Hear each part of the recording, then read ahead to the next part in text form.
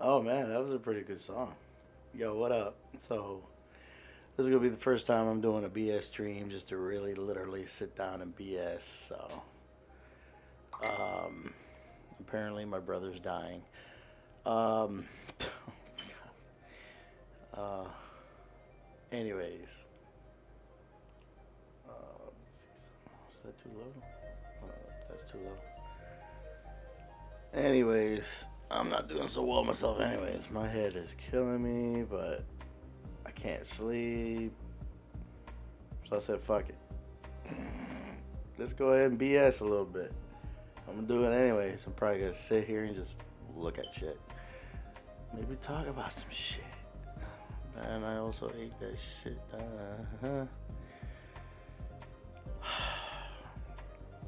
So, here's the tea on my brother saying he died. So, what it is that he's lactose intolerant, right? And so he's saying that he ate some donuts. So he had some donuts. But then he ate this pasta that I made. I made a basic pasta with fettuccine sauce, with Alfredo sauce and tuna. Like it's this basic thing that I make that just, I don't know why I love that shit. And he ended up liking it. I guess a little more than he should have.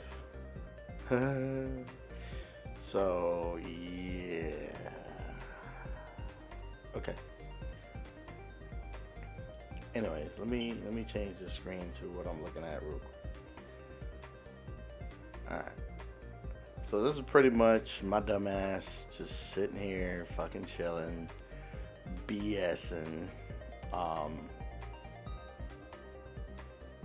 so this is what I be doing sometimes. I just sit here and I just scroll through some of the Facebook stuff because to be honest, some stuff that I come across like this here, it's like apparently there was a Corvette that had an accident here. Corvette knocks over a truck in high-speed crash. So this happened. Oh man, look at that truck. Jesus. Oh, that's not cool. Now this website looks pretty shitty, just as a heads up, because it can either be the normal way, which is pretty damn bright. Don't care for that. So I got this like little add-on, that extension, that way I can darken things up that I can't normally darken before. Let's find out what the hell. So accidents happen all the time. It's a fact of life. That's the main reason why car makers and technology companies are racing towards developing autonomous driving or autonomous drive. I messed that one up pretty bad now. Autonomous. Man, who the hell's calling me? Man, who that? Hey, it's likely a scam. I get a lot of those. My phone, there it is on Do Not Disturb. My phone will spend more time on Do Not Disturb than it does fucking anything else. Alright, let me take a look here. Supposedly self-driving cars will dramatically reduce or eliminate completely serious car accidents. In the meantime, we have to rely on the advanced safety technologies currently available, like lane departure warning and rear cross traffic alert. Rear cross traffic alert. That's interesting. But no amount of advanced tech beats simple paying attention to the road in front of you. Exactly. See, most of the time I'll be thinking about like, yo, and when you actually sit down and look at all the BS out there about automobiles, right? And all the little knickknacks, paddywhacks, and then that bone. Most of the time it's like these technologies are only really made for the people that just can't fucking drive. I am sorry. There's some fucking people, like that old saying my pop used to say, okay? There have been plenty of people that get their fucking license from a Cracker Jack box, okay? And it's like, I don't get it.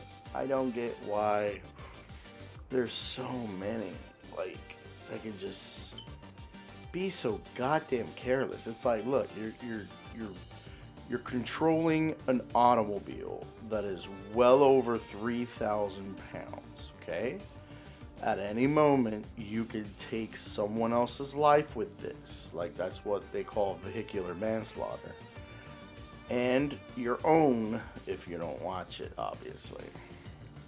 That's the unfortunates. And yet fuckers just like the tailgating thing. Like, there's times I don't know why the actual hell someone would be so up someone's asshole when they're driving around. No matter what the speed is, there's been all the different types of speed. Like, I've seen them at fucking 10 miles an hour. I've seen them at 70 miles an hour. And then all in between. There's always individuals that be right up in that asshole. And it's like, why are you that close to someone? There is literally no legitimate reason whatsoever on God's green earth that you have to be that fucking close to someone.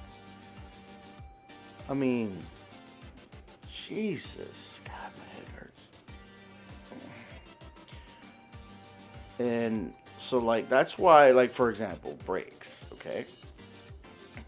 What they had for brakes back in the day were fine. It's just, there was people that, of course, their inability to keep off of someone's ass, to pay attention to the things that are coming up, to react to it, in advance and stuff like that.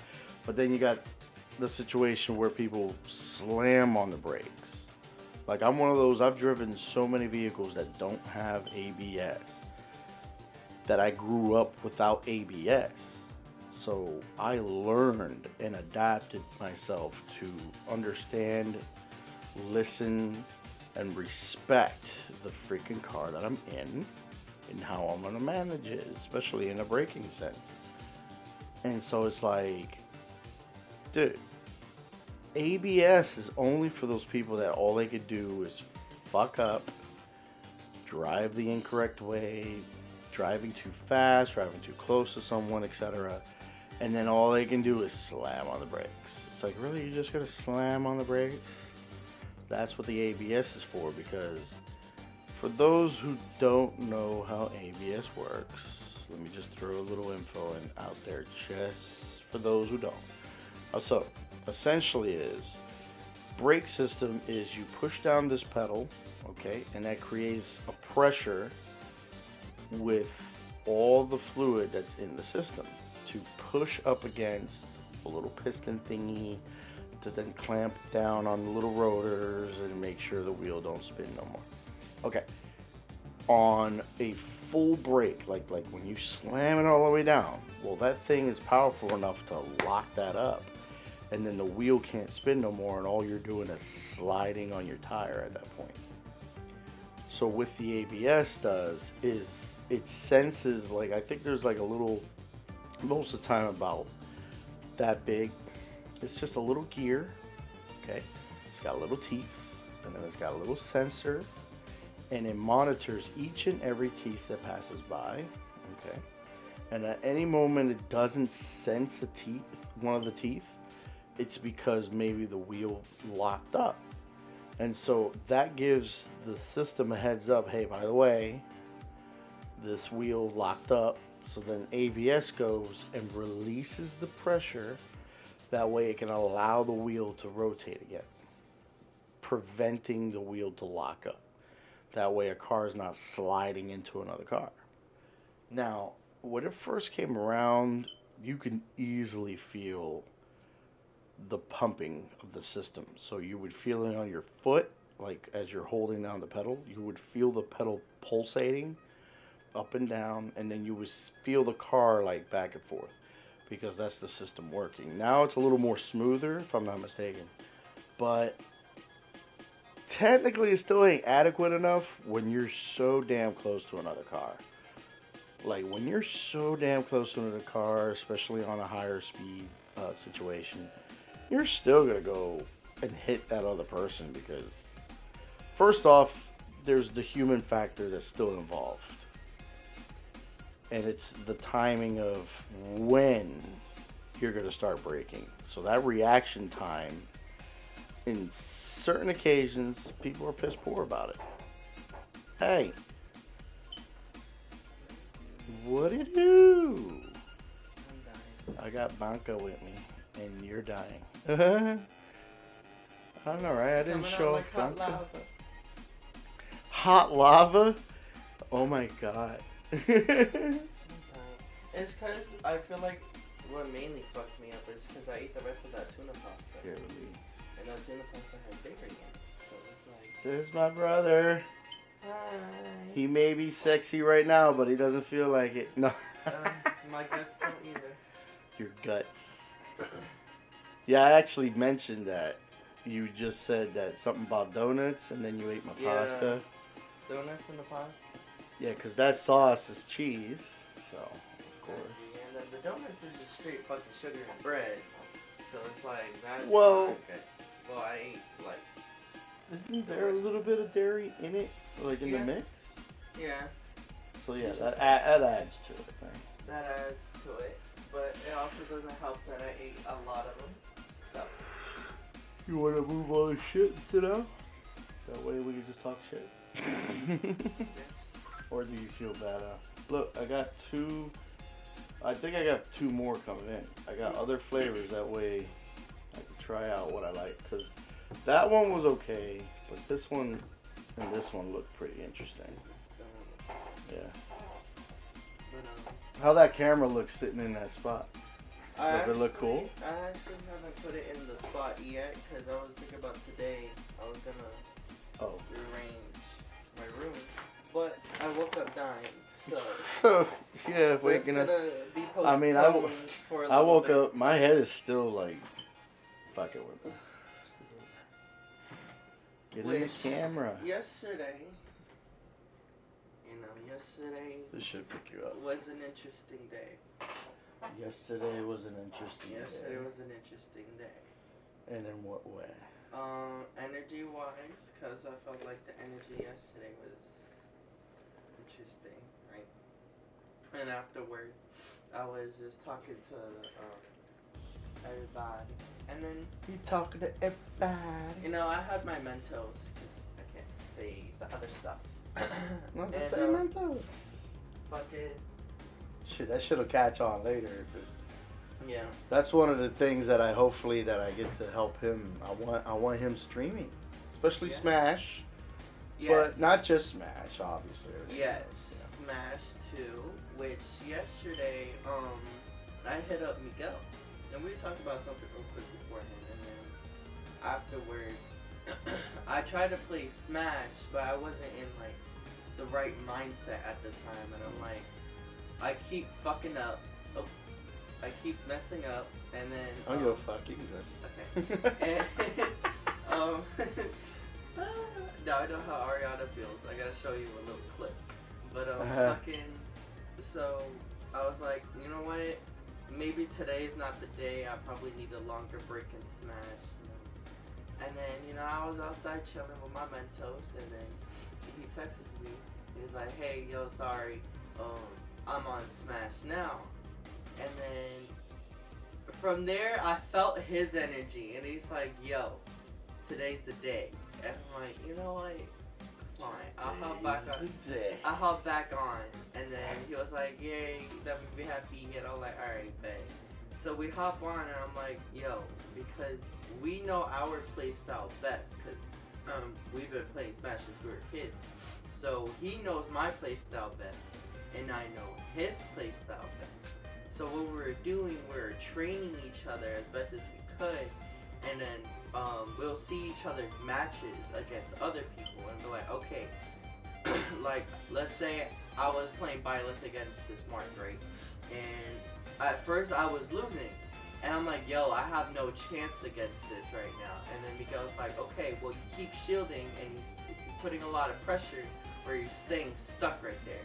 And then I started catching on to what the other dude was doing. I'm like, okay, so I started, using my out of shield options and stuff like that. And then I started beating his ass. And I'm like, yo, for real? He's like, yo, it really looked like you had no chance. That ass. And then I'm like, yeah, this is why we need each other, because we know each other's playstyle. I mean, I pointed out a few things, too, that I think I seen you, like, you actually saw it, and then you acted upon it, and then you ended up... Because I remember there was one day I was just watching you, and you were like, oh, you tried to do this thing, but he's trying to do this thing, and then all of a sudden you ended up winning at the end. Because you caught on to the bullshit that guy was trying to do. Yeah, because I can adapt once I can pinpoint what's going on and what I'm doing. Because half the time it's like, yeah, I might be doing something, but I'm my own downfall. And then there's times where like, okay, it's also matchup dependent, because some characters play better against other characters. Right. And I was talking to Miguel about it. It was like, okay, you know how I made Bayonetta, but I also made Violet at the same time. Well, Bayonetta is really there to catch you off guard and call you out on your shit. But if you really look at Bayonetta, you can defeat her, because one, she's very light, and two, once you call her out on her shit, and like, her frame data is not that good. You really look at it, especially if you could punish the witch time, like you could bait a Bayonetta player to witch time, and because you're in that lag, you could just go in with a fucking hit and then boom, you're dead. Well, that's why I was pissed every time. Well, you were pissed, but then I understood why you were pissed. But it was just because certain maneuvers, while you're witch timing it, the maneuver's already in play. So then it's like, by the time you even thought about reacting, this thing already got to you and hit you. Because there are certain moves I noticed that they're generally that fast. They're really fast, yeah. Yes. So even if you witch time, you barely have half the time to fucking react. Exactly. So it's like a lot of shit, like there's a lot of factors within Smash, and me and Miguel, we sat down and I was writing down all the characters he plays, all the characters I play, and then we're trying to do teams so we can see which set of teams does better. So right now we have like a Dark Pit, his Dark Pit, and then my Pyramithra. So that one's pretty good. And then I have a Zero Suit Samus with, we're gonna try out his Lucario. Because we seen this one team when we were playing against them. It was this hero player, and then it was this Captain Falcon. And the way I was looking at the match, the way their team was, Hero had a lot of projectiles, but also he had a lot of burst options. Captain Falcon has just straight up burst options, but he's very fast and rush down. So it's like the hero would cover the options that Captain Falcon can't cover. So it's like they're in it together. So that's how most of it works. Yeah, like you have that. If you have this, then the other person needs to play something that can cover all the weaknesses of that. Exactly. Right. So it's like that's what we were trying to figure out too. So it was so funny because they were playing, right, and then it was me and Miguel on the team against them, and then Miguel's like, hey yo, let's switch. So you see both of us running across the stage and switching. Like it took us like a good 5 seconds, and like they noticed that we switched. And me and Miguel, we started laughing our asses off. We were like, this is our advantage. We switch because we communicate with each other. And then I was playing Pyramithra, and I was going against the Captain Falcon. I'm like, hey yo, this Captain Falcon, bro. And it's like, I knew I wasn't tripping. Like he was good. He's like beating my ass, and I'm like, yo, I'm getting my ass beat. No, this Captain Falcon like is calling me all a shit. So I'm like, okay, let me see what I can do. And because Pyramithra is like a 2-character thing, I switched into Pyra, because at first I was playing Mithra. And I switched into Pyra. I'm like, okay, let me hit him where it hurts. So I was able to get the Captain Falcon off while Miguel was handling with the hero player. So I'm like, okay, we're switching, we're getting used to it. But also, the map that was there was this fucking box. It was Kazuya's map. So we're just like, bro, this fucking map. This is why I play. I think I've seen that. I don't think I've seen that map. But you kind of bounce between the walls until it breaks, and then that's when you get sent flying. So it's very small. So that was the upper hand that the Captain Falcon had because of his burst options. It would hit both me and Miguel. And then we're trying not to hit each other, but we end up like hitting each other. So it's like, damn, what do we do? So, yeah, it was a big training moment for us yesterday.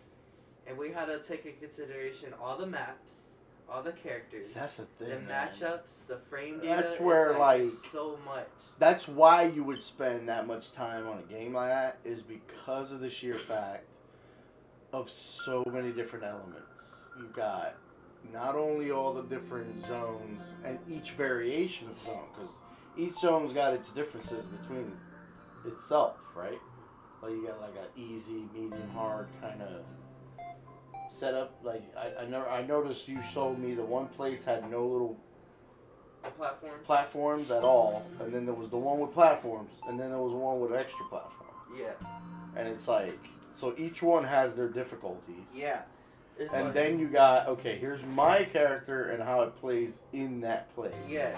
Then there's my character playing in that place against this character. Then that character. Then this and there's so many characters. So you have to sit there and literally try to digest all this information that you're going to constantly have to do. And it's ridiculous. It's a lot. I mean, one of the best ways I wish you had, like, I guess the setup would be is there's you and at least 2 primary characters you want to learn. Okay? And then have that one person that knows pretty much how to play everything. That's already there, kind of. But they're not interested in playing competition. Let's say that as an example. And then have them fight you on every... So we'll pick the level. We'll start with this character. Bam, let's go. And then you see how you do. Alright, same character, different level. Let's go. And then that's the training. Like, you're constantly... that's what me and Miguel do, because I actually have the paper there. That'd be the best. We were writing down all the characters that we play, and we would switch on certain days. We would switch. It's like, okay, I'm going to play straight up Bayonetta today. And I want you to fight me against your Roy, your Rosalina. Like, I want everybody. I want all the not new the Roy. So it's like, we'll do a best out of 3, and then he'll switch the character, and then vice versa. I will play my characters against his Roy, because his Roy is actually really smooth. And his use of up B, I've seen that, and I'm like, yo, he plays very differently than all these other Roy players, where he's very, like, Miguel covers a lot of options, and is definitely different of how, like, I was seeing this one Roy player play against Violet, right? And I was playing Violet too, and I'm like, yo, there's a chance Roy can beat Violet, right? It's just that now that Violet's a thing, because MK Leo is playing him, now everybody is starting to get matchup data about Violet, but like, I believed in Violet when he first came out. I believe in Violet. That up B for Violet is crazy. You're not in the shot. Yeah, man. I'm not going to be in the shot. Oh, again. shit. Hello? You're going to have a shot out of your ass. Is what That's shot out of his ass. Man, shit. You know, I'm thinking about, should I even have this thing? I don't know. I keep debating about that. Let me see. Let me test drive this without this on here, because I haven't done that. Maybe I'll run. I don't know if the audio will sound better or worse.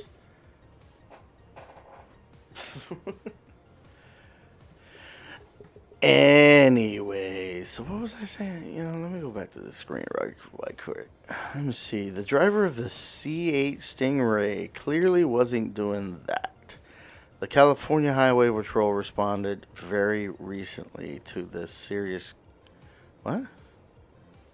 Anyways, very recently to the serious crash at Point Ryan's Petalma Road in the main area outside of San Fran.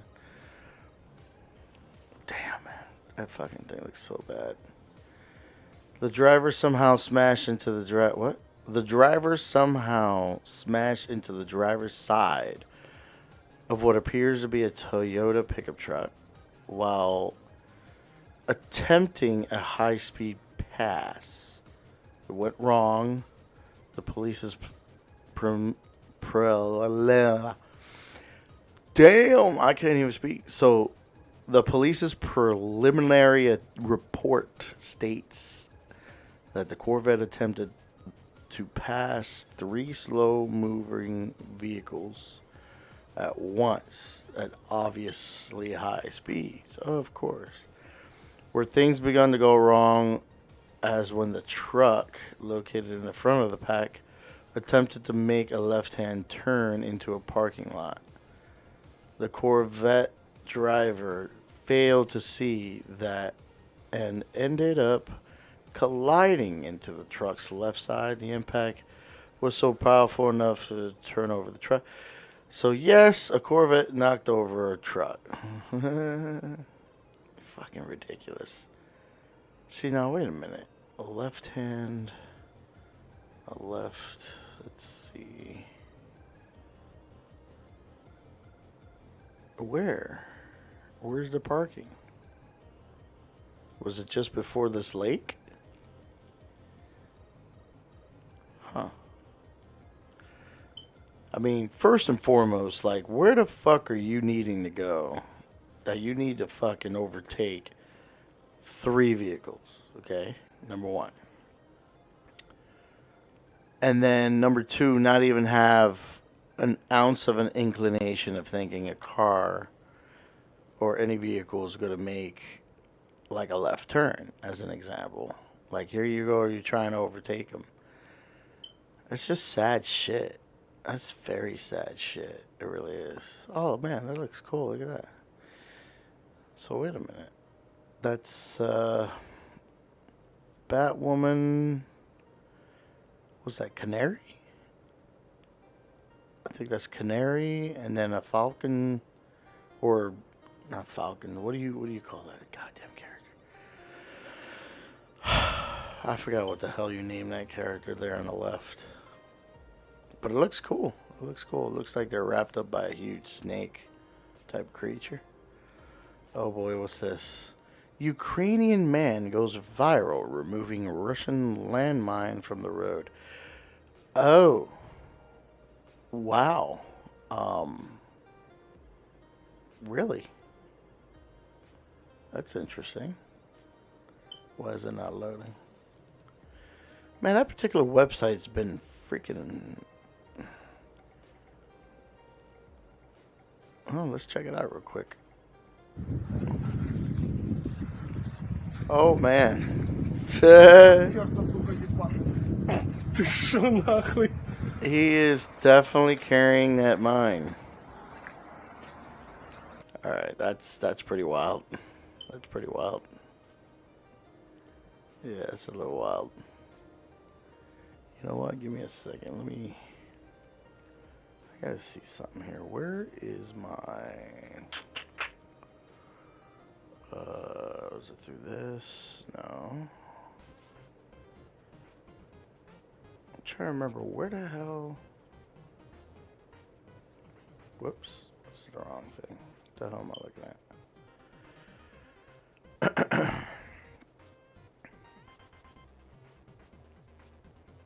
Isn't there like a thing I can see? Oh, here we go. Is this it? Yeah, this should be it, right? Yay, this is it. Capture top moments.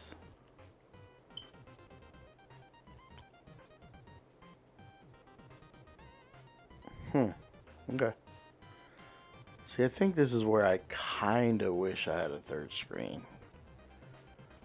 But at the same time, I just need to utilize my shit the right way. So I'll leave this down. What's this one?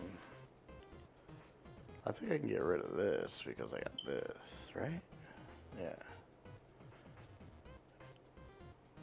Now, can I see?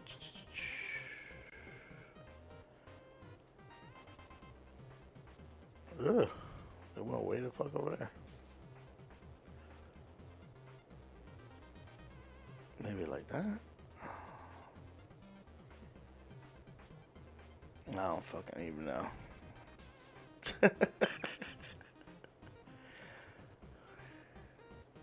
Oh wow, it did the, okay. Oh yeah, let me show my background. Let me show this.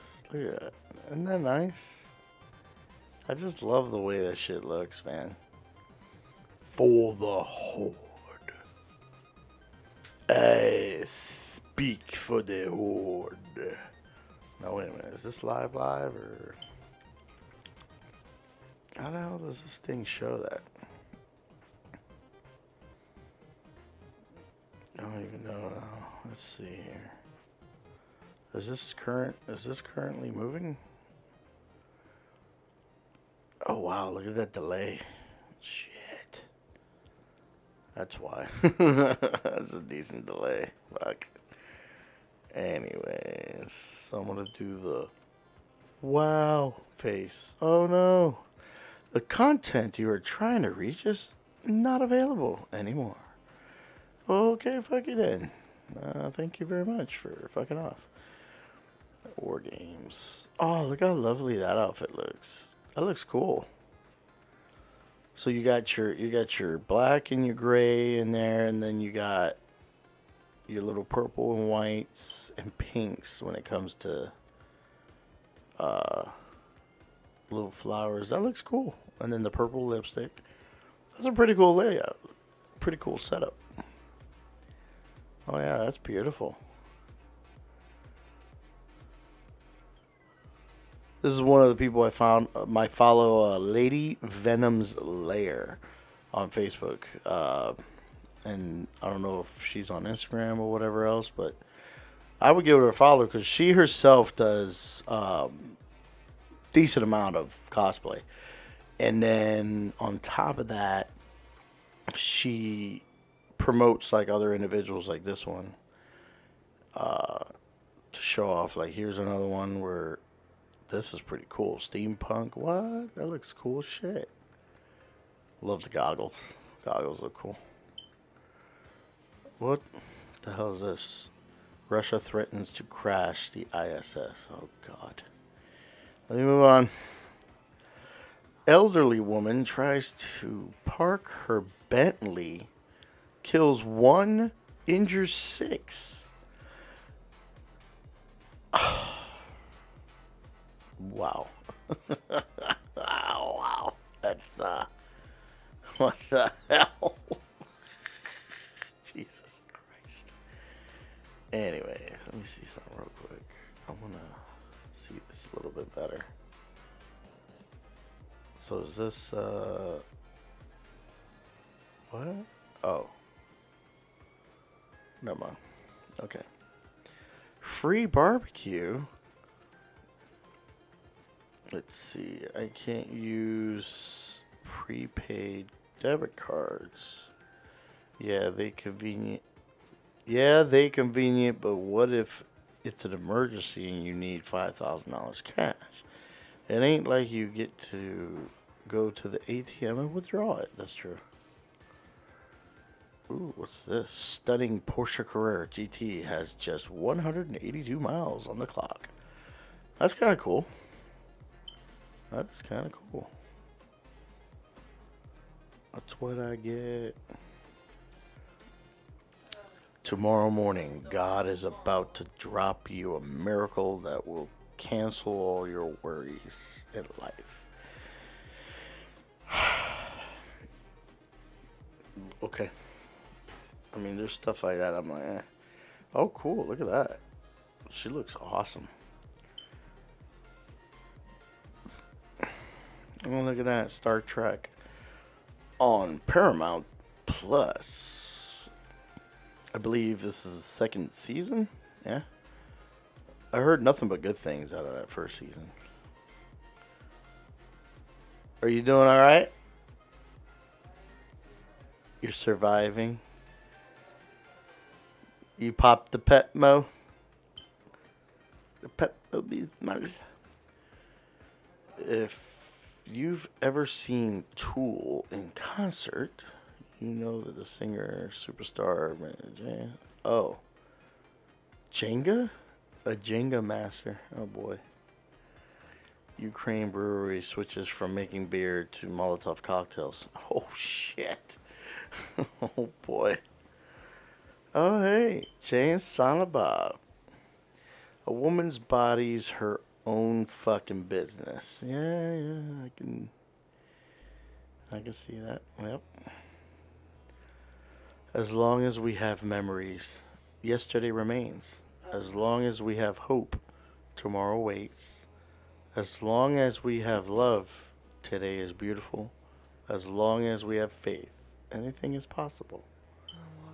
My gut don't feel too good either, shit. I don't know why, but I don't know what I've done. Is there some Pepto? El Pepto-Bismol? What the fuck is this? In case of a murder tetanus shot. The fuck? You just have a backup tetanus shot sitting there like that? What the hell? An amputee escapes his house fire and immediately lights up a smoke. Really, bro? That's what he's doing right there in the photograph, too.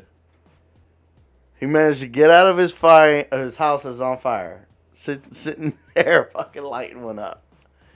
Why does that sound like some shit I would do?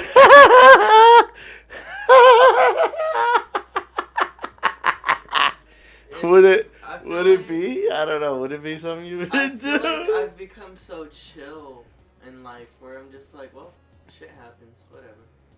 Yo. That's like that. Oh, look at that fucking thing. That looks cool as shit.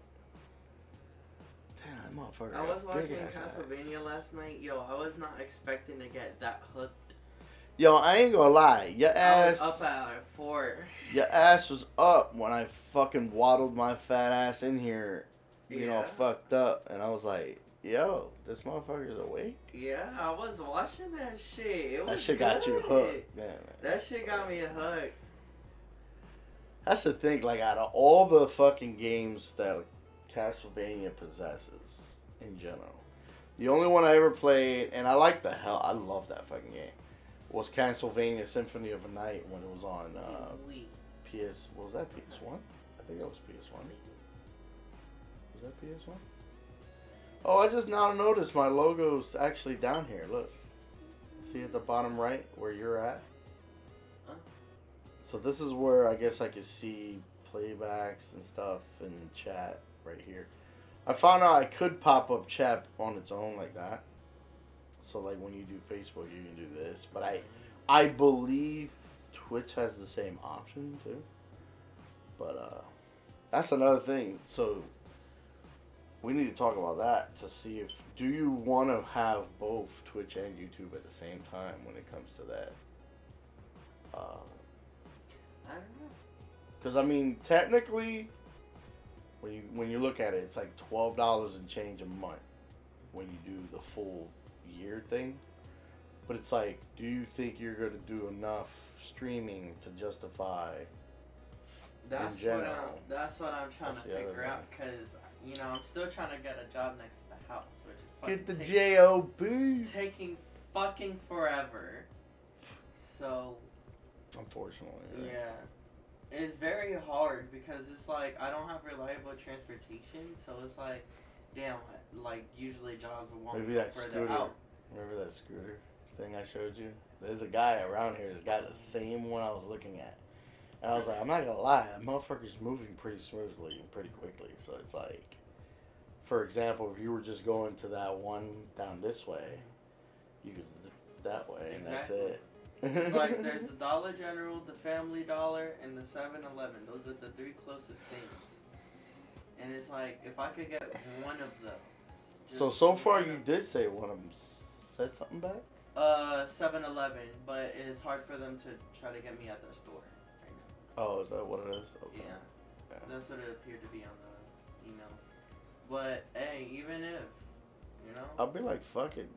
Be a little picky. But then again, like, we could surf cars again and try to see if, like... So, eventually you would have to sit down and be like, okay. let's say first and foremost, I need a ride. But then you be like, okay, how much? You know what I mean? Like, should it be like what? How much you think you could be able to spend? Not much. I don't got money like that, fortunately. Especially with this con coming up, that's where my money's going. My gut. Ooh, my gut. Oh yeah, MegaCon definitely gotta fucking. I don't give a shit what's going on. Yeah, that's why I'm at that. I don't give a shit what's going on. I want to fucking go to MegaCon. Yeah, that's where I'm at right now. Which we gotta buy the tickets anyways. I don't need a car right now. I don't need a car. I can take that out. All right, baby girl.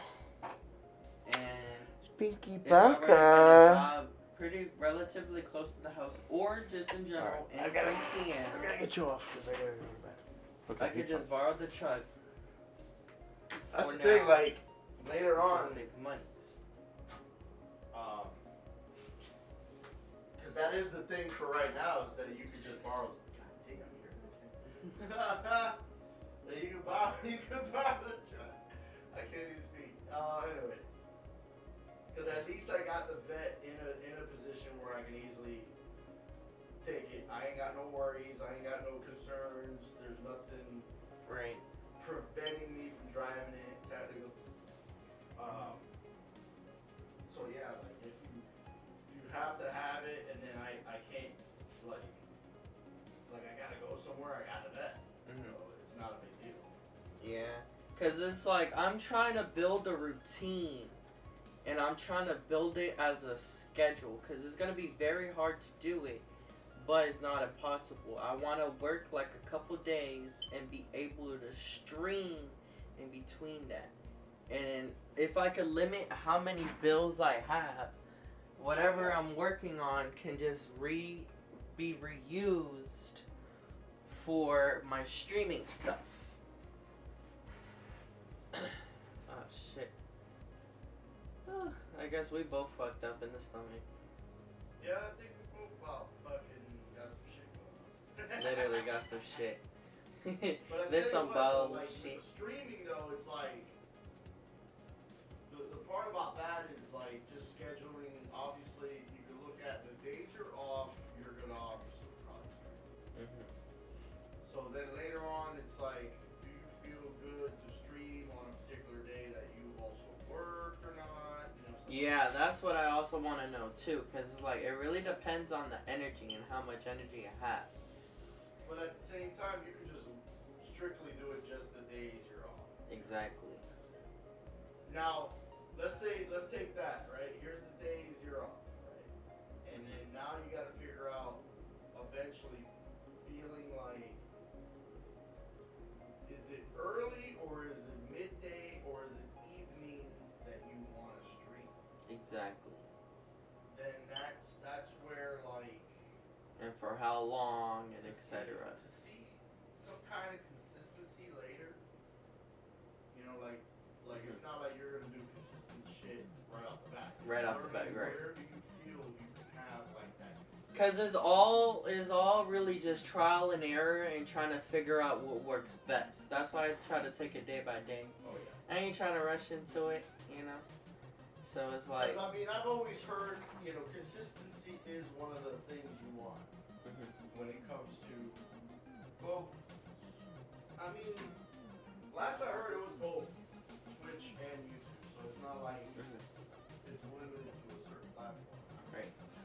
It's just I'm trying to find like the best. Flat out being consistent that way.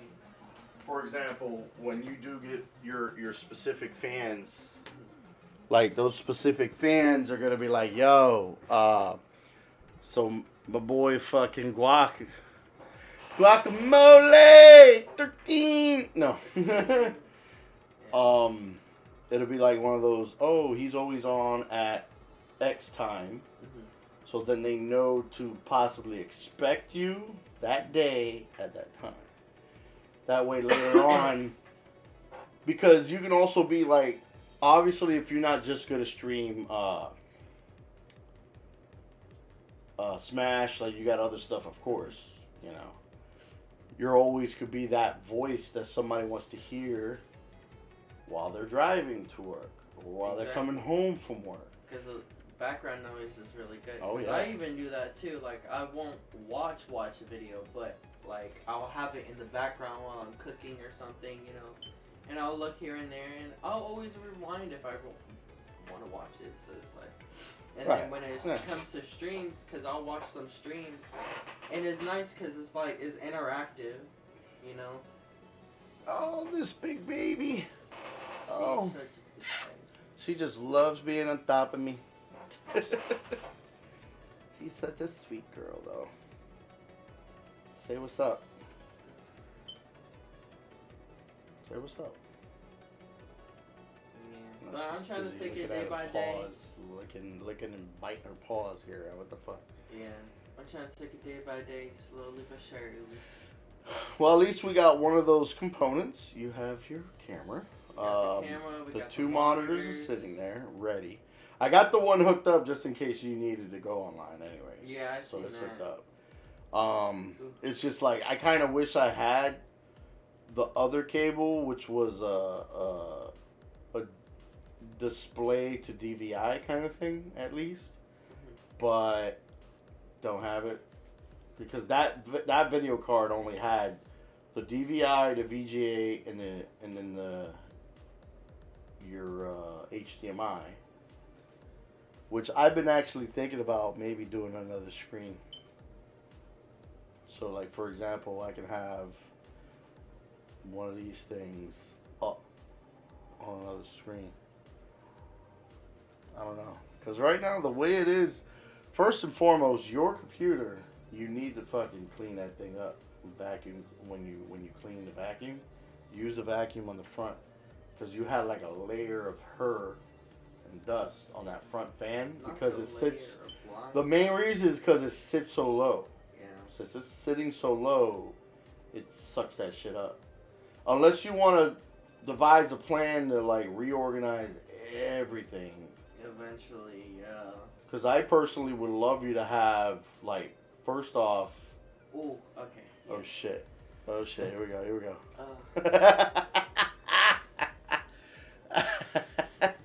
God damn it. Our guts! Man, let's go back to the screen real quick. Let me see what's here. Anyways, I was just looking at this. This looks cool as hell.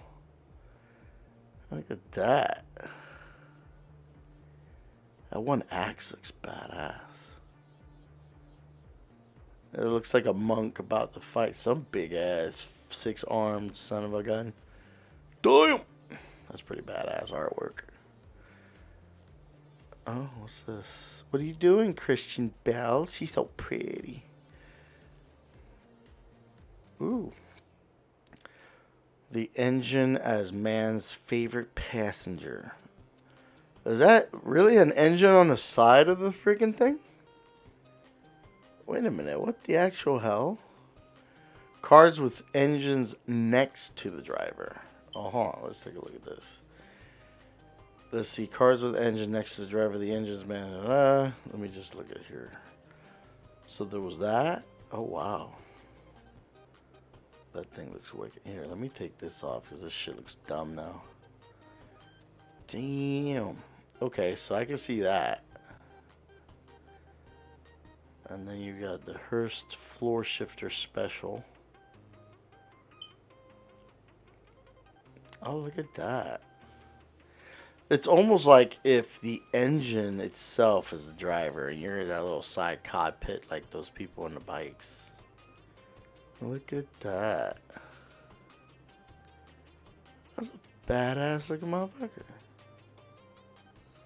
Man, hold up. Can y'all see that? I don't even know. Let me see here. If I can open it up a little bit more. There we go. There we go.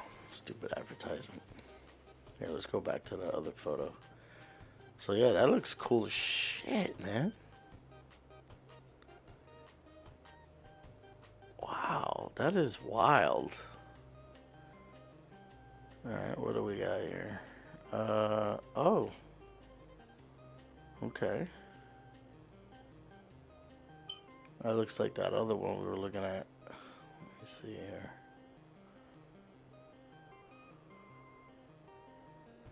See, I wonder where their mindset was in thinking they wanted the engine on the side, opposed to either the front or the rear. Like what?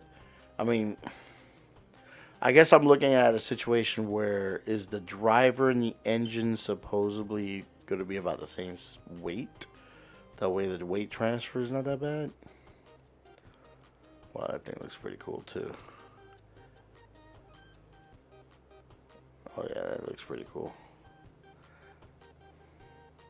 I know my fat ass ain't getting into that. I was just thinking, man, it'd be cool to drive that. Man, my fat ass ain't get. What the hell? What the hell is that? Look at that thing. Damn. That is wicked. Wait a minute. I don't... Why is there not a photograph of the other side? Looks like there's only 3... Wait a minute. Is this 4 wheels as 3 on this side, 1 over there? What the fuck? I don't know. Then there's this Honda. This is fairly new, right? Or no? Oh, 97. This is from 97? Okay.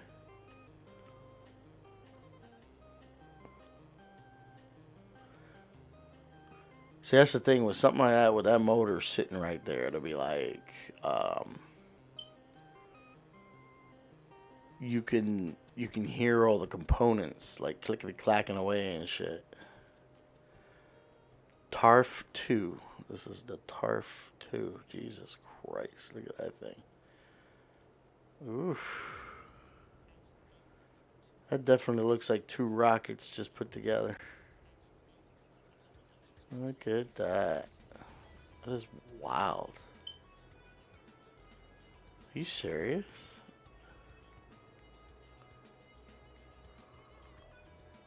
That's some shit. That is some shit. Wow, that is some crazy shit. Alright, let's see here. Ooh, look at that. A Volkswagen bus custom with a big ass V8 in the middle, just behind the driver's seat. Damn, hold on, let me see if we can see that real quick. Let's take a look at that real quick. Damn! Oh, let me go ahead and pause that music. I don't want to hear that. Dude, I'm not gonna lie. That shit looks wicked. So he's got the side piece here. That way he has the intake. Okay. Shout out to 1320 videos on this one right here. He's always checking out. They're always checking out some fucking rides, dude. Look at that. What? Yeah, that's insane. That is insane. Again, shout out to 1320 videos. Anybody that doesn't know them, go check them out. They got some cool shit. I'm going to go ahead and do a wow face on that one, shall I? Ooh, somebody put a comment. Let me see. See, this has been happening with Facebook. I don't understand. I click the comment thing. Like, I want to see the comments of the post, and I just can't. It just doesn't want to do it.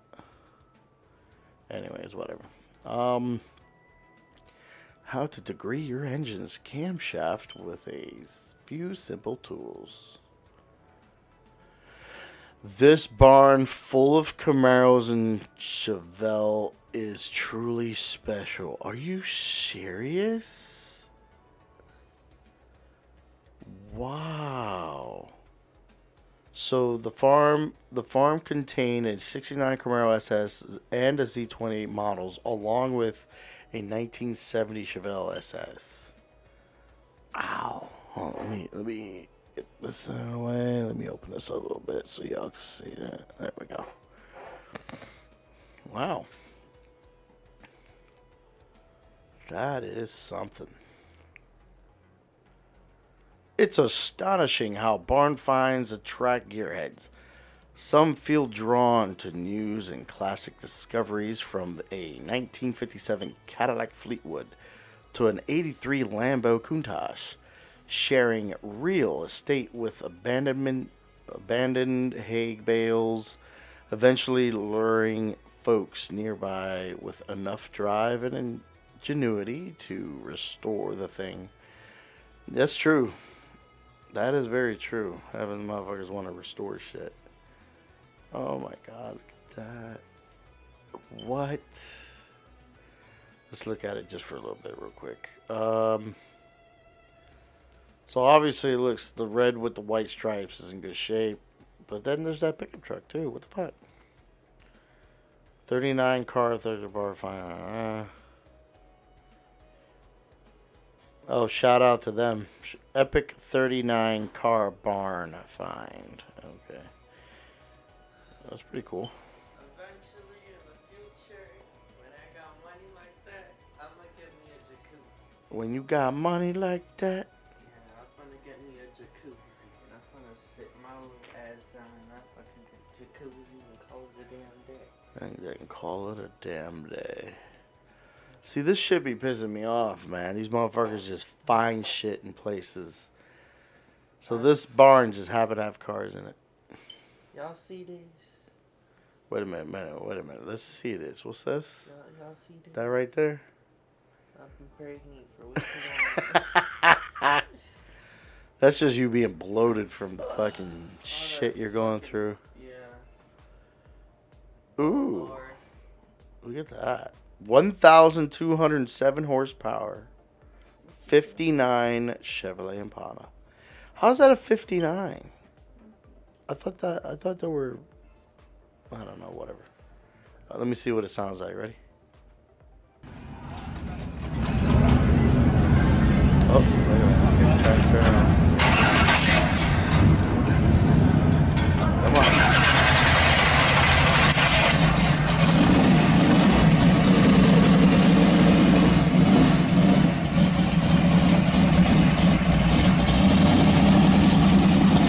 To think about having 1,200 horsepower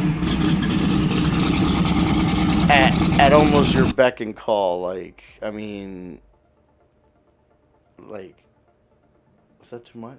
I don't know. Is that too much? I don't know much about it. Dude, look at this I flat begged black. the guys at Resto. Look at that flat black. I want that flat black on the vet. But I know damn well these guys painted this. They painted that one. I don't want paint. Like, I just want the body in good shape and then fucking. Well, here it is. Take life day by day and be grateful for the little things. Don't get stressed over what you can't control. Take like Which in this case, you can't control this. You just didn't. didn't. You just didn't. Oh Yeah. shit, she looks cool. So this is what I get, you know. It's like, hey, this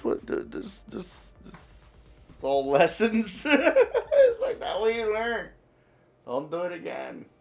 But then it's the like, thing is, it's so hard because I'm so limited on what the fuck I can eat.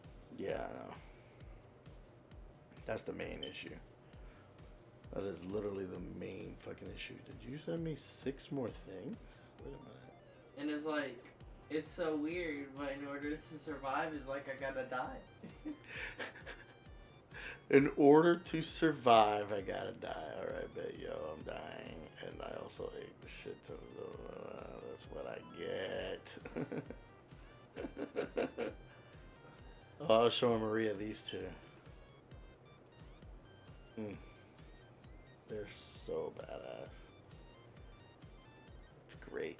I figured Maria would probably like it. Because I was also looking at this new post. This looks cool as shit. Like, this outfit looks so nice. Hopefully in a good, like, 30 minutes. What time it is? It's when the, Hopefully. like, it'll just start actually working. Yeah. But What time it is? it's 10:19 a.m. 2:19. Yeah. So basically 10:20. Oh my god. So hopefully by 11 I am alright.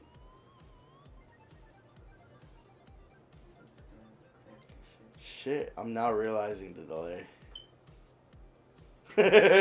You just see my head fucking turn around.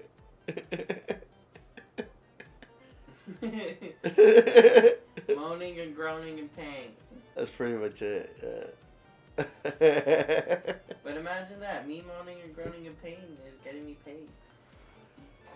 Well, it'd be nice if it could. Oh my god. Imagine that being the thing, like, the going thing later is that motherfuckers will be tuning in just to find out if, yo, did he eat anything that'll fuck him up again? And, like, that way they're all just fucking, Lamau! There he goes again. He ran to the bathroom. Can I get a 13 in the chat? Can I get a 13? That's funny shit, man. So far this thing hasn't sent me, like, I don't know if it's here or not that it would do it. Like, a notification or anything, like saying, hey, you can't do this, or hey, you can't do that. I don't know. Let me see here. You know, I had to miss school a couple times because of shit like this. Oh, here we go. Maybe it was here. No, it's like. See, I just don't know where, like, if something is gonna happen. Where does it show up? You know what I mean? Stream settings is this. Stream health is this. Everything's healthy. And this is analytics. I have no idea. I just seen me fucking turning my damn head.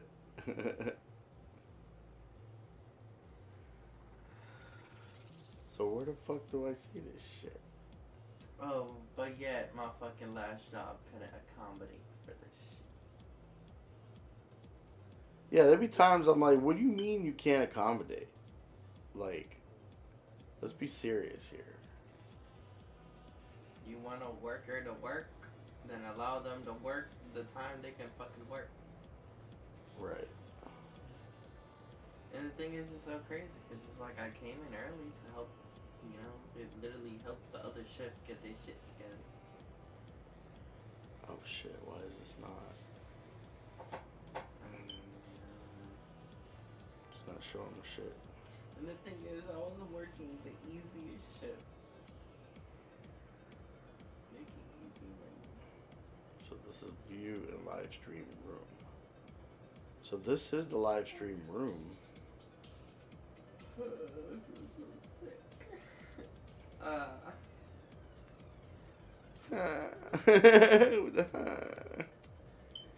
Bendito. And the thing is, I ate CC's the other day. How dare you? Because I was with my mom. It was once in a while, you know. And then after that, we ate fucking. I almost said Arby's. Oh my gosh. Fucking Denny's. Yeah, but what was on? Well.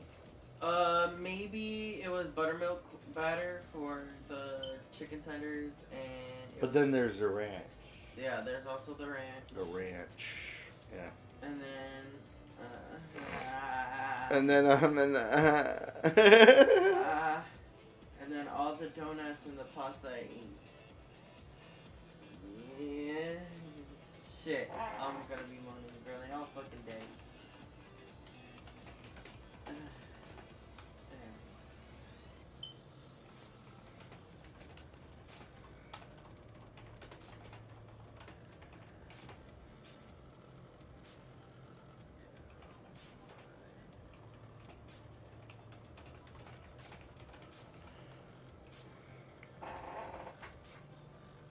Actually, where's the, Ew. Look at that. Oh. You know, this right here looks like someone's daughter. And you know who I'm talking That's fucked up. But hey. Ooh, that looks pretty. I really got toilet paper. I'm on my fast forward. So I was looking at this shit. Look at this. Look at this. Woo! Oh shit. Here we go. Good lord. Damn. Well, let's go back to checking out some shit until he comes back. Anyways, so NASA shares stunning photo of Earth from the rings of Saturn. What? Yo, let's check that out. Wait a minute. Shit, that's bright. Alright, let me see here. Oh. Shit, is that too much? Yeah, fuck. God damn it, I can't get that sweet spot. Anyways. Fuck it. It's amazing that shit that's out there, right? Like, just look at that thing. So you're looking at a planet with these, like, itty-bitty rocks and pieces of debris that are so beautifully unison to make these rings, right? Then you got, from this photo, you can realize that it has 1, 2, 3, 4, 5 moons in this photograph. Ah, that looks cool as shit, man. Ooh. So there it is. There it is. See that little itty teeny blue dot? One itty bitty teeny weeny blue dot. That is Earth. Let me see something real quick. God damn. What the hell did I just do? Oh. Okay. Hold on. Damn. That's a hell of a picture, though. Shit. So this is from NASA's Instagram. So yeah, you can pretty much see. So this dark top left area is the planet itself, and obviously that area is dark because the sunlight is coming from the other side. Then you see the rings, and then you can actually see how farther out there is extra rings, because like you can see how like it's a beige color of these rings, right? So you can see how, let me get this right. So you can see how beige they are going outward, and then you got a gap. Then you see one bold bright line. That means those are very reflective pieces of material. And then it seems like there's nothing, and then a nice little faint line. So technically between that bright line and the very faint line, there's still some stuff in there. If you really pay attention to it, there's still debris within that section, because you can kind of see some of the reflectivity of that. And then the reflectiveness of that faint line compared to the outside line. That's just, I mean, it's just cool as shit to really see that there's so much to the rings of fucking Saturn. And then there's that little blue dot. It's amazing that our planet, right, is that blue dot. Like, I think that's a beautiful thing.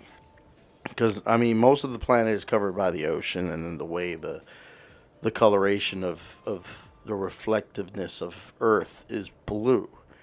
It's fucking cool shit, man. It really is. It's a beautiful thing. Alright, let me see.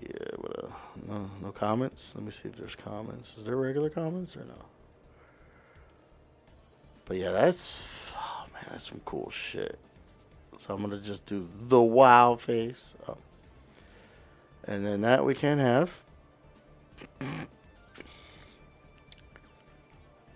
I think. I have no idea. It's like one of those things, if it's on Facebook but doesn't mean it needs to be on, like, I don't know. I mean, she's covered up, so I don't see the issue. I don't know. We'll see. But what is this? 10 exciting comic book series to look forward to in 2022. All right, so from our buddies at Collider, I don't know if anybody's ever dealt with their content. They're pretty cool. Collider's cool peeps. I follow them mostly all the time. I don't know. I let's just say though I've fallen off of the YouTube channel of Collider. Like I used to sit down and watch Collider a lot because, especially because of Christian Harloff was on there, and then him and his buddies are all like just sitting down shooting shit, talking about movies and stuff like that, TV shows. But I don't know. It's been a while since I've just sat down and watched them. But I still follow them. I don't know if they were together anymore. Now that I think about it, they might not be with Collider anymore. Because I know I follow Christian separately. Yeah, I follow him separately. But alright, so in this case, it's saying there's 10 exciting comic book series to look forward to, right? But it's like, out of the photographs, I know the two on the left are definitely TV shows. Now, the very first one there is Moon Knight, which is coming up. Second one is Peacemaker, which last I remember the first season's already done. Like, it's already played through. That's Kamala. Kamala is, technically she's an Inhuman. And in that photograph there, that's technically from the video game, The Avengers. If I'm not mistaken. And then that last one, see, that looks like Don Cheadle and someone else. I don't know what that is. So let's go. So season 1 of Peacemaker. See, Peacemaker's already out. That's out. I'm pretty sure they're gonna get a season 2. Yep, there it is. It says it has already been renewed for season 2 with creator James Gunn. So it's pretty cool. I'm very happy for James because I think there was an altercation between him and something that seemed to be, or was supposed to be, a joke, and it wasn't perceived to be a joke.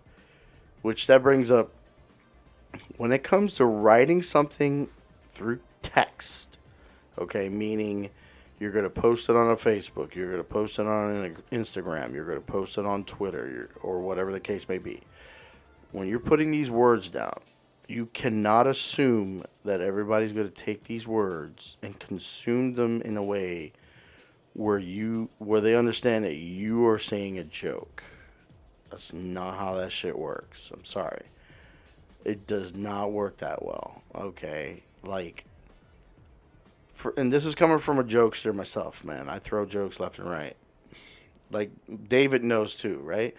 It all is the way you say the joke and the delivery of the joke. Verbally.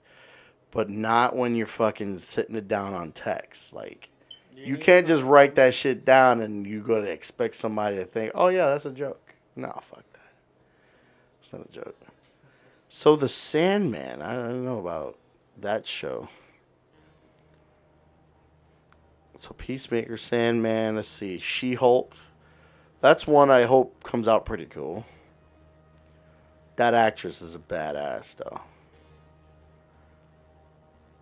Okay, let me see. So Miss Marvel. Okay, so essentially what they're doing is they're using a photograph from the Marvel's Avengers video game. Is where this photograph is from. I can tell. And I guess it's because probably based on the fact that they don't have any good photographs to use, which I could have sworn they could have just thrown the photograph of the actual actress that's going to play the role. Because I think they already sat down and said, yeah, we're going to have so-and-so play this role. Whatever.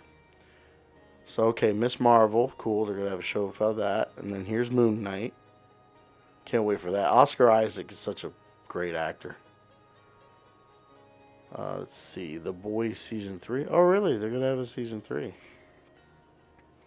It's funny looking at that photograph right. Let me look at this photograph a little bit better. Hold on. Let's see this photograph so y'all can see it. Okay, let's look at this here. Some of these individuals look like something already you would know. Like the individual all the way at the left, that looks like an Aquaman-esque character, of course. Then the individual right next to that person looks like a Wonder Woman. And then the next person looks like a darker version of a Supergirl, is essentially what that looks like. And then you got the character in the middle, it's like the Superman of the group. I don't know, this, I didn't jump on the boys. I hear nothing but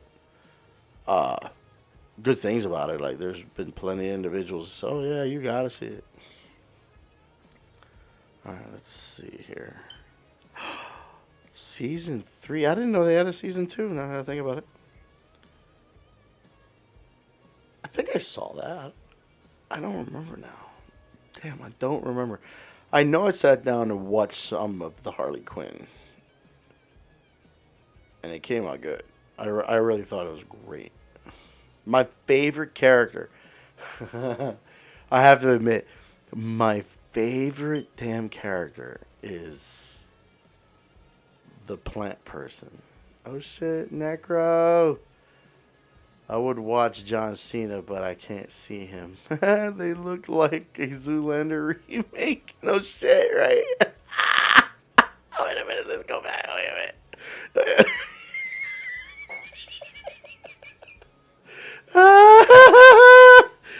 That's true, dude. Oh my god, now that you said that, that's fucking priceless. A Zoolander remake. That's funny as shit. Oh wow, is season 8 already of The Flash? God damn. I fell off on being able to see The Flash because I don't really have access to certain shit to even see certain shit. So it's like, meh, don't give a shit. I think the last thing that I'm aware of, they had the Godspeed character. I think they had the Godspeed character. I don't even remember. Let's see here. What's next? Stargirl, Season 3. Season 3? I was only aware of the first season, so I didn't know they had a second season for them to say, hey, we need a fourth. Okay. Doom Patrol. I didn't see anything from Doom Patrol. I know the only thing that I'm vaguely aware of these characters, and then I saw how like each actor was playing these roles through a little bit of the show Titans, because I got to see when I don't know what episode. I mean, I don't know how far in it was, but they were like they found Beast Boy. I think it was the Raven character bumped into the Beast Boy, and then Beast Boy invited her over to a place, and then his place happened to be on the side, like a room off to the side of this big mansion type place, and then it happened to be part of the building that the Doom Patrol individuals are staying at, and I got to see how some of these characters carry themselves in that, which was pretty cool. I remember Doom Patrol was the one thing that, if I'm not mistaken, it was Doom Patrol, where this had the vibes of X-Men, because the one dude was like in a wheelchair, and then he's got these people with these abilities, and he's trying to help them with the abilities, etc. So it has its similarities between each other. Okay. Oh, what's this? Keep reading. 8 of the best green comic book superheroes. Now, what the hell do they mean by green? Alright, wait a minute. You sparked my interest. Oh, green as in individuals that use the color green. 8? Oh, well, I mean, I'm looking at 3 right here. Obviously, Green Lantern. That's Hal Jordan right there. And then you got the Hulk. And then you got Green Arrow. Huh, let me see here. The Hulk. See, now that photograph is... I don't know his full name. I know part of his name is Chow. And he's a very intelligent kid that was trying to help Bruce Banner with the whole Hulk thing. and something about if I'm not mistaken, the comic that I'm aware of, he sucked the gamma radiation out of Bruce essentially, but it went into the kid, and then the kid was able to now turn into the Hulk. But one of the differences too was it was a little more controllable. I believe he's almost pretty much like how She-Hulk control her emotions and everything and have all her intellect and everything. Like, she's not a mindless monster. And I believe the same thing is with this kid. I believe. But that's this photograph. But here in the article, they're talking about Bruce Banner and stuff like that. So I don't know why they put him up there, but whatever. But there's She-Hulk. Jennifer Walters. I hope that show does come out pretty cool. Green is my favorite color. Is it? Is it because of the money? No. Let's see. So we got Green Lantern. If I'm not mistaken, there should be a show that they're still trying to do for Green Lantern. Which, for the most part, Green Lantern's so up in the air. Like, I'm one of those people, like, I'm not wild about any character, to be honest with you. Because I'm not one of those hardcore fans kind of individuals. Like, I like a lot of things. Hell, you can see the stuff behind me. I like a lot of things, but I'm not in the camp of, like, I have so much of an attraction and favoritism to characters. But it's still a sense of there's a lack of respect for certain characters. And I believe Green Lantern and everything about that mythos, in some cases, have been pretty much a disrespected thing. I mean, let's be fucking honest here. Some of the shit that's come out has been... Like, for me, as an individual, I did not hate Ryan Reynolds. A lot of people didn't care for it. Right. Like, a lot of people didn't care for it. I know the part, definitely I understand the part that I think could have been done way differently is this whole fucking, the parallax thing. Like, I think their direction on it, like, don't get me wrong, it was their direction on it. So that's where, like, because I'm one of those people that I understand you're not supposed to just have a carbon copy of the fucking comic books on your screen. You're not supposed to just mirror everything from the comics onto your screen. Like, I'm one of those people, I don't necessarily want the exact fucking thing that's on those pages in comics to be on the screen. I would like to have some variation. So I do understand that they went a whole different route with Parallax. It's just also the way they treated it, I think, was a little different. I personally love, what was his name? Oh, shit. I forgot the actor's name. Mark something. The guy that did Sinestro. That character, Sinestro. Like, out of the whole film, I loved him. Because, first and foremost, he's a great actor. Okay. Yeah, you're right. Ryan definitely did a better job as Deadpool, of course. Because I feel like Ryan embodies what I think Deadpool is anyways. So that's why that's an easy carry on. Because Ryan in real life is like a Deadpool-esque individual. With some of the bullshit that comes out of his mouth too. What the ass? But I just really wish they can get their because I blame first and foremost WB. Warner Brothers need to get their head out of their asses and start fucking respecting some of these properties. Like the shit that went with oh fuck's his name? I'm drawing a blank now. Snyder, goddammit, is what I was trying to say. So the whole thing with the Snyder cut and all that, like, I'm glad they did that. Because, to be honest with you, I own both things, right? I have the theatrical thing that came out, which in that same video pack came the theatrical version, then like a director's version where they had shit that was cut out. That one flowed a lot better than the theatrical one. Guaranteed. But neither of those compared to what the fuck that Snyder shit really was. Like when they dropped that shit on HBO and I watched it and I sat there in awe of the sheer difference, the like the level of care towards all these characters. Like Snyder's fucking what they would call the Snyderverse.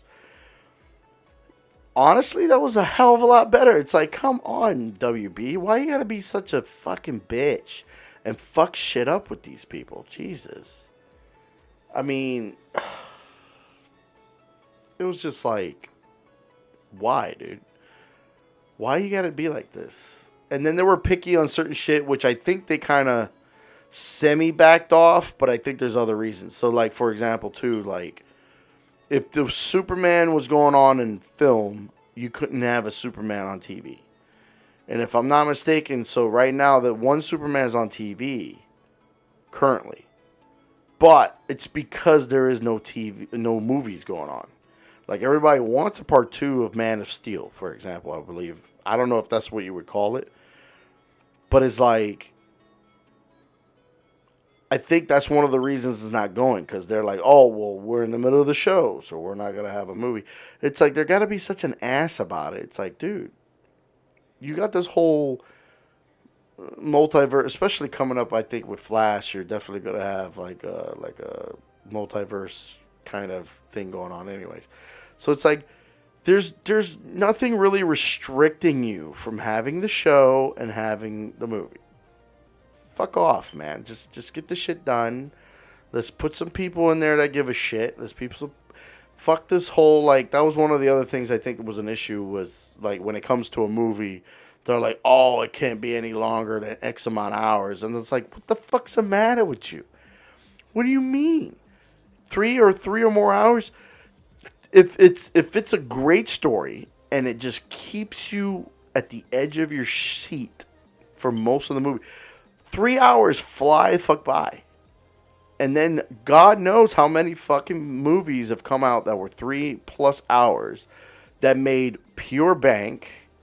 And it's like, but these guys are like, somebody was saying, oh, it's probably along the lines of they want to have so many viewings per day, so that's why they want the movie only X amount of time and this and that. I'm like, they can go fuck themselves. They're acting like they know what the fuck they're talking about when they don't. They've clearly showed it more than once. How much they don't know what the fuck they're talking about. And that's the fucking problem. But the fuck ever. I mean, Green Lantern, like, I only know so much of the Green Lantern mythos.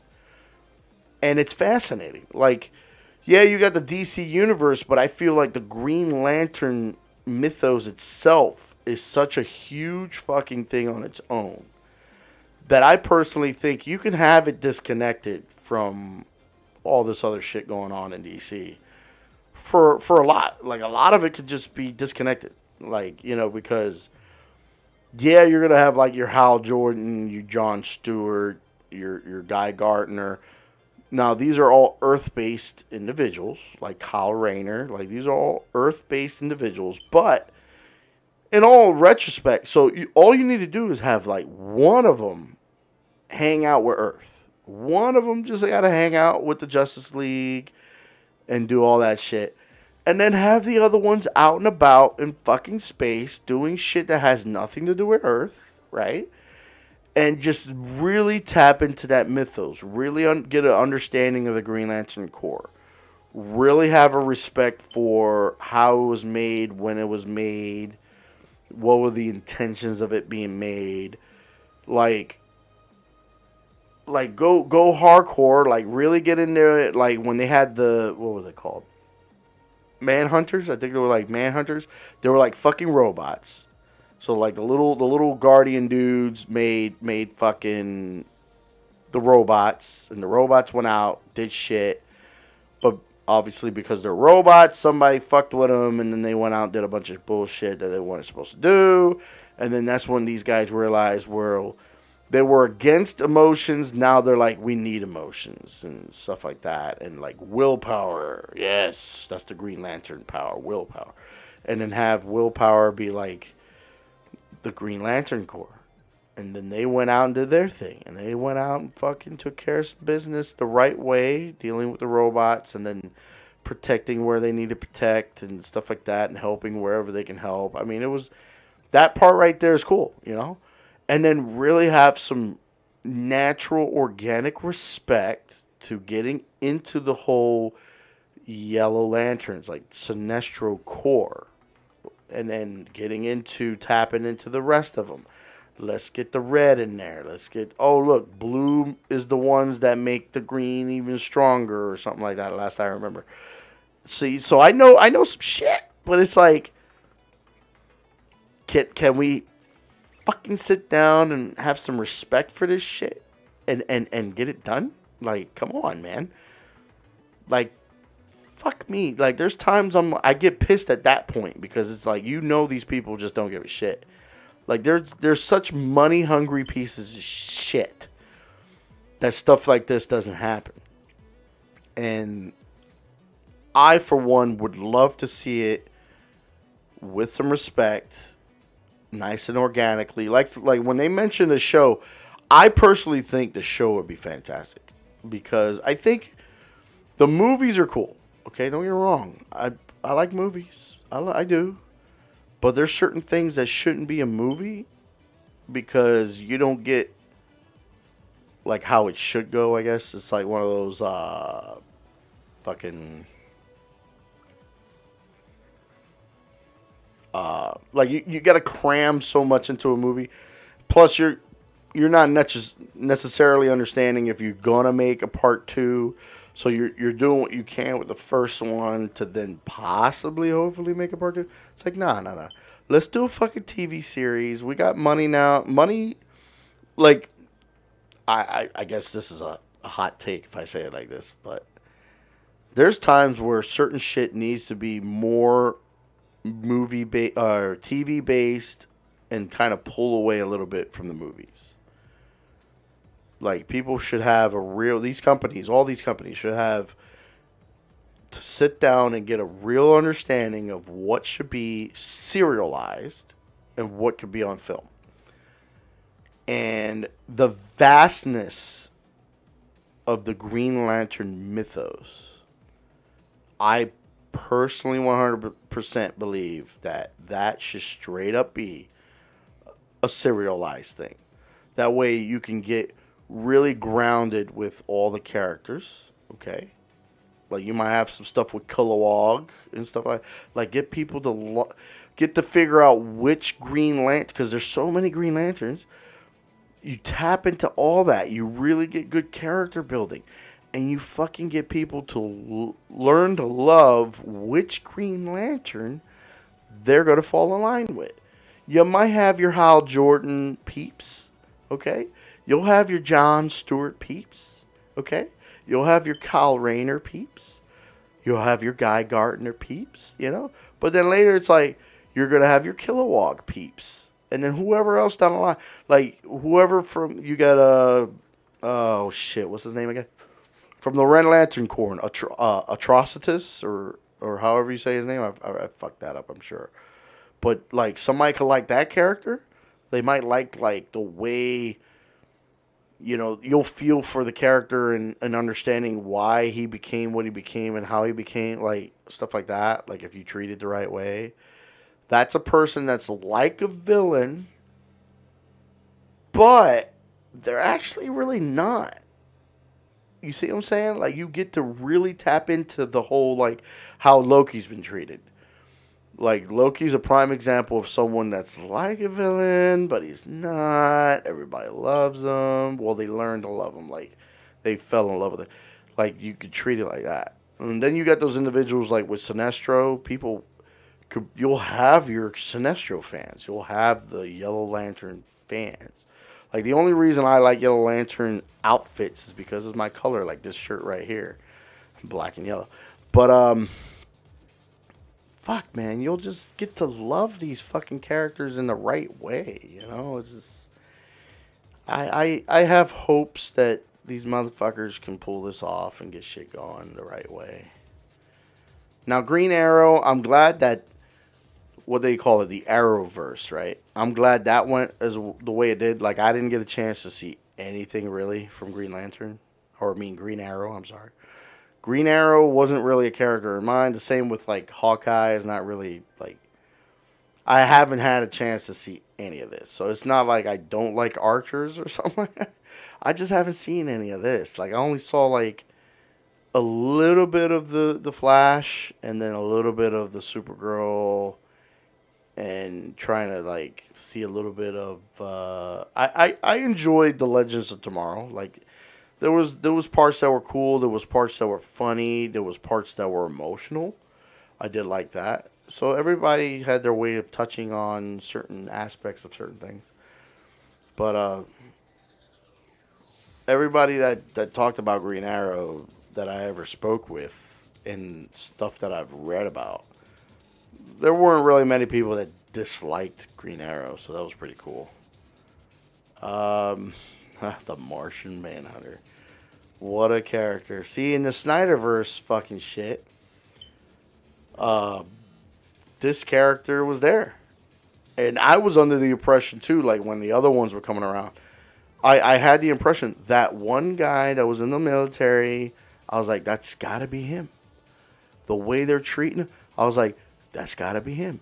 And sure enough, in the regular shit from these assholes, they didn't do that.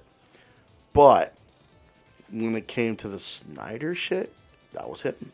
It was him. Like that moment where he's like Superman's mom hanging out with Lois and sitting down and just having a talk. That's great shit. Like that's beautiful shit. That's showing, care and respect and building right there, just in that. And then, plus, that's a badass character. Let's be honest. Fucking, the Martian Manhunter is one of the top, strongest fucking sons of bitches when it comes to the DC universe. Like, him and Superman can go toe-to-toe like a motherfucker if they wanted to. Like, his strength is there. His telepathy, his shape-shifting. Yeah, what was his weakness? Fire, right? If last I remember, it's just fire. I think that's the only real weakness, but it's more of a mental weakness. I mean, don't get me wrong, the fire will still fuck with him.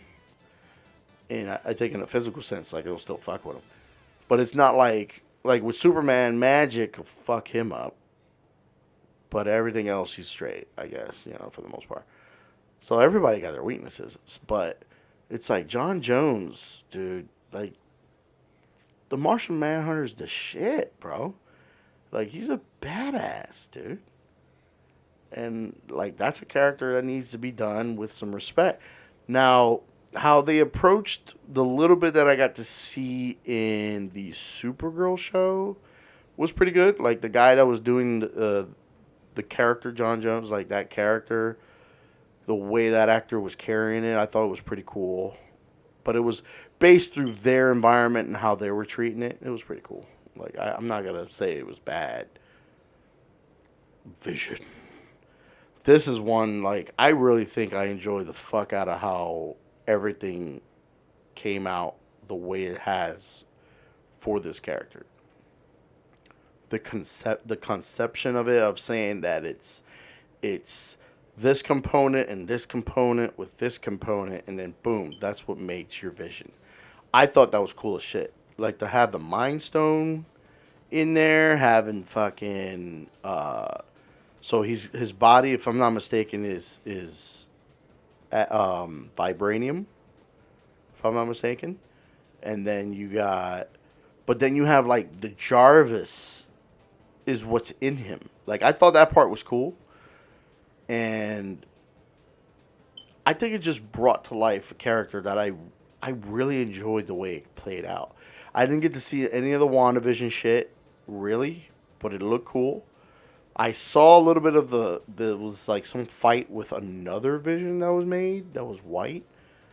But like, since the one Vision I think wasn't like the real Vision, like the one that's white is like physically the legit one, but he happened to be white, like a grayish color, but then I saw something about like they fought, they talked, and then something sparked in the one, and then he went off, and that was it. So hopefully, him doing that, I mean, it leaves it wide open to do whatever the fuck. So I really hope they got some good plans for Vision, because that is such a great character. Like Vision in general, I think it's a pretty cool character.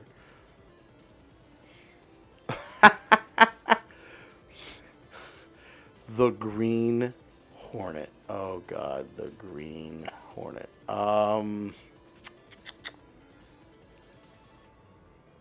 don't know. Like, I remember the last time there was a Green Hornet. It was what's his name? Seth Rogen. I think that's his name, right? Seth Rogen. Seth Rogen and someone else. I forgot the other individual who played alongside him. I can't say I disliked it. I really can't, because there was so much from the old school. Because I remember bits and pieces. Because my memory on it is not as sharp as it should be when it comes to the old school Green Hornet. Around the time when you had the old school Adam West Batman. Which if I last remember, if I'm not mistaken, those two shows did cross over. Which was pretty cool to see Bruce Lee hanging out with Adam West and all that. Because that was Bruce Lee, as Kato. Like, from the little bit I knew from that, that campy kind of shit going on.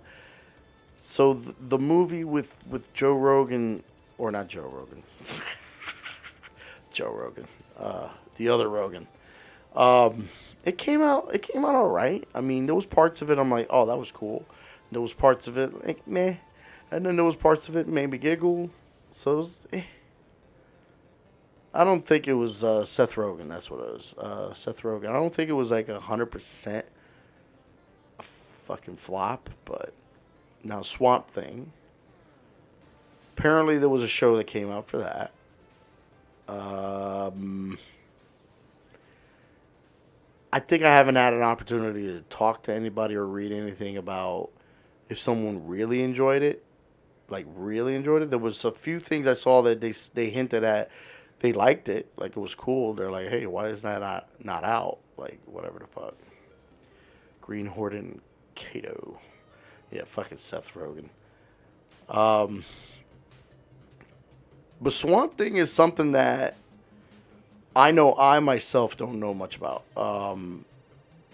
I know some basic shit. Like, he was a botanist, and he was trying to figure some stuff out, and then all of a sudden, something he had made plus the swamp water combined, and then he was being attacked, if I'm not mistaken, and he fell in the water, and like the combination of all that, and it's like, bam, he's Swamp Thing.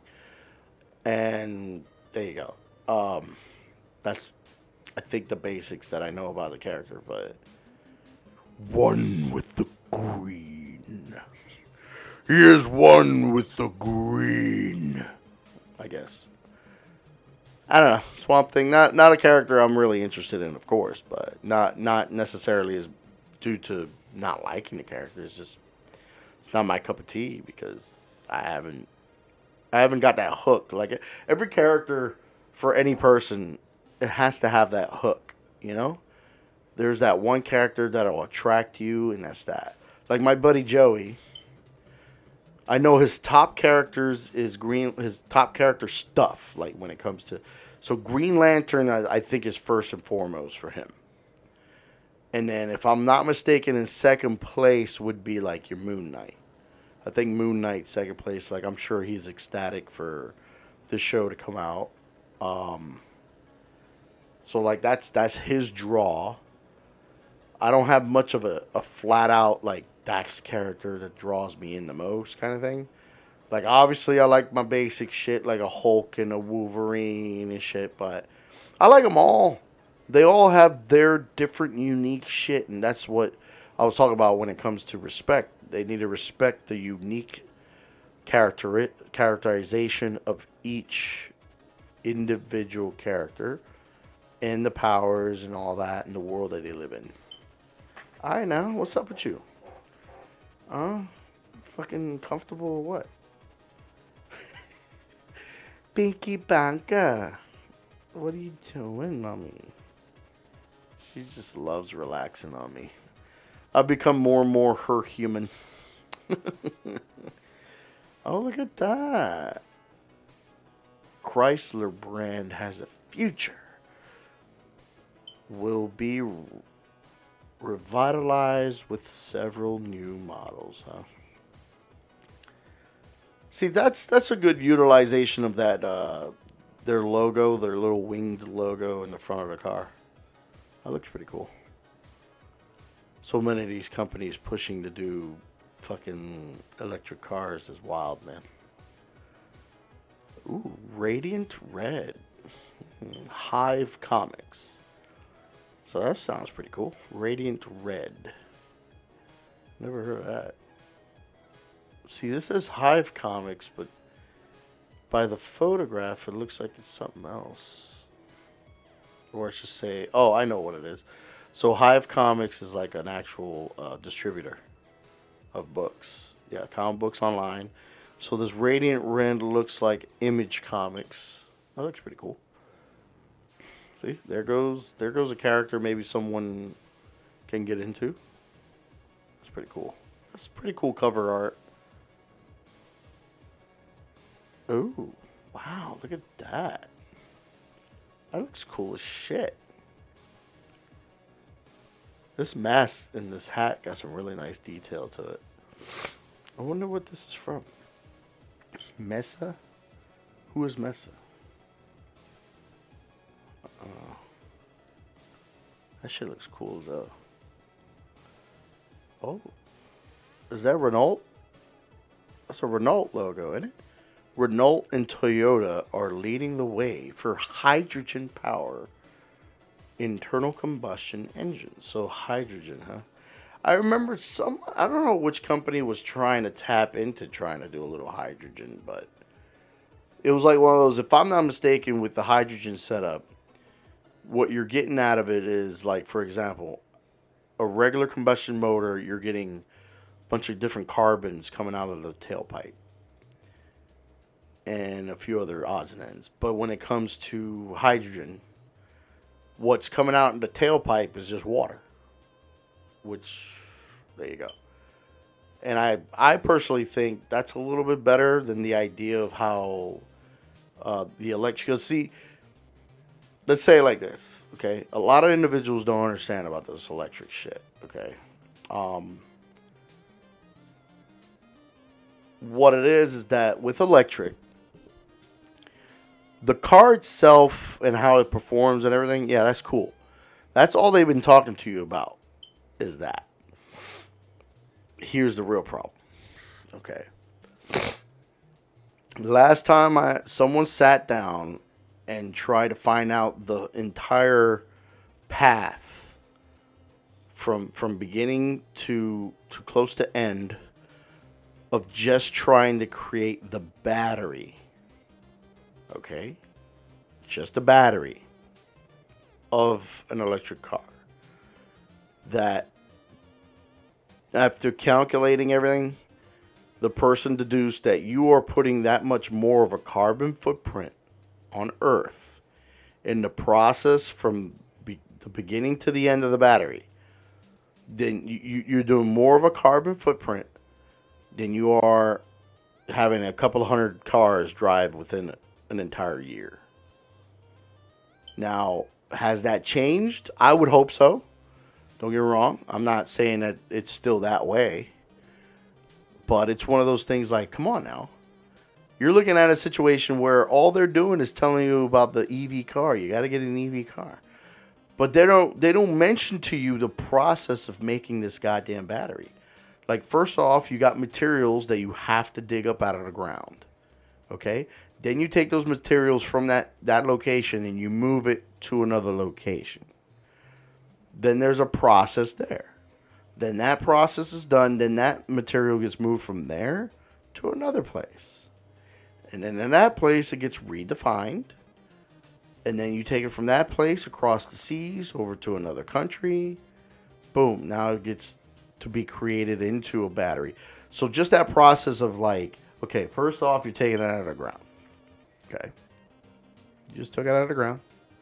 Now how are you going to move it from taking it out of the ground to the first place? You're going to have gas-powered vehicles fucking moving it. There you go, right? And then you're like, take it from that first place to the second place. How? Gas-powered vehicles. That's sad. Then you think about, okay, now how are you going to get it to that other country across the ocean? On a big shipping container, right? Now how much fuel does that take? Okay. Then you think about once it lands to the other country, now you got to move it from that spot to all the individuals that need these components to create the battery. I mean, and now think about what I just said and how many times this has to happen to accommodate how many batteries need to be made for how many of these electric cars. Okay? So don't get me wrong. Last I heard, there is a search for different materials to make the battery. Hopefully that's less of a carbon footprint right there. But ultimately, creating an electric car is more harm to the environment than just driving a fucking gas-powered car. And they don't tell you that. And then not to mention all the bullshit with, I think I was talking to my buddy, Necro. He owns an EV car. Actually, I don't know if, now that I think about it, I don't know if I brought it up to him or not. But there's like extra taxes put on you for owning an electric car. And somebody was putting it together to like, okay, since you're not buying all this fuel over here because of the electric car, we're going to get you on extra money elsewhere. And we're going to do it through the registration of your vehicle. So in the registration of the vehicle, people in an electric car pay a lot more in registration than a person with a regular gas-powered car. So it's like, wait a minute. So here you are pushing the electric car, but you're going to screw over the people that own the electric car about getting more money out of them through registration. Oh, I see how that is. I mean, it's such an fucking evil thing sometimes when you think about it. It's like where you save yourself over here, you got to fucking pay over there. I mean, is it comparable? Maybe not. It depends on the gas-powered vehicle that you own and how you use it. In compared to an individual that has an electric car, like throughout an entire year, how much did you spend on gas next to how much the registration is going to be? There's that, right? So it could be it's a little less money on registration overall compared to how much gas you would, how much money you would spend on the gas. But then you're looking at, that's still not cool because you're still essentially punishing that person for owning the electric car through the registration, through charging them more money on the registration. And I think that's bullshit. Like if you're gonna push the notion that this is cooler, this is better, etc., and all that, in my eyes, you should not be charging them this extra cash. Like the vehicle is just a regular vehicle that should be having their regular registration. They shouldn't be tacking on more money just because, oh, you're not using gas? Well, fuck you. We're going to get some cash out of you somehow. And that's an example of the deals that go on between local government and the big government, like the entire country, and how they deal with shit with crude oil and gas and everything. Because you think about it, why would they put more money when it comes to registration? And it's, if you look at it, it's like, well, you're not buying that gas over there. So since you're not buying that gas over there, we're losing money from that. And since we're losing money from that, we got to find a way to get money in another way. Registration.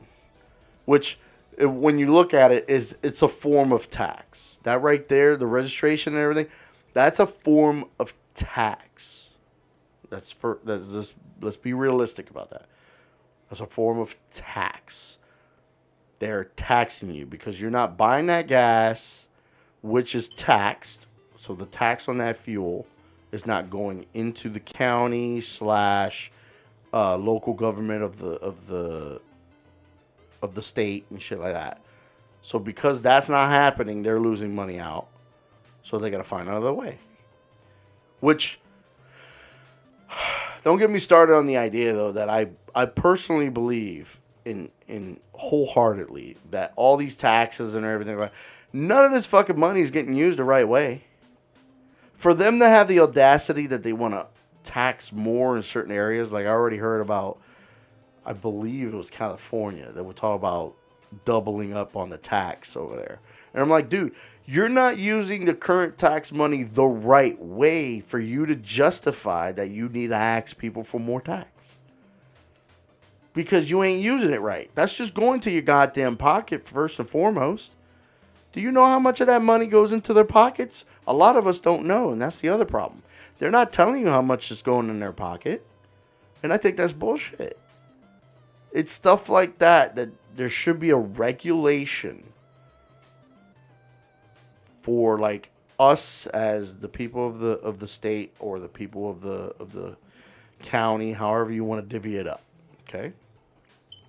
It would be first and foremost, if that person's getting paid way too much money and their performance is shoddy, like let's say we're able to all go and know that this person did X, Y, and Z, okay, but they didn't do A, B, C over here, which is fucking important, and they're slacking on D over there. Hello, that person should not be in that position. Like they're getting paid way too much money. And then they talk shit about like fucking teachers not making enough money. Well, it's because you're not giving them the fucking tax money. Our tax money pays those fucking teachers. And if they're supposedly not getting paid enough, it's because you guys are not allocating the money properly to go towards paying these teachers. That's how that works. The allocation of money is not properly managed. And hence they're going around saying, oh, we need more money. No, you don't. You don't need more money. It's just you want more money in your pocket so you can do whatever the fuck you want. And you hardly do anything. There's fucking roads left and right that are fucking trash. And it's in areas that have high tax. Like, let's think about it now.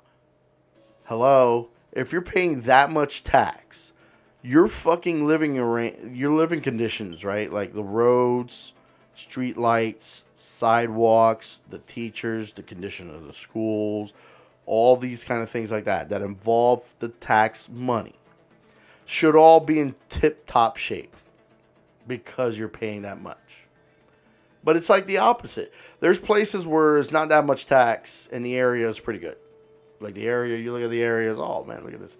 Like I live in this county here. I've been very fortunate to live in this county.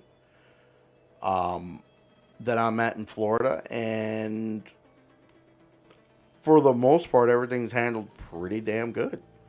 And I don't think the taxes are crazy. I really don't. I think they're in a good spot. And I feel like so far, from what I've seen and what I've gathered, everything's been handled pretty nicely. It has been. Yeah, there might be a few things here and there, but they're so minute compared to, all these little cons are outweighed by all the pros that are going on. But then you look at a place where it's like, oh, here's taxes like fuck up the wazoo. But you got roads that are completely fucking trash. You got buildings that are trash. You got people that should be, teachers that should be getting paid a little extra are not. They're like, some of the teachers, I believe, are barely fucking making, somewhere I was looking at, I was like, oh, this teacher should be making more than 35 grand, but they're right at the 35 grand a year or some shit like that. And I'm like, that is pretty fucked up. So, fuck me. With all these taxes and the electric car, I went from a tangent here. I went on a little tangent. It just pisses me the fuck off to think that there's so many individuals that try to make all the people seem like, what's the way to say it? I mean, what's the right way to say it? Oh my God, girl. Like, what?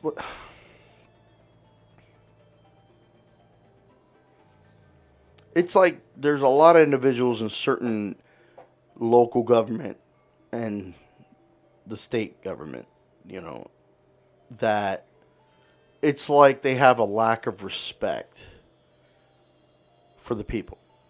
Okay?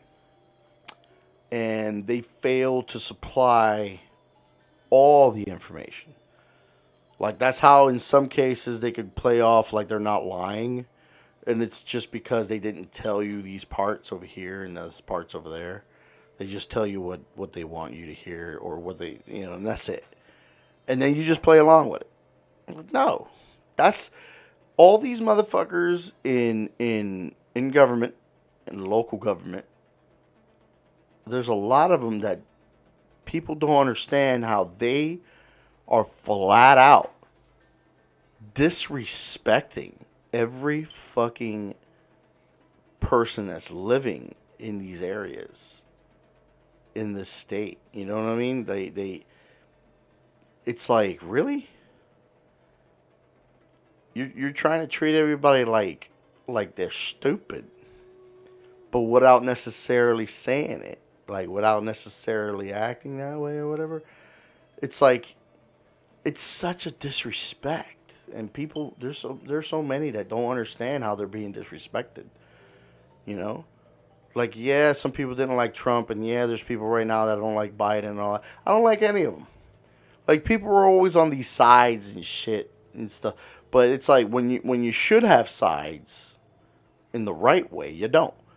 It's like, it should be the people, and then there's the government. And who actually has the power? I guess a lot of us don't fucking realize that the people is the power. First and foremost, y'all need to understand, we, the people, are the power.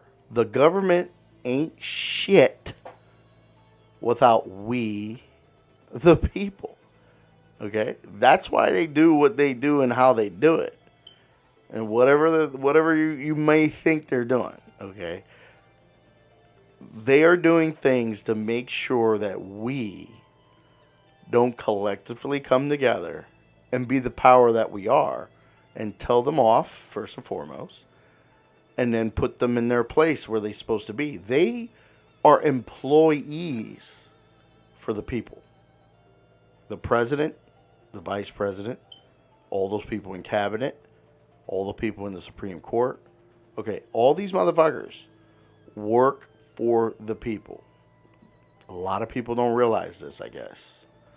Well, that's my assumption on it. I'm not saying that's what it is, but a lot of times that's what it feels like. That they're not realizing that we are like the bosses, okay?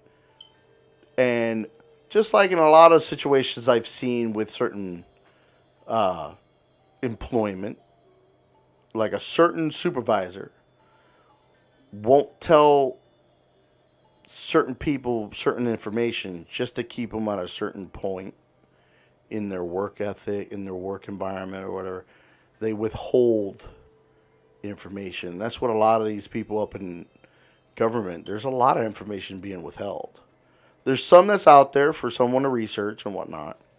And then there's a lot that's like, where's the information on this?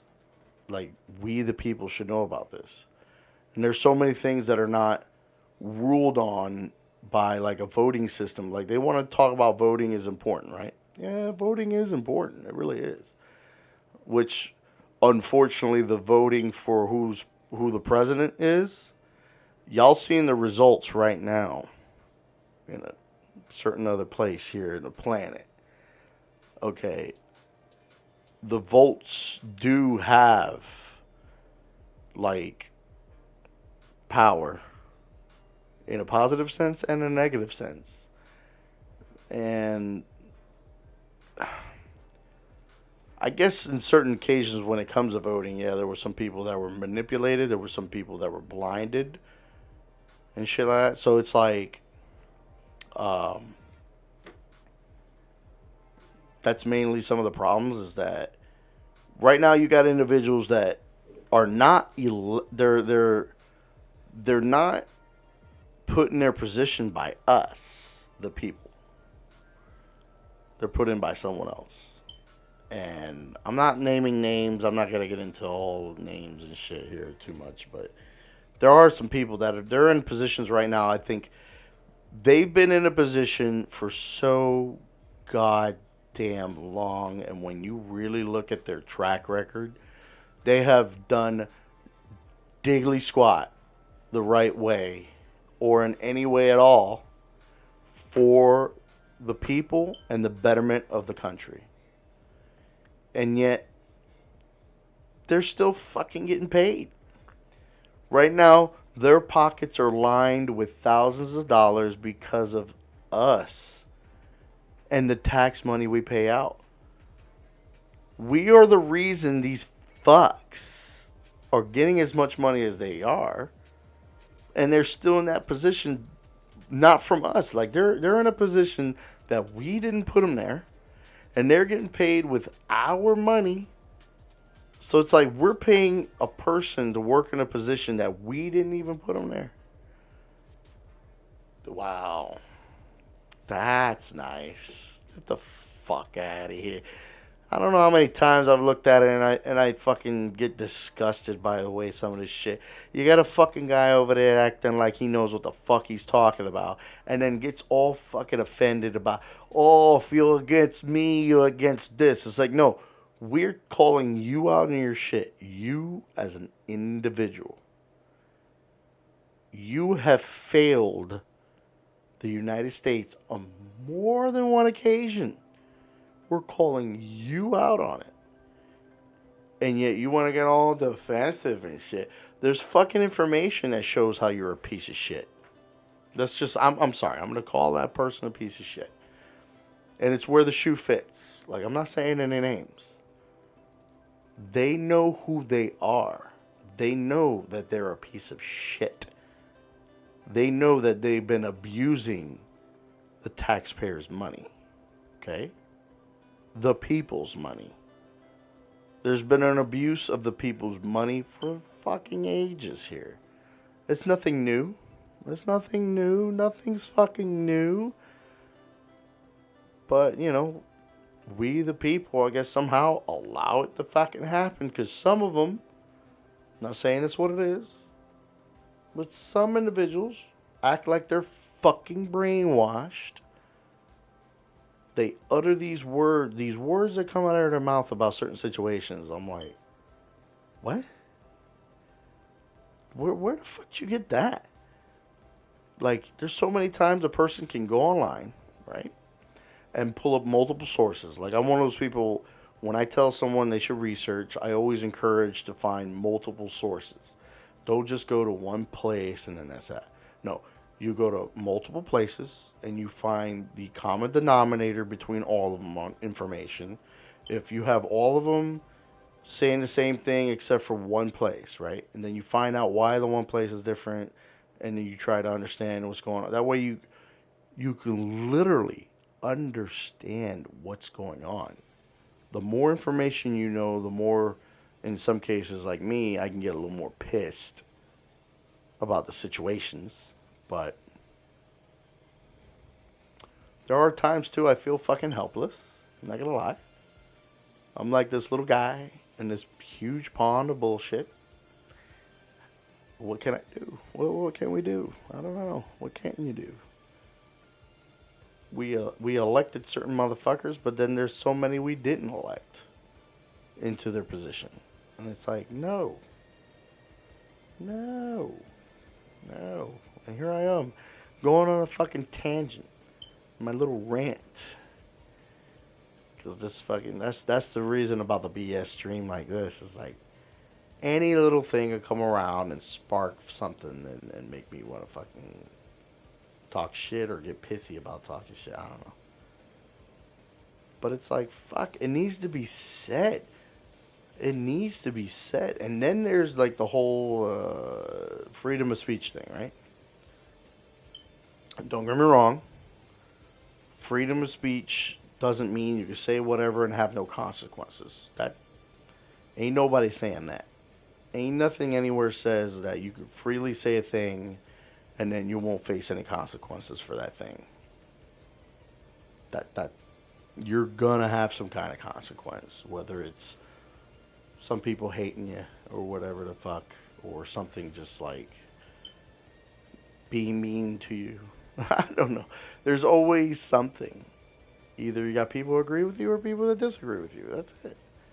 But to go and have like there's individuals that speak on behalf of freedom of speech, right?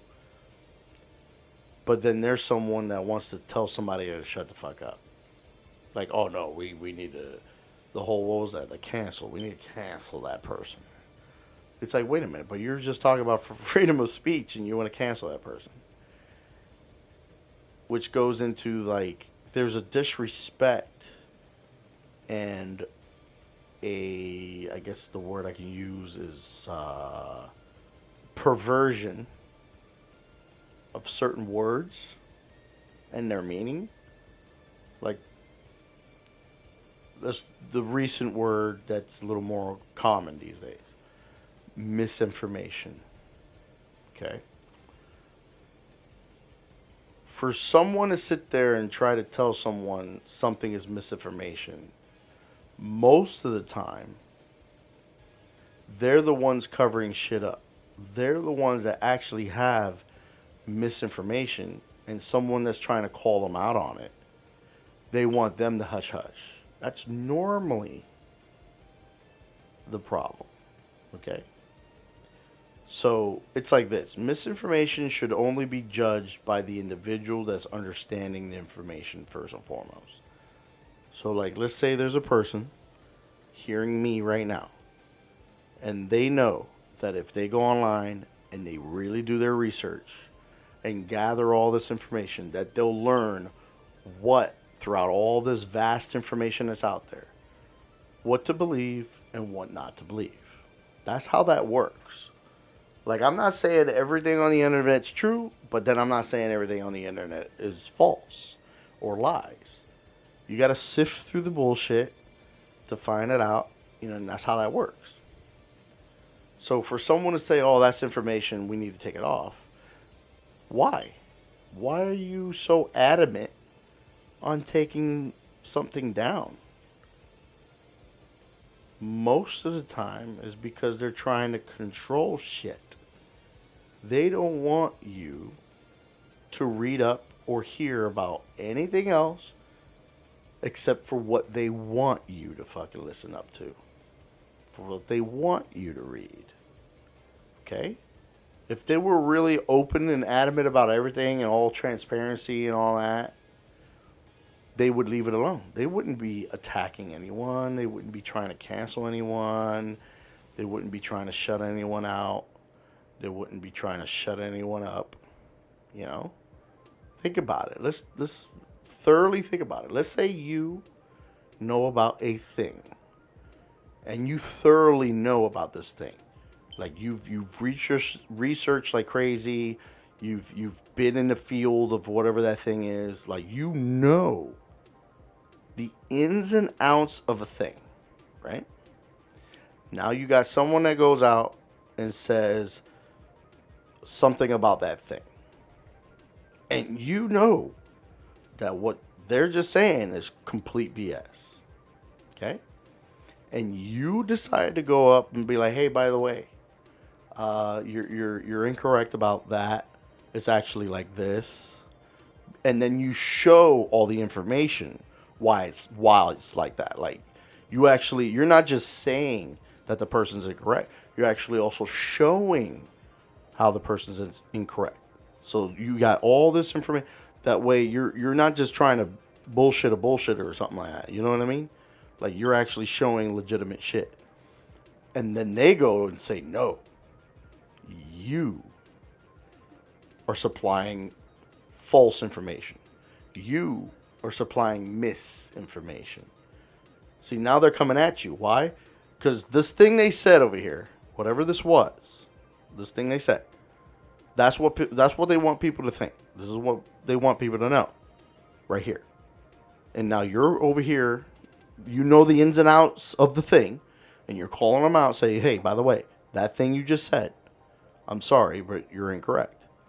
And now they're shutting you out. They're trying to cancel you. They're trying to make you seem like a bad person. They're doing everything in their power to discredit you. Okay. Now, here's the funny part. A lot of the times I've looked when someone tried to discredit someone, they don't have real valuable information or ways to disprove you. Like you have, like I said, you know all the ins and outs of the thing. You have all the paperwork in black and white. You have all the studies. You have all the information, right? You have it all. That could clearly show how their thing is bullshit, right? But they don't have anything to counteract any of that. So what are the ways they try to make you seem like a bad person? Okay? And this, mind you, this is me helping you understand, because I'm putting you in the shoes, all right? You're in the shoes of a person that actually knows about the thing. You are the person that knows about the thing. And this is how they will treat you about the thing. If they say this thing's this way and you know it's incorrect and you call them out, but they don't have any way to disprove your shit. Like, you got your shit together. Like, you're sitting there, I got my shit together. And I'm sorry, but you are wrong and you are incorrect. Okay? And you're showing all the ways. And they have no way to rebuttal any of that. They don't have no other, like I remember one guy was somewhere talking about, he said a thing, right? And a person from one of the news outlets, I don't know what the gentleman's name, I would like to give him a pat on the back. But he's like, so where's this information about the thing that you say is disproved? He's like, because I said it. He's like, I'm sorry, just because you're saying it, don't make it true. That's we need the facts. We need the evidence. The dude was literally standing up there behind the podium just saying it. And just because he was saying it, he was making it seem like everybody should just jump on board with what he said. And that was it. I was like, no, that's not how it works. The guy's like, look, that's not how it works. We need evidence to really understand what you're saying is what it is. That's how that works. And the dude at one point paused, like he had this face like, I want to get out of here. But it's like finally someone called someone out. It's like, look, you're just saying things. You're standing there just blathering things out, and that's it. And you think someone should just take your word as gospel, and that's that. No, that's not how that works.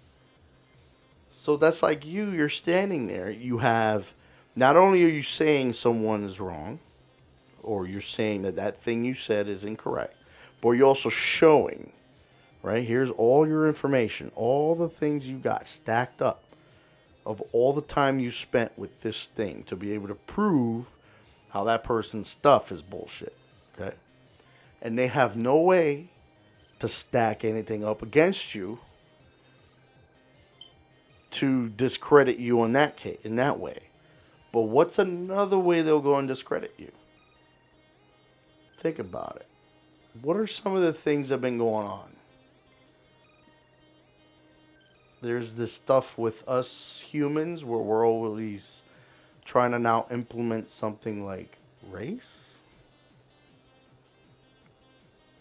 Then there's like, oh, but this guy's a piece of shit this way, the guy's a piece of shit that way, that girl over there ain't shit. They find all these other avenues to try to discredit you. Like, obviously, the people that know you know you're not bullshitting. They know you know your shit. Because they know you've been dealing with that thing for fucking years. But yet the only comeback they have is that they're going to call you, like, call you out on being a piece of shit or a racist or whatever the fuck else. Like, that's the only way they can come at you. And then, unfortunately, you got people that, they'll jump on board. They'll just jump on board. They're like, oh, well, if that person's a racist, I don't want to hear what the hell. It's like, first of all, you're not figuring out if it's true or false. You know what I'm saying? And then that's also like taking someone's attention away from the factual stuff. Like, here's all the stuff that's factual. Here's all that paperwork you got. Here's all the stuff you got, the information to disprove the thing. But they take people's attention away from that and put it towards something else. And then that's how they manipulate things. And that's how they try to make you look like the bad guy. When you're not the bad guy. It's the bad guy trying to make the good guys look bad. And don't get me wrong, there's certain people that are not good people. As in, I guess, like really, really good. But if they're legit factual, like they legit want to give you the info, like, hey, I may be an asshole. Or like there's times where I've known someone, they may be an asshole. But if they got their shit together and they know their shit, I respectfully check their shit. I take in that information. Like, I don't just take in information from one place. No. Like the way media is. It's like, there's a lot of times it looks like media just wants you to look at media and nothing else. Oh, don't look over there. Just look at us. We're the ones telling you what's up. No, bullshit. They're not telling you what's up. They're telling you what they want you to know.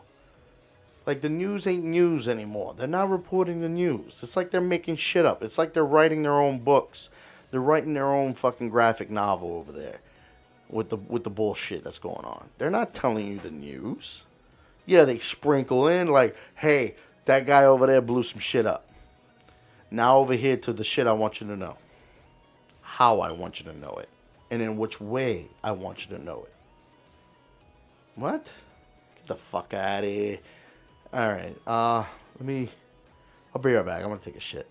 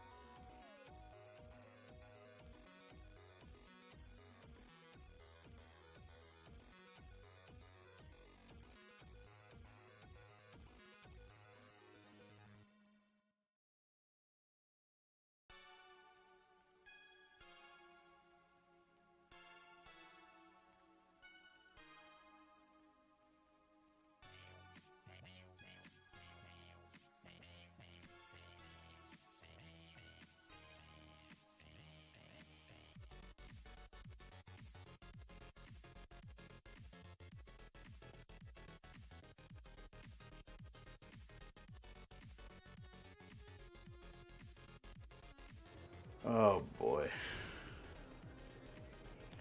I went on a tangent, didn't I? I guess I was a little upset. Just a little bit upset. I guess forgive me if I do get upset. It's just there's certain individuals out there that are just, I guess the word I can use is disgusting. Like there's some people that are disgusting on how they treat other people. Even people on what they would call their side, right? Like they have their side, and then there could be that one little person that just like, um, has one slight difference. Like let's say it's just one out of all the things. There's just one thing they don't agree upon. But that'll be the thing that they shun that person out when they said, "No, you're not part of my group anymore. You're not on my side. Get out of here." And then they make you look like shit. And they discredit you. It's like that's not how that works. God forbid that you even try to think you're going to sit down and have a legitimate adult conversation and discussion about a thing. It doesn't happen these days. I don't know how many times I've had the opportunity to try and discuss something with someone. Like, because most of the time it was someone that brought me into the conversation. And then later they don't want to talk to me. Because they thought either I was on their side or what. I don't get it. Like I am on no side. Let's make that perfectly fucking clear. I am not on a side. I will see your side. I will understand your side or try to understand your side for the most part. But if there's something wrong, if there's something unjust, okay, if there's something immoral, if there's like, I know out of anything on this world, there's ways of looking at something the right way, and there's not just one right way and there's not one wrong way. There's multiple wrongs and multiple rights. Which way you go about it will determine which one of these things it would be. And, I would sit there in a way, though, to not just necessarily say, well, I think you're wrong. Like, I try not to use the word, I think you're wrong. It's like, well, there's also this, and this. Like, I try to bring to their attention all these other things. That way, because there are times I feel like they just didn't know about those other things. So let me go ahead and give them that info. It's like, I'm just giving you the info. You don't have to take my word as gospel. I don't want you to. I encourage someone to go out and do their research. If I said a thing and you're not 100% sure about my thing, will you go over there and find out about the thing? To see where I sit at, like where I land. I might be 80% correct and 10 and 20% that's kind of That happens. Like I tell people, everything and anything is in the realm of possibility. And so for someone to so strongly, adamantly hold on to a thing they said, and then that's it, then I back off. I stop talking to them or whatever.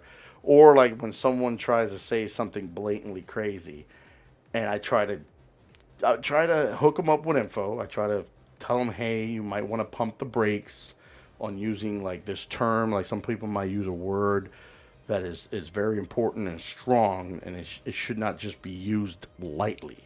Okay.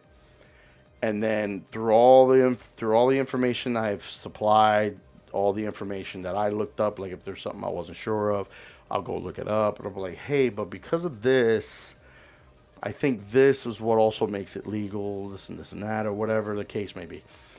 But then that person goes and blocks me on whatever media we're on. What? And then the last thing I heard was, oh, well, he wasn't seeing my side. It's like, no. I was clearly seeing, you were clearly showing your side. And I was just showing you how your side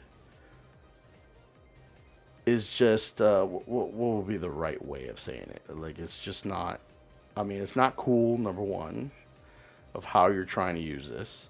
You're misplacing this word or misusing this word. on someone and stuff like that. I mean, there was a point in time I'm like, this person doesn't even know what real altercations are probably all about, let alone to think that someone like him can say this word. You know, that was going through my head. Did I say that part? No, I'm saying it right now because that's my thoughts.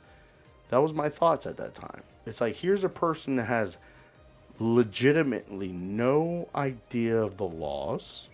They have no idea what it is to protect themselves, nor anyone that they love, I guess. That's my assumption. I'm not saying that's what it is. That was my assumption in my head. It's like, that's what it feels like. That this person has no fucking clue. For them to then say what they're saying and say it the way they're saying it. And anybody else that was probably saying it that way. And it was like, dude, you need to calm down. And here's the thing. The reason I was trying to get this person to calm down was also I kind of thought they were like a friend. I kind of thought like, yo, man, like I don't want to see my friend throw out all this out there, right? And then have somebody come at him and say, you see, you were a dumb fuck. You were talking all that shit. Now you're a dumb fuck. Now you really need to shut the fuck up. And it you made yourself look bad. Like, I'm trying to prevent that from happening. I'm literally trying to prevent that from happening. But it didn't go that way. I was like, look, that person blocked me. I said, oh, well, I guess there it is. I mean, that's a person that's not being a fucking adult. Like, I wasn't yelling. I wasn't screaming. I wasn't, putting caps, because that's another thing. Like, people think you're screaming when you put caps words and an exclamation mark or a couple of exclamation marks. And it's like, no, I didn't do that once. I'm like, dude, you need to chill out because of this and this and that. And I believe this part right here is where you're kind of a little off because of this. And I'm like, you need to pump the brakes, man. And this person wasn't having it. And I guess that's where, like, a lot of people were saying how you can't have a discussion with someone because their emotions kick in. Like, somehow the emotions kick in and ruins it all. Like maybe the frustration of, this is what I'm saying, and that's the way it needs to be because I'm saying it. And here I am disproving you, but you're upset because someone's disproving you. And so that's why you block them? That's why you get pissed and block them? I don't know. I don't know if, like I said, I don't know if that's what it is. I'm just throwing possibilities of what it could actually be. Because this person has yet to approach me or anything and say, hey, by the way, make amends or whatever. I don't care. Like, I'm one of those people, I'm not holding this against them. I'm not really holding this against. I'm using this right here as an example of something I went through with another individual to show, like, how things can go from here to here, like 0 to 100 real quick. And it's sad that it went that way. Like, I'm one of those people, I work with this person, but it doesn't mean I hold any of it. Like, I'm professional. When it comes to a workplace, I put my shit aside on something like that, right? And I work with this person. Like, it's not like I can't communicate. It's not like I can't work with this person. Because there's other people, they can't split up work and real life. Like, it's like, dude, put your shit right over there at the front of the door of the building. Leave it right there. And then walk in and do your fucking job. And that's it. I work with anybody. Unless that person's really fucking up something for the job itself. Then it's like, I'll have some, like, hey, man. I tried to help this guy, and he's fucking shit up. When it comes to something like that, it's different, right? But when it comes to stuff outside of work, I don't let that stuff outside of work dictate how I'm gonna act, react, or work with that person in a work environment. I'm very professional on that. Some people can't.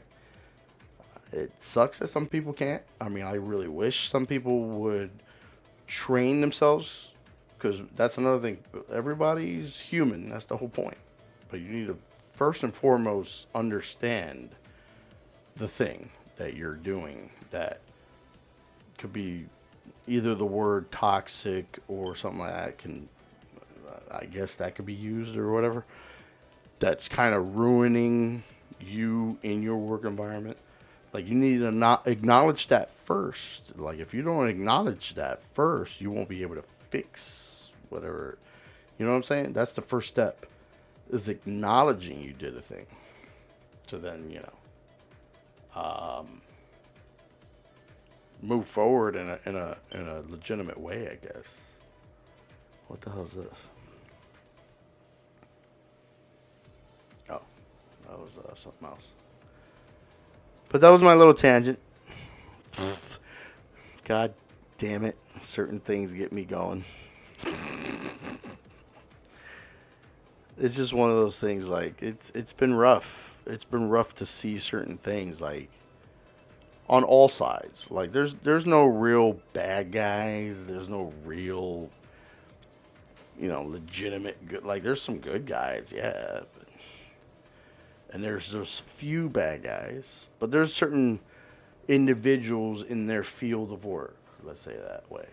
And you got those select few that taint and discredit your field of work. And since you're in that field of work, it just comes trickling down. The bullshit pours down. The diarrhea comes down. And it shits all over you.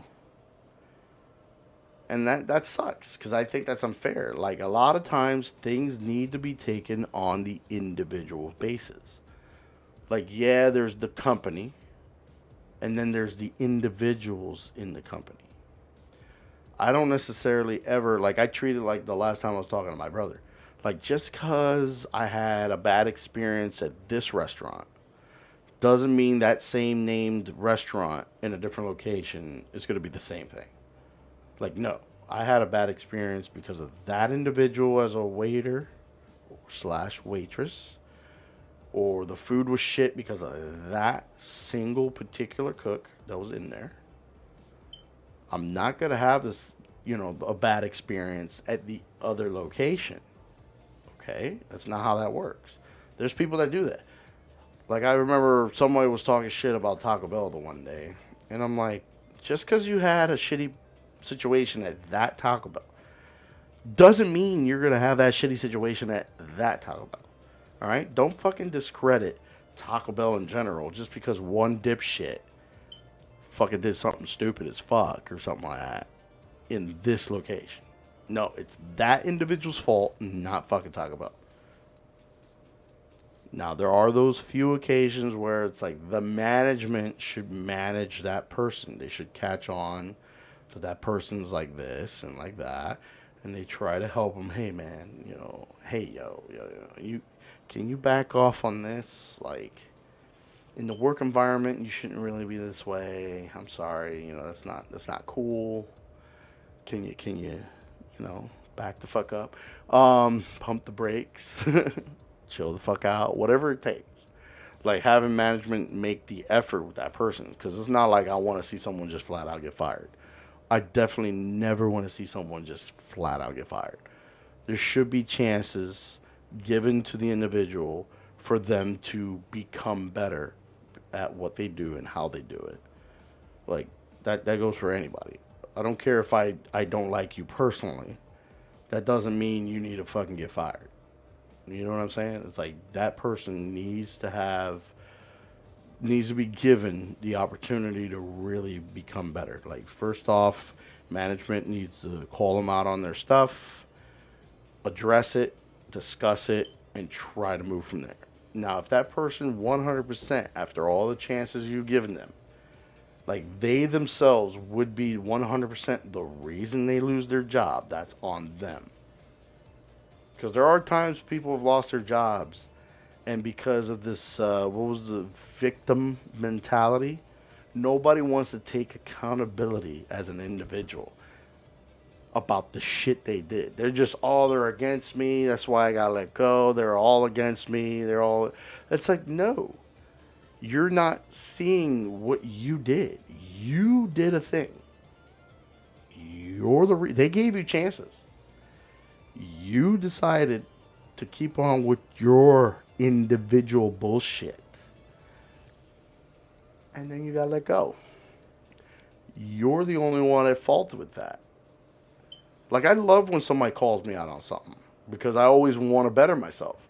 If you don't have anybody on the outside looking in to then give you the heads up, like, hey, this thing didn't seem right or whatever, and they bring it to my attention, like, I encourage that because, especially for my friends, of course, then it's like I'll look at it, I'll analyze it with them, and then I try to adjust myself and be a little bit better.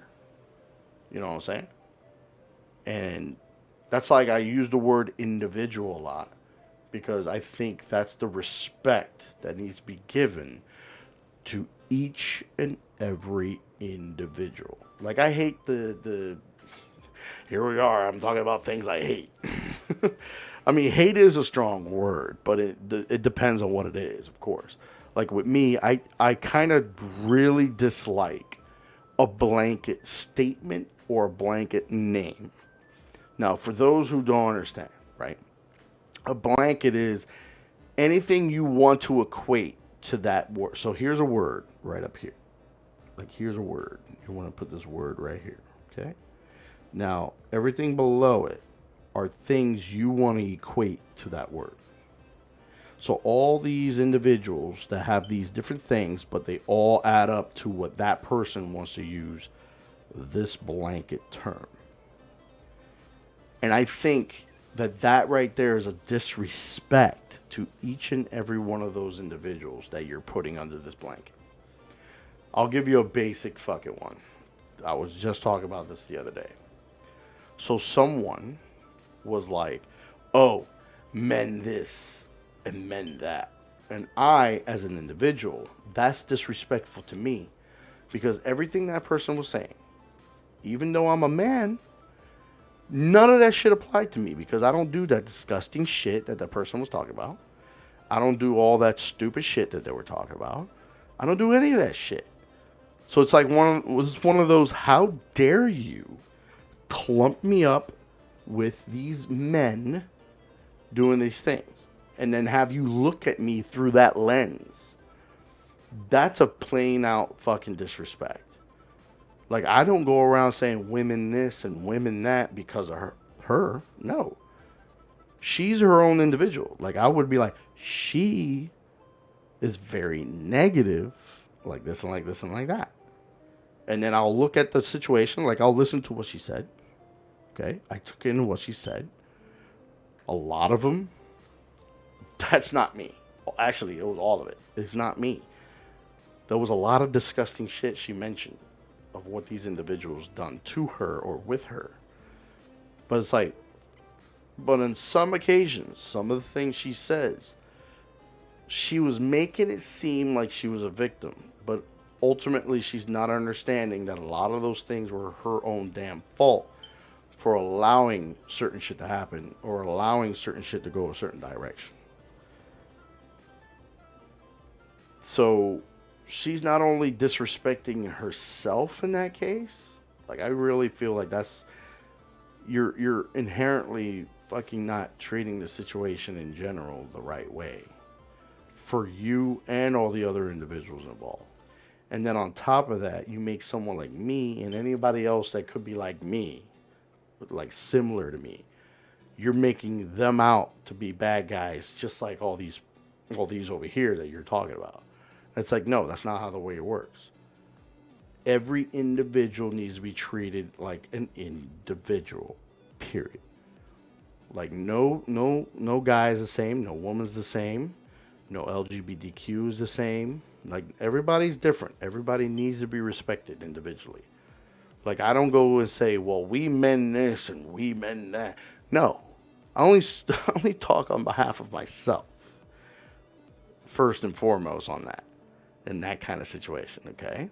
Because it's like, yo, no two dudes are the same.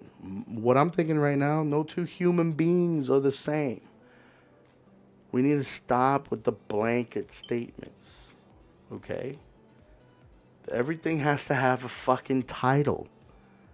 And the title is like a blanket word for everything. Like when I was like, so when it comes to political stuff, I didn't know jack shit because none of that shit really affected someone like me.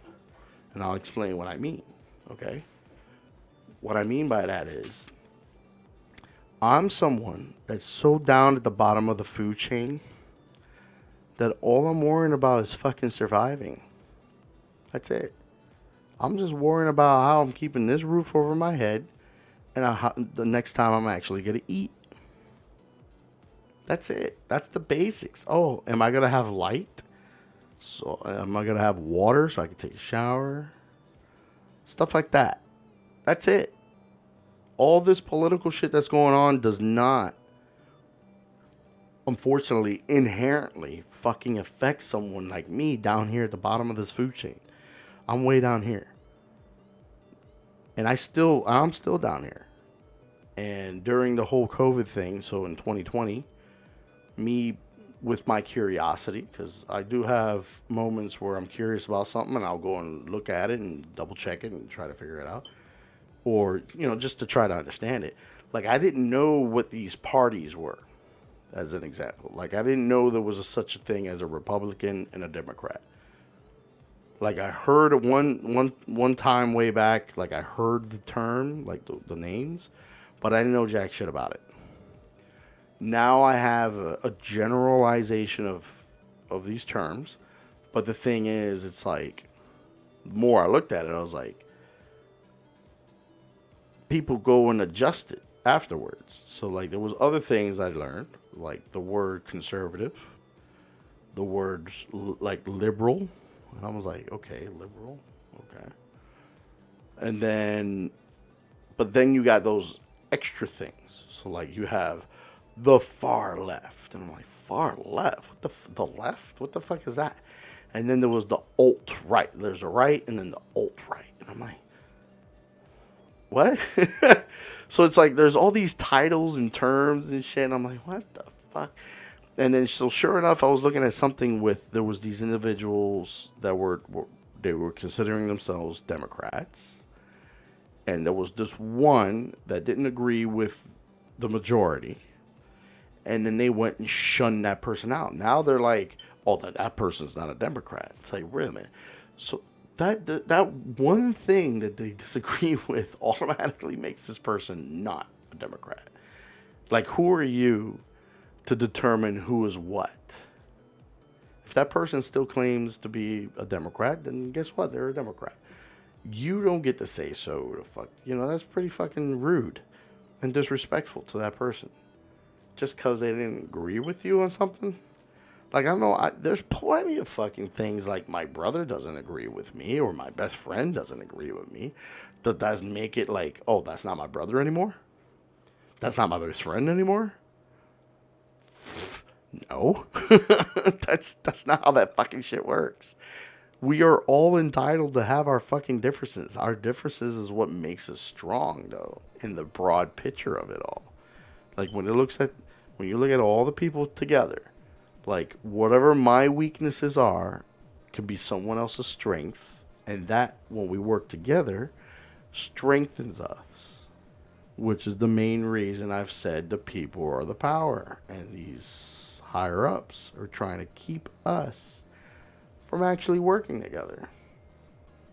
Like, the whole idea of trying to find a middle ground, like, a lot of people don't understand how further along we could be as just the human race, how much further we can be in advancements of stuff, our social impact with one another and stuff like that, how much farther we would be along if we actually work together to find that middle ground. Like, people don't understand there is a yin and yang to everything. And like, so like somebody was like, oh, there should be only one group or whatever when it comes to like political shit.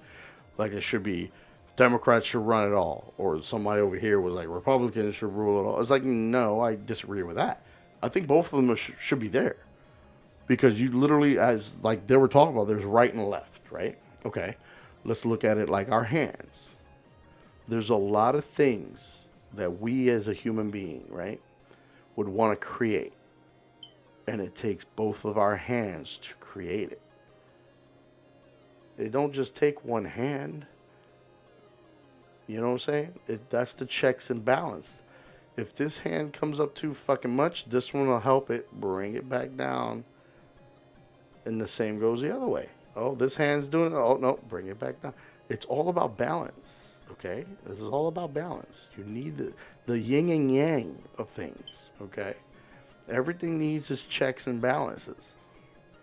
There should be not one side ruling it all. You know what I mean? It's checks and balance. And when they work together, you'd be amazed of the great things we collectively can fucking achieve. Like, we collectively can achieve so much good. So many things that just work out. Yeah, you're still going to probably have those sprinkled individuals here and there that thoroughly don't like any of it. Like, but you're not going to make everybody happy. You know what I'm saying? And then here's the dog. Here's Blanca trying to get on top of me. Come here, baby. Oh, come here, you big baby. Oh, my baby. My little baby. That's all she wants to do is just be on top of me, for crying out loud. What the hell is that? My buddy just sent me something.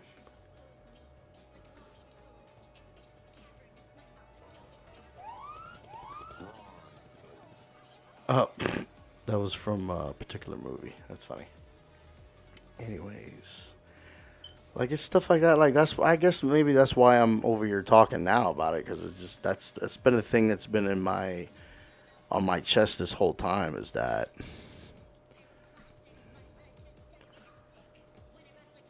like one individual by themselves can achieve up to a certain point, okay, of whatever the thing may be. But once you include someone else to look at the stuff you did, right, and maybe see where your weaknesses are, it could be their strength, and they come and strengthen that part. Now you both together just escalated everything to a higher level of achievement. You know what I'm saying? And there's so many that are so stuck on this, the sides. It's your side, my side, their side. You know, that they lose themselves. There's individuals that just lose themselves. There are those very few that they lose themselves so badly that they're a complete waste to not only themselves but everyone around them. And it's saddening. Like, it is sad. Like not one person should be left behind, of course. You know, it should be, everybody should be able to work together. Everybody should be able to speak their mind. Everybody should be able to put everything on, like, we all should be able to put everything on a table. And then from there, you work things out where you find the absolute best thing that works at the highest percentage. Like, everything's not going to be 100%. Like, everybody can put forth 100%. But then the end results not necessarily have to be 100%. But at least a high percentile. Like, if we all work together and we get to, like, let's say we're dealing with a subject, okay? And we're all trying to figure out how we get from point A to point B. And we're all figuring it out, and we're figuring it out, and we have like a 95% of a plan how to get to that point, how to get to that B point over there. That 95% is fucking awesome. 95% of an achievement that we together collectively worked on. Because you're looking at, if you're by yourself, you might have a 20%. This one over here might have a 30%. That's 50% right there. That if they work together, that's 50%. Then you tack on another person over here that's got 20. Another person over there that's got 20. Oh, look at that. They get together. Now the percentages, you see what I'm getting at? Like, us as little individual pieces. It's like parts in a motor and shit. You know, like the piston ain't shit without the crank. You know what I'm saying? Like that fire is not gonna spark without the spark plug and the electricity to help it, spark. Like there's everything works together. There's a need for everything to work together. And they're not seeing that shit. There's so many that are not seeing that shit. We need to fucking stop being all split the fuck up. Yeah, I know in history some shit has happened, right? Exactly. That's what history is. Shit happened. You learn from that and move forward so you don't repeat that shit. Right now, there's certain things someone pointed out that it feels like we're stepping backwards. Like you had people fight tooth and nail to have a better advancement in our human race, okay, of a thing. Now there's people trying to get it where they're reversing that. They're trying to reverse it. And you're sitting there, like nobody's sitting there saying, why, wait a minute. Why are we trying to go back to that? If we fought so hard to get to where we're at right here with this, okay? So like let's put it as steps. Let's say it took us 20 steps, 20 hard steps to get from here to here, okay? And now somebody's coming around and trying to reverse that. Like, why would you want to walk? Why would you want to walk backwards? You just walk 20 steps forward. You want to walk 20 steps back. It's like, no. We already did these 20 steps, right? Now we need to come together and find out, okay, so here's the 20 steps. Let's say it takes another 10 steps to get to that over there. Like, let's say we all agree that we kind of want to go over there to 10 steps from here. Well, we need to work together to get forward to those 10 steps. But you got people trying to push you back 20. Where now you're looking at, if in fact it gets pushed back that 20, now you're looking at 30 steps to get to that ultimate goal that somebody wanted over there, that we all collectively came to an agreement that is the best course of action for the fucking human race in general. Right there. It's way over there now. It's that much further. It was 10 steps away. Now it's fucking 30 because we let these assholes over here fucking do this shit. Are you serious? No. Like you should look at it like a fucking video game, right? You went 20 levels to advance through this video game. You got all this gear. You got type of weapons, magic, stuff like that, right? It took you 20 levels to get to that point. And you know you got another 10 levels to get to that last boss that you need to defeat. Like that boss right there, that boss fight needs to be done. But somehow somebody wants to come around and hit the reset button on your ass. You see what I'm saying? Like you just made all that effort to get to level 20. And 30 was the goal. Like we all know, everybody collectively knows 30 is the goal. But yet, somebody wants to pop the reset button on you and put you back in the start, right in the beginning. Like that carriage in the beginning of Skyrim. You want to watch that again? No. I don't want to watch that goddamn... Oh, you're the wick. What? I'm on the carriage again. Really? No. You already went 20 levels. You need another 10 levels to get to that point over there. And there you go. That's how you... That's some people, you got to bring it up in the most simplistic way. And that's one of the ways, like, in a gaming sense. In another sense would be like... Let's go mileage. Right? Like it takes 20 miles. You already went 20 miles to a destination. You know your destination.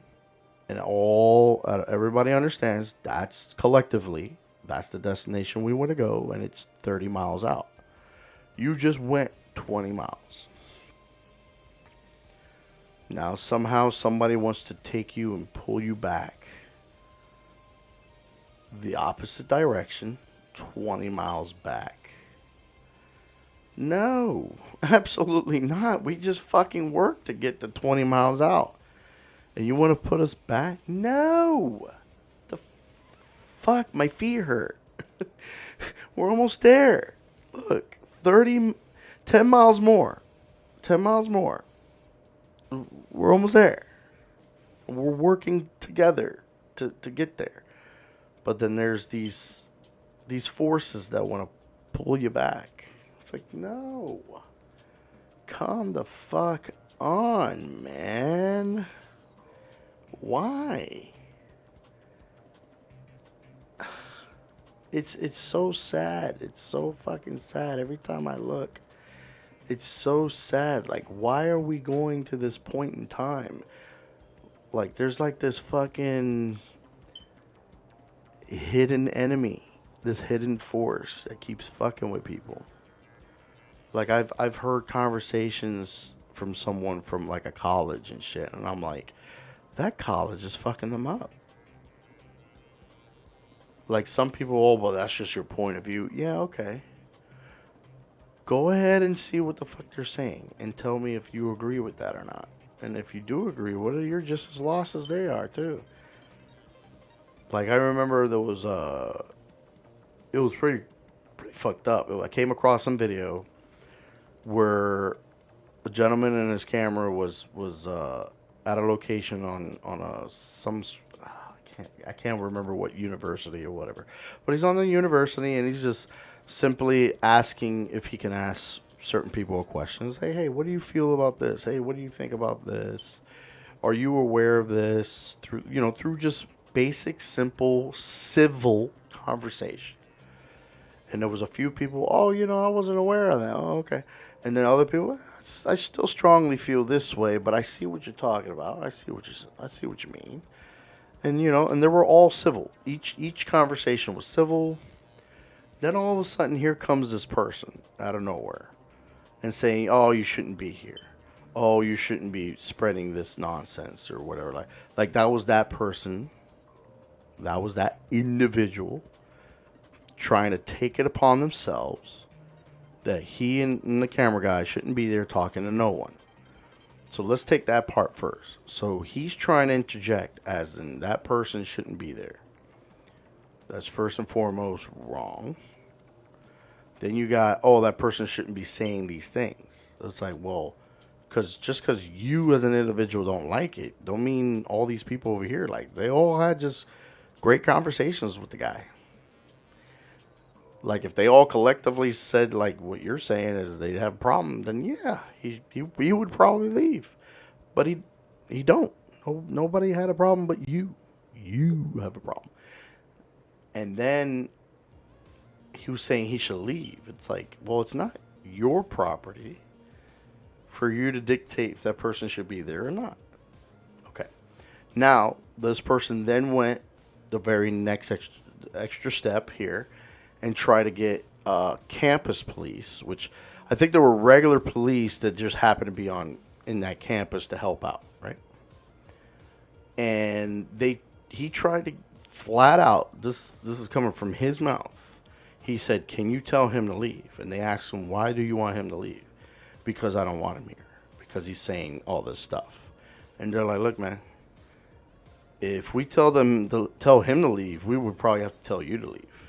Because that's not right of us for you to sit here and dictate that person needs to leave just because you don't like what he says.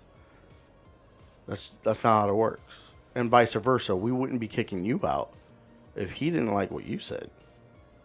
You see what I'm saying? Like, we can't do that. Everybody has, like, that cop was straight up. Everybody has the right to be here and talk and communicate. And, like, that kid didn't like that. He didn't like that at all. But the cop was right. The cop was like, "Look, if I have to pull him out of here, then I'm pulling you out of here too." That's how that works. And I was like, I agreed with that. Like, I understood what the cop said. and I understood that that's actually the best course of action. Is it's not one of them getting kicked out; it'll be both of them getting kicked out. You see what I'm saying? And that kid really, oh no, that he didn't like that. He didn't like that one bit. And it's one of those things like, in a way, I don't give a fuck if you didn't like that. But you're allowed to not like it. Nobody there was sitting there as in, you're not allowed to not like what he said. You're more than welcome to continue to not like what he said. But what's wrong is you trying to kick him out because you don't like what he said. It goes the other way. Like that guy didn't take what you said, like if just because you didn't like what he said. It doesn't mean like he's gonna go and kick you out. That's the point. He's not trying to kick you out. He will gladly sit there and have a conversation with you and try to pick your brain of why you don't like it. But he wasn't having that. And it's like that's wrong. You know? That's that one-sided shit. That's that one-sided thing. Like it's what I think and what I say is the way it goes, and I don't like that guy, get him out. That's not how that works. That's not how freedom of speech works. You have the freedom to say what you want. You have the freedom to discuss what you want. But you also have the freedom to not like what you have the freedom to not talk to that person. Like if he approached that kid and say, hey, would you like to talk on this subject? He'd be like, no, thank you, and walk away. Bam. That's simple. No one's hurt. No one's feelings are hurt. You know what I mean? It's like, okay, you didn't like it, you walk away. You have all the right. That's the same as like somebody was like what was it with like the internet? Like somebody will post a thing, right? And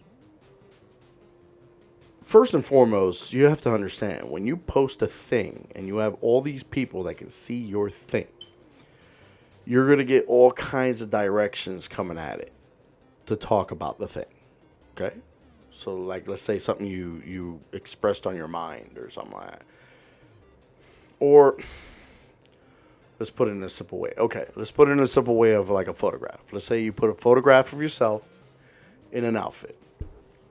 And you yourself are just flat out happy you got this outfit. Like, you're just, oh my God, look how good I look. And it's like, hey, I feel like I look good. I feel like I'm happy with my look and stuff like that. So then they have like this idea like, oh, but don't judge. It's like, wait a minute. What do you mean don't judge? Do you not understand what judgment is? Judgment has no sides. Okay? That was like, there was someone that was here and I was discussing with them. They came in, they told me a thing, and then they said don't judge. And I was like, let me stop you right there. Do you understand what you just said?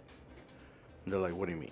I was like, do you understand what, for you saying don't judge, do you understand how you're delivering that? And they're like, this person didn't understand that. So I was like, okay, for you to sit there and say, hey, don't judge, that's you automatically implying that someone's judgment is going to be negative. That's the wrong way of going about it. The same goes with saying don't judge is like, at the same token, you don't want somebody to say anything about it. And they're like, what do you mean nothing? Because I was like, a judgment comes in all different shapes and shapes and ways. You know, like it comes at you in different ways. So first off, let's say when someone says, hey, I like your look. Guess what? That is a form of judgment. That person has judged that they think you look cool. They like the way you look. That is judgment.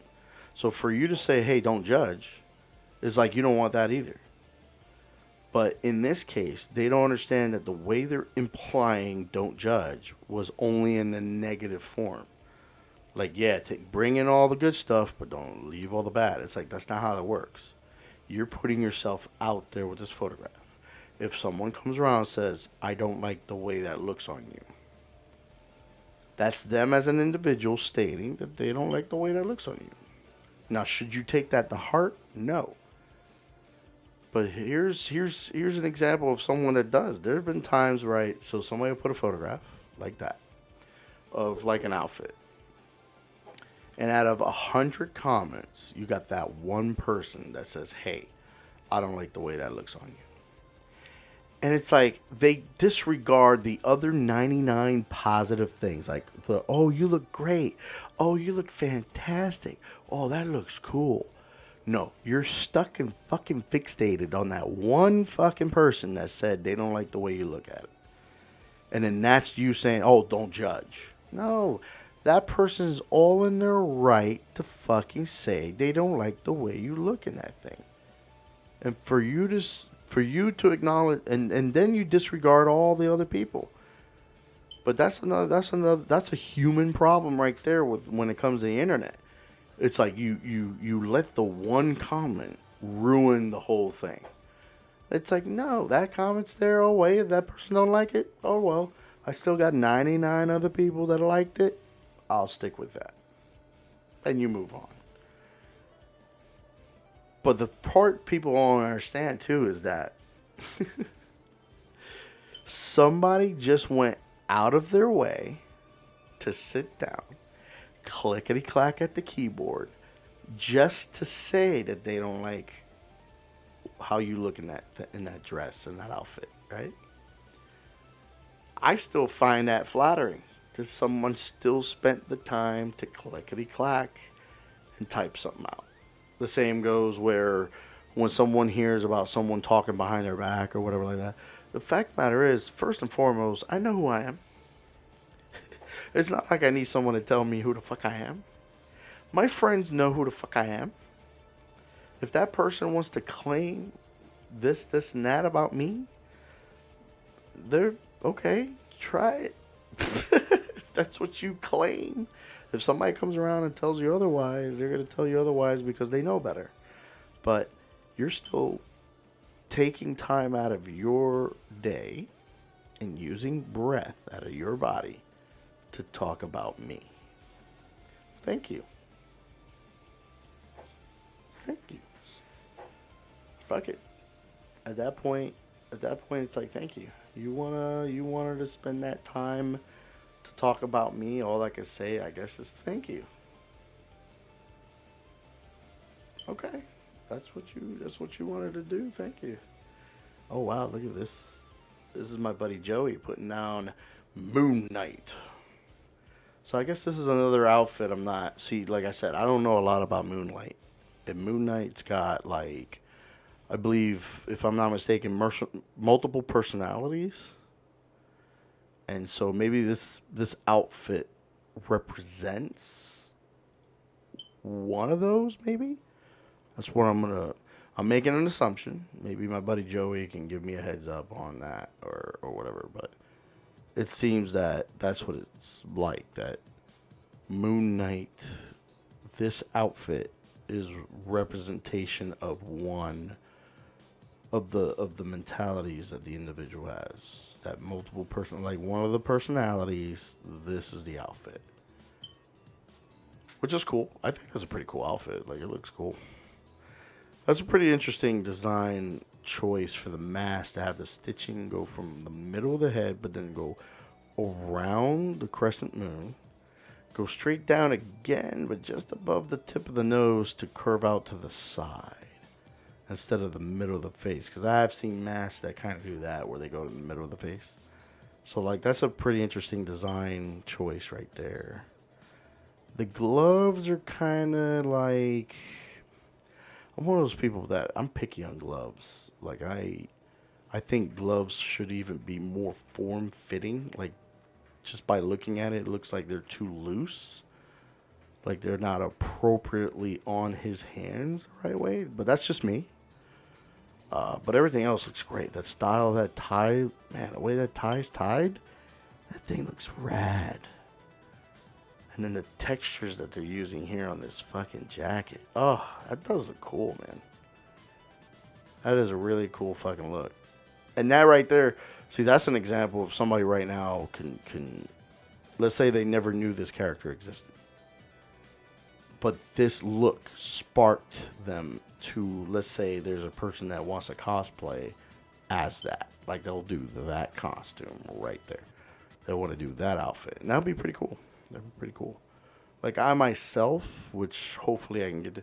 So, this May 19th through the 22nd, there will be Orlando's MegaCon. And I got a few things lined up. Hopefully, I can achieve my goal where well, here's the thing. So first and foremost, I had an accident at my job, and that's why one of the reasons I'm kind of like fucked up. Like right now I'm tired, but I know if I lie down, it's not gonna be too good. So I'm saying fuck it. I'm staying up right now, and because of that injury, I knew I was tremendously limited on who I could cosplay as, and understanding how like, for that environment, you're going to be on your feet the whole time. I can't do that. I could barely do 15, 20 minutes, the max, and then my back is yelling at me, and then I'll be like worth nothing to anybody and myself. So I got invited to OmegaCon last year for a single day by my buddy from up north. He came down, and the more I was thinking about it, I was like, there's got to be someone I could do. And then I came across the idea of I'm going to do Professor Xavier. How about that? So I went and got a cool jacket over at the Goodwill. I got my one buddy from Tampa. He loaned me a wheelchair, so I did a regular wheelchair, and it was pretty cool. Like the only sad part is we didn't spend a lot of time at the convention. Like we weren't there that long that day, but it was thoroughly entertaining. I enjoyed every last bit of it. I enjoyed the interactions with certain individuals. Like I had a gentleman that looked like Wolverine Logan. And we had a little dialogue, like, hello, Logan, hey, Professor, and this and that. I had a guy that was like Deadpool that came by, and he was like looking at me like, hey, Professor? And it's like, am I worthy? Can I get on the team now? Look, I'm freaking worthy. Like, he had Thor's hammer and shit. We had that little interaction. And then I think there was only two times someone wanted to take a photograph with me. Like, I remember this one gentleman, and his, I want to say it was his brother, but it could have been his cousin, and they approached me, like, the one approached me, he said, hey, can I ask you a question, if you don't mind? And they were like, what, are you trying to be Kingpin? I don't know much about characters, are you trying to be Kingpin? I was like, I see what you're going with that, but I'm not. See, I'm in a wheelchair, I'm actually Professor Xavier. And then the other guy was like, oh, okay, see, okay, cool, right? And they're like, can we take a picture? I'm like, yeah, take a picture. And I did the whole, I did my, and they were like, hell yeah, dude. So it was really cool, too, to see that. I also, out of curiosity, I looked around again throughout the convention center, and then I looked online, like afterwards, I looked at all the videos and I tried to find all the photographs of the event, all 4 days. Like I was only there one day, but I pulled up all 4 days and I was thoroughly trying to see if anybody else was Professor Xavier, out of curiosity. And not one other Professor Xavier. I was the only one, and that made me happy. Because it's one of those things that I don't jump on the bandwagon, let's say that way. You know, like there was, let's say there was that one movie that came out where it had that one character, and then you see that character like in abundance. Like you'll see like 15, 20 of that character over there, and there was like 5 or 10 Harley Quinns, and then this many Spider-Mans and stuff. So, I mean, don't get me wrong, they all look great. Like, they all look awesome, but it's like, I don't want to be like that in the in crowd of that. Like, I wanted to be my own thing. And I think one, Professor Xavier is a character I really like because it was just there's just so much to it that I really like. Anyways, so I think the other thing too was like, what the hell is this?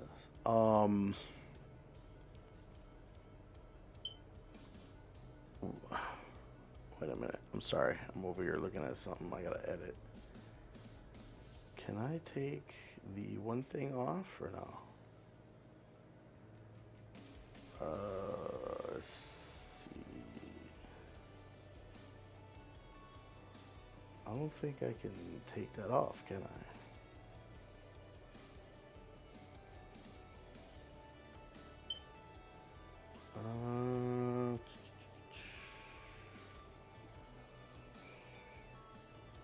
I guess not.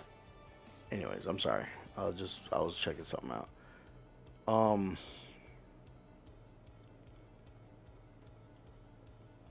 Plus the whole wheelchair thing. I mean, I was very fortunate that my arms weren't tired as hell from toting my fat ass around, but it was good. It was good. But this time around, hopefully, I could be even better. And then, like, I still hope to be the only Professor Xavier. Like, I really have hopes for that.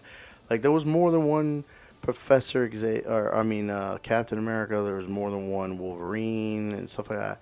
So it was one of those things. Like, I hope to be the only Professor. That way, I missed out last year because by the time I was figuring out where it was and all that to try to get there and stuff, I got I missed out on the opportunity to do a big Marvel shoot where they gather a bunch of Marvel people and have photographs and stuff. Like, I would have been the only Professor Xavier. I think it would have been cool for me to show up because then they probably would have said, "Hey, let's have him in the front, and then let's collect all the X-Men," and be like, "My X-Men," and then have them gather and have a big X-Men photograph. Like, that would have been cool.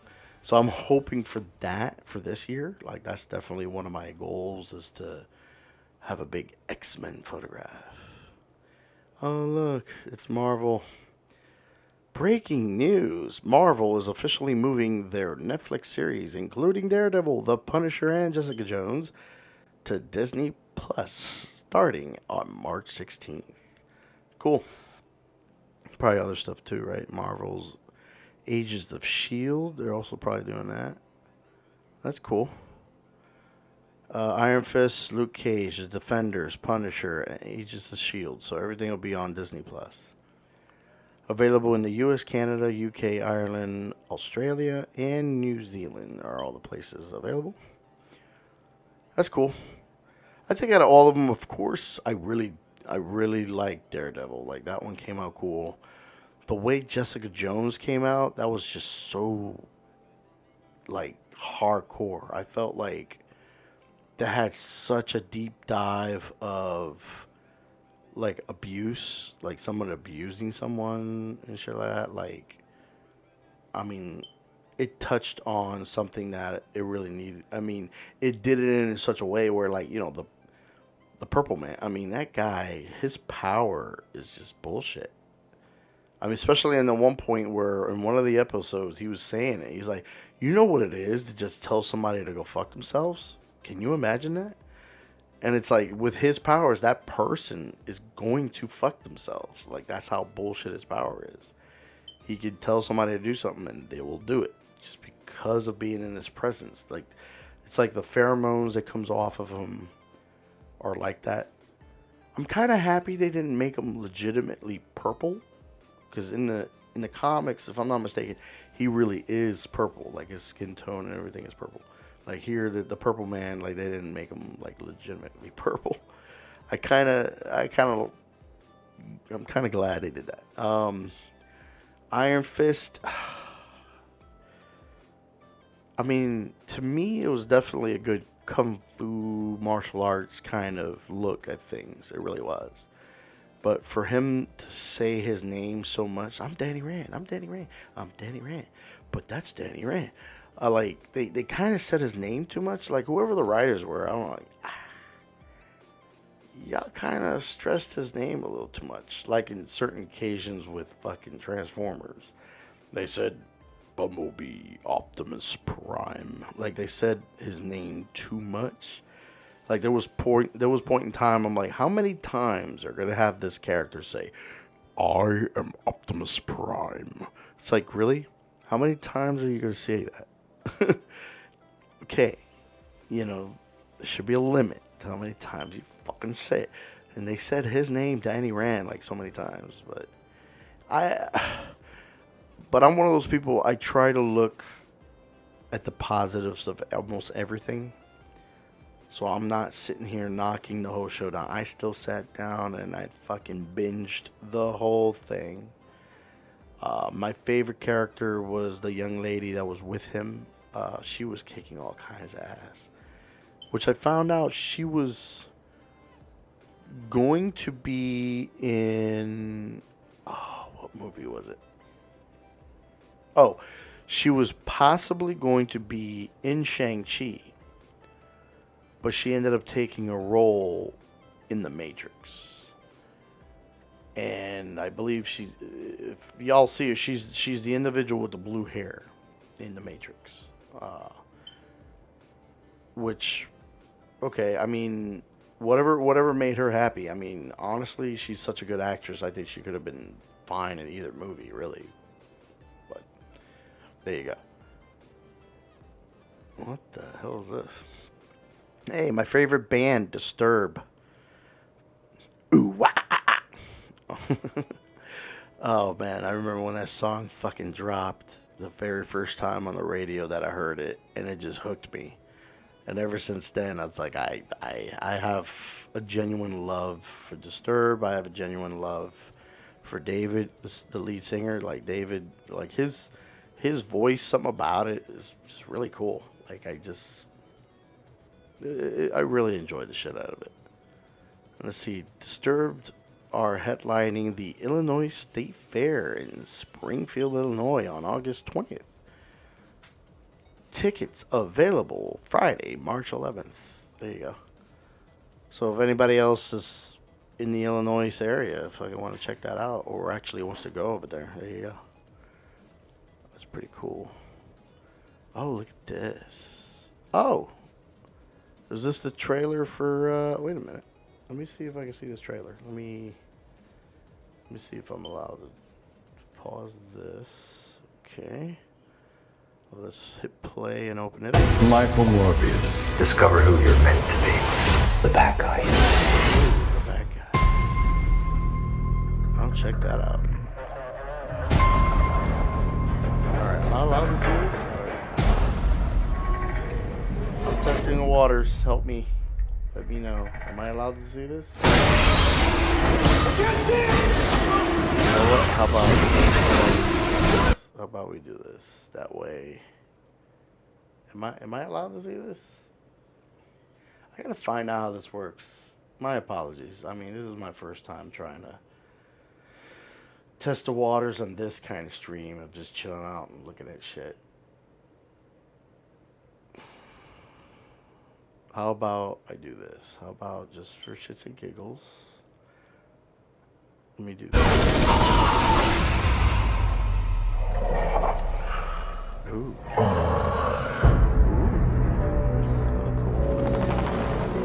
Michael, what have you done? I was trying to help people.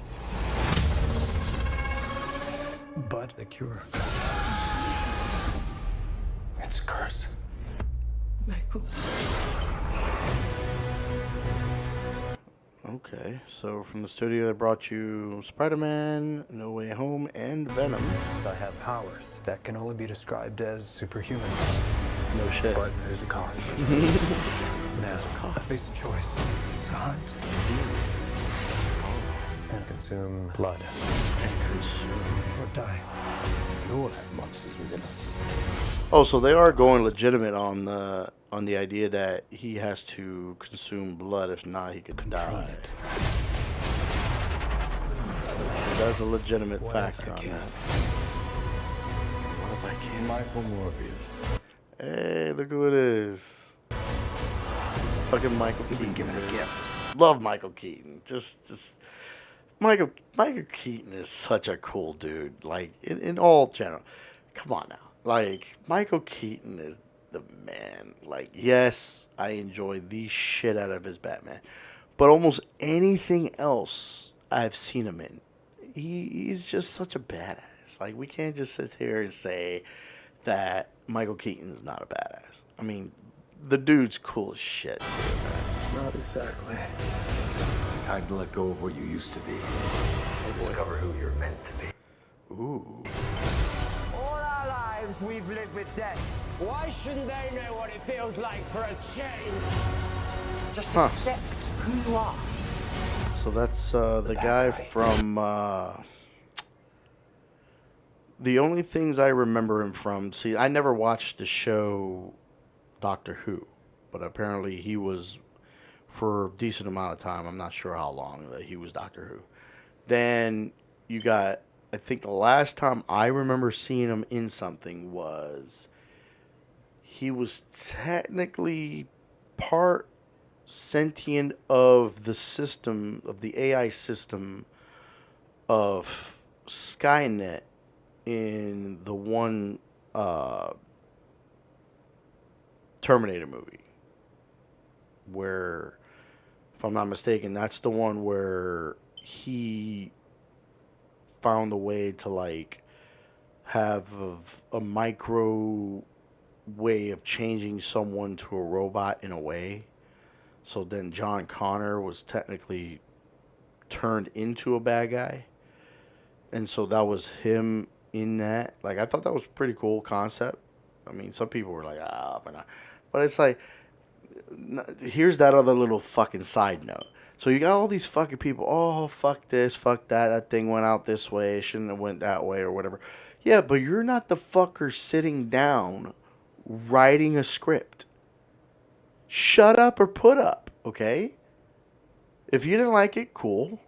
But if you really, really didn't like it, how about you go and spend time to sit down, write a fucking script, and see if you can fucking set it up where they use your script in a film, okay? And you be part of it.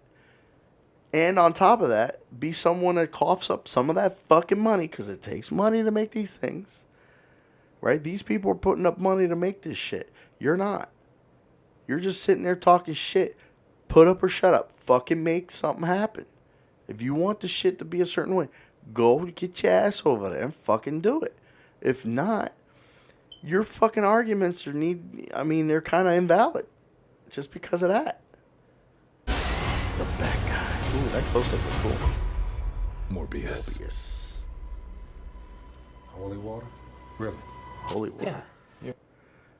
I want to know about Tyrese's character. Like, I don't know about that one. Like, there was a photograph where he had something on his arm. That looked kind of cool. Story of my life. That part looked kind of cool.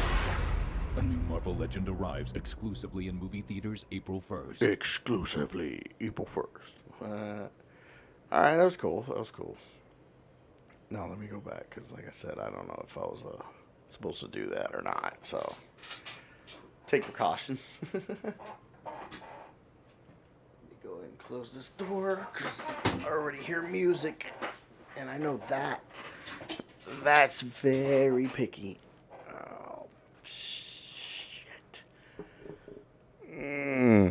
Ow. Okay.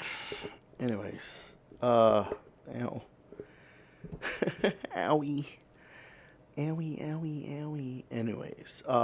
Yeah, I'm looking forward to that Morbius movie. I really am. I think this shit's gonna look pretty cool. Can't wait to see the direction they went with it. What the hell is this?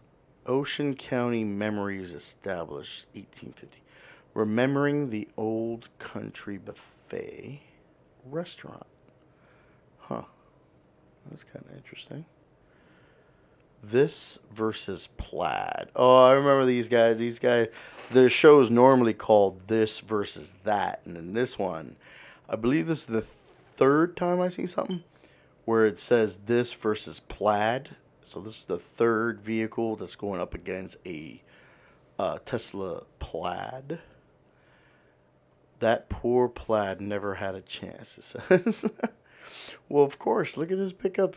Fucking pickup with 2 huge turbos and shit like that. These motherfuckers are always crazy. So, world's fastest 4x4 LS powered full size truck takes on Tesla Plaid. I guess if y'all want to see that on your own, fucking pull it up. So it's literally a 1,500 horsepower twin turbo 4x4 Silverado, Chevy Silverado versus the 1,100 horsepower Tesla Model Plaid. Are you comfy? Are you comfy, baby? Are you okay? She just want to be in the right position. All right, so let's look. I'm curious about this layout. So the Tesla Plaid. It is a 2001 Tesla Model S Plaid, approximately 1,020 horsepower, a 1-speed automatic. It weighs 4,828 pounds, and it has 3 electric motors. So, first and foremost, that weight, Jesus, to think that it weighs more than that pickup truck. And then we have a 2004 Chevy Silverado 1500. That's funny. So it's a 1500 model, and it's got 1,500 horsepower. So that's pretty cool.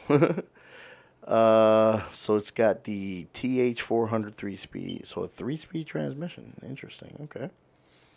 And then you got 4,000 pounds on it. It's twin turbo 427 LSX. Oh, yeah. Oh yeah, that truck's crazy. See, but it is funny in a way. Like, this is not me defending the Tesla, but this is something you want to go up against the goddamn thing. Like, just in this photograph, look how far out that truck is from that Tesla. Like, that's the thing. This vehicle here is built to do this. It's built to go in a straight line like that. While the Tesla Plaid is not. That's not a vehicle built for that. It just happens to be good at it, but, you know, fuck. Like, it's not built for that. That's wild. All right, let's see what this says. Are there people who actually enjoy running? Or what do you mean running? Like just running in general, like jogging and stuff? The mysteries of the Egyptians just keep getting stranger. What extraterrestrial relic was in King Tut's tomb, and scientists just proved it? Oh boy. Here we go. What kind of shit do we got? What? Is it that knife? Let me look at this real quick. Many mysteries surround the ancient Egyptians. How did they build the pyramids? Is there a maze buried under the Sphinx? How did King Tut die? Well, one long-standing question might have been answered recently, but the answer has led to more questions, just because it has to do with something extraterrestrial. Really interesting. Interesting. Let me zoom this in just a little bit so we can see what's going on here. Okay. So there's a dagger here. Interesting. Okay, let's go here. Next paragraph. Along with jewels, weapons, and gold, there was a strange item found in King Tut's tomb, a dagger. It wouldn't have been such a perplexing find, except the knife boasted technology that wasn't actually even in Egypt until 500 years after Tut died. Okay. The dagger has no rust on it, and it was made from iron, which Egyptians did not discover until centuries later. Oh. So where did the dagger come from? Well, scientists now think the metal in it came from space. Oh, is that what it is? We went straight to space for that? So that thing does look pretty cool. So yeah, no rust, made out of iron. Okay. Man, that thing does look pretty cool. Okay, let's see here. The Journal of Meteorologics, what? Meteoritics? That's what it is.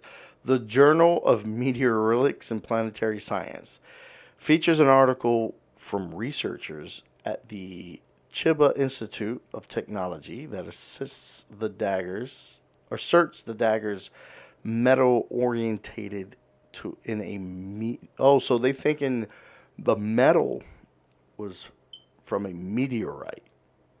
Okay. So they explained that the iron shows high percentages of nickel and cobalt, which strongly suggest an extraterrestrial origin. Okay.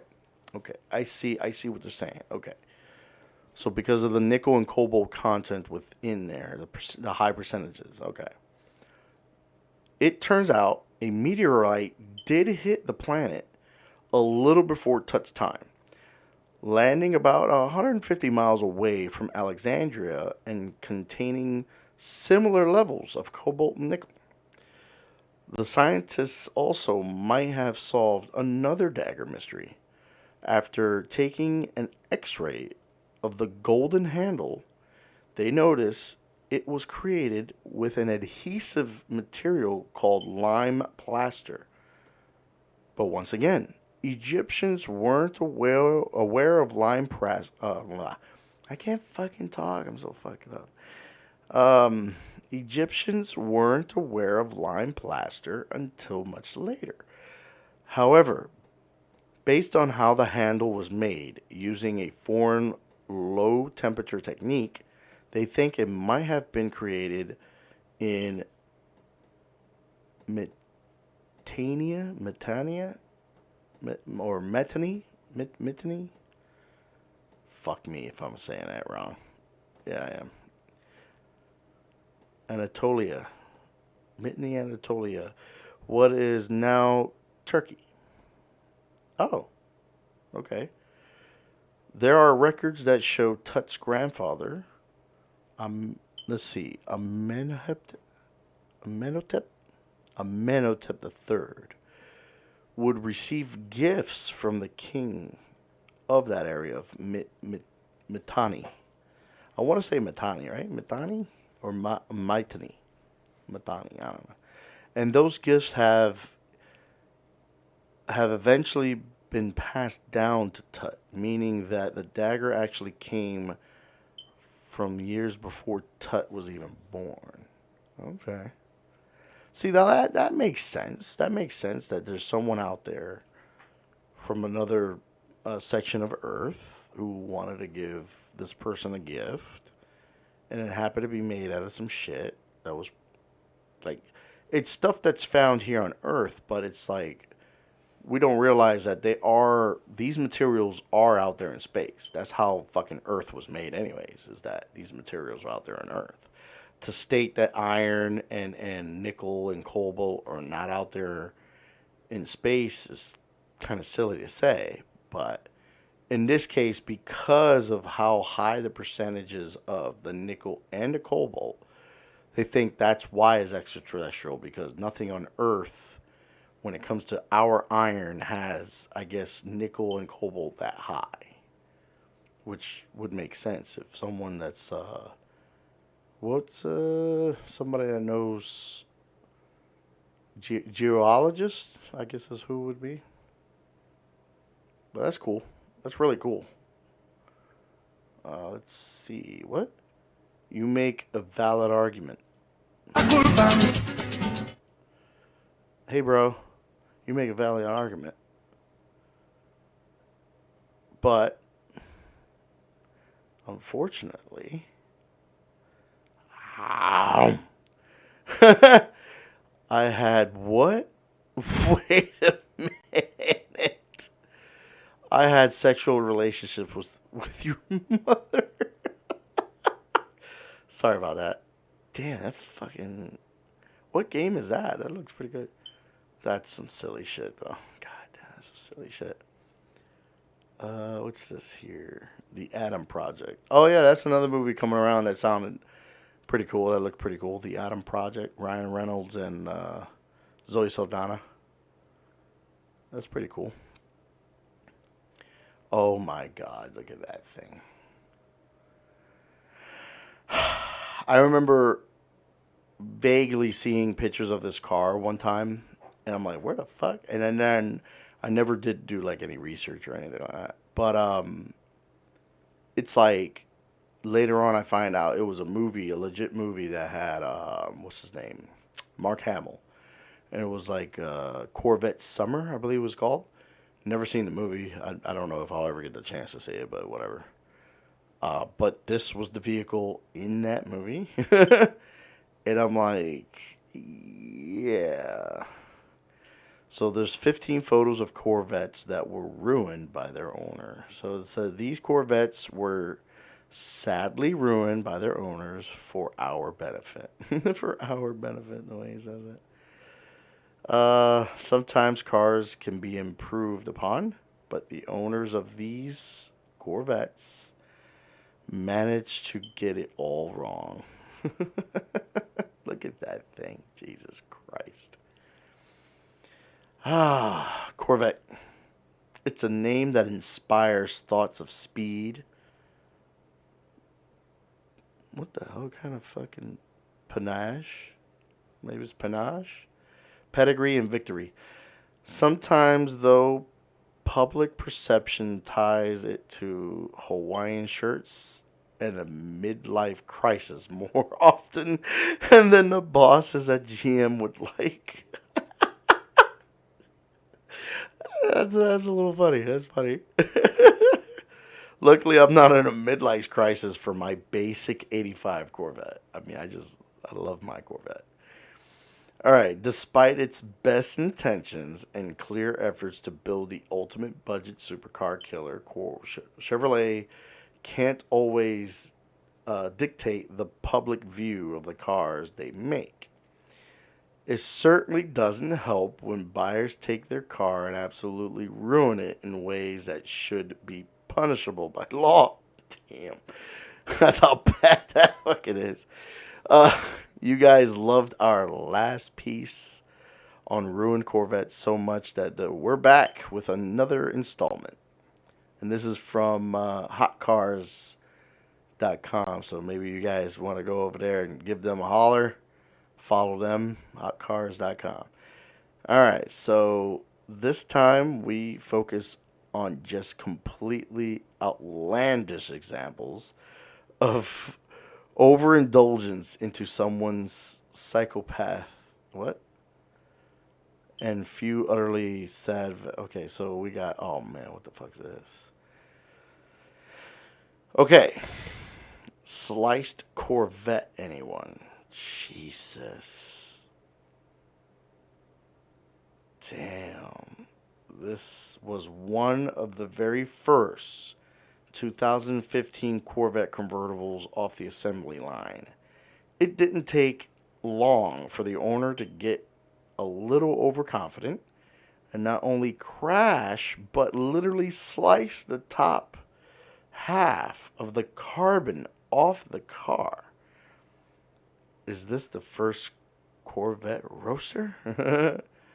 That's because these lines right here are so tough, and that car's material's not like the best thing around. So against something like that, Jesus, that thing sliced that bitch up. Yeesh. What the fuck? A 789. Okay, so it looks like, before we read it, it looks like someone took probably a C5 Corvette, maybe a C6, and then did some body work to try to mimic some of the older vehicles. Like the front end looks like how a 57 Bel Air looks, but then the back half is like, I'm trying to think about one of the cars back in the day that has that look, but I don't know. While some will disagree, I think this looks absolutely wrecked. It's called the 789 because, as you can see, it has bits and bobs from a 57, a 58, and a 59 Chevy sprinkled all around it. It's the most polished thing here, but that doesn't mean it's facial material. Or it doesn't that it isn't fecal material. Ooh, fecal. What a word. That's how harsh. Fecal material. Jesus. Checks and balances. What the fuck is that? I think this is the first time I've seen that. That is definitely a wicked looking fucking thing. Okay, let's see here. So, you know how friends don't let friends drive drunk? The creator of this abysmal machine on 4 wheels clearly doesn't have friends. Holy shit. At no point in the planning, development, or creation of this thing did anyone around him say, hey, Billy Bob. I'm guessing his name is Billy Bob due to the evidence. Jesus. Maybe this is the worst way to spend your time. How sad. Wow, that...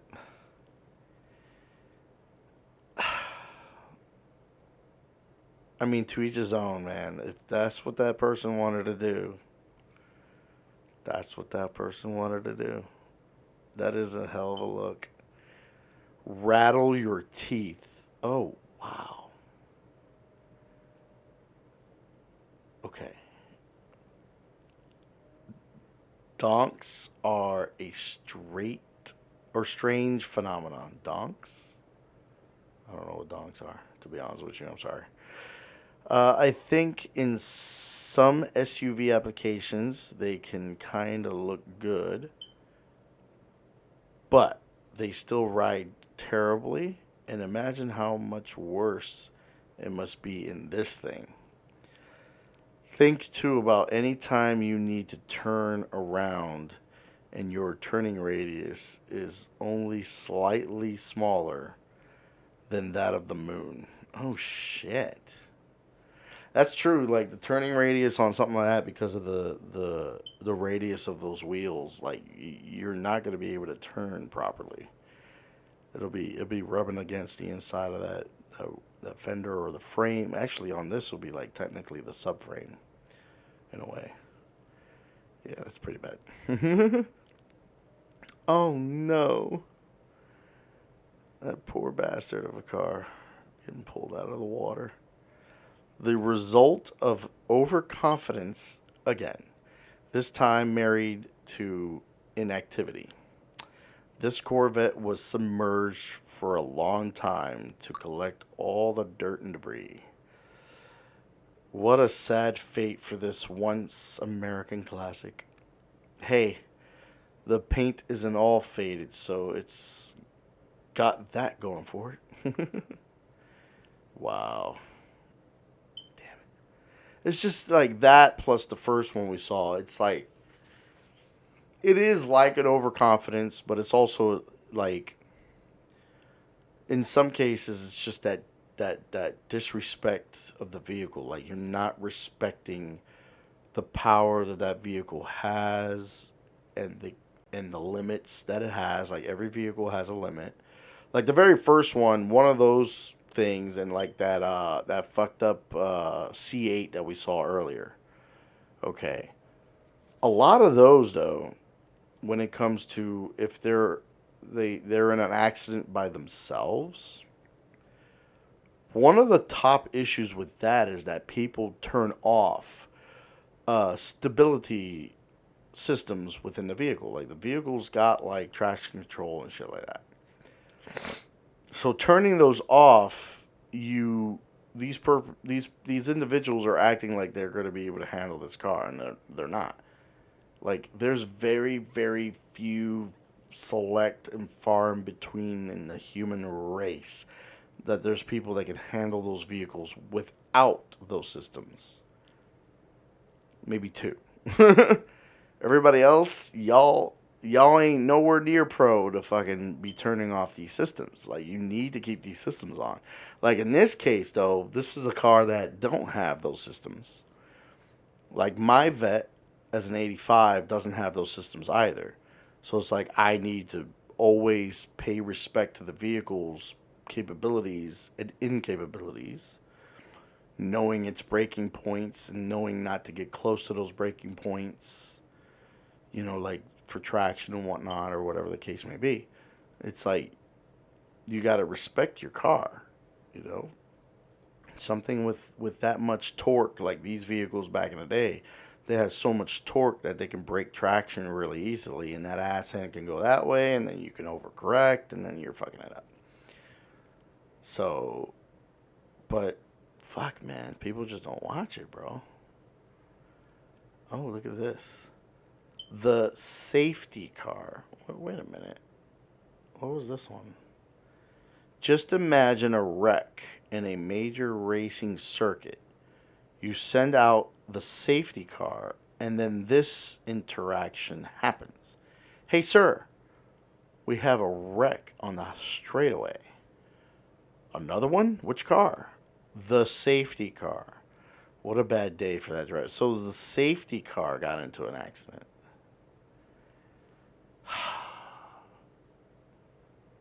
What the fuck? What the fuck?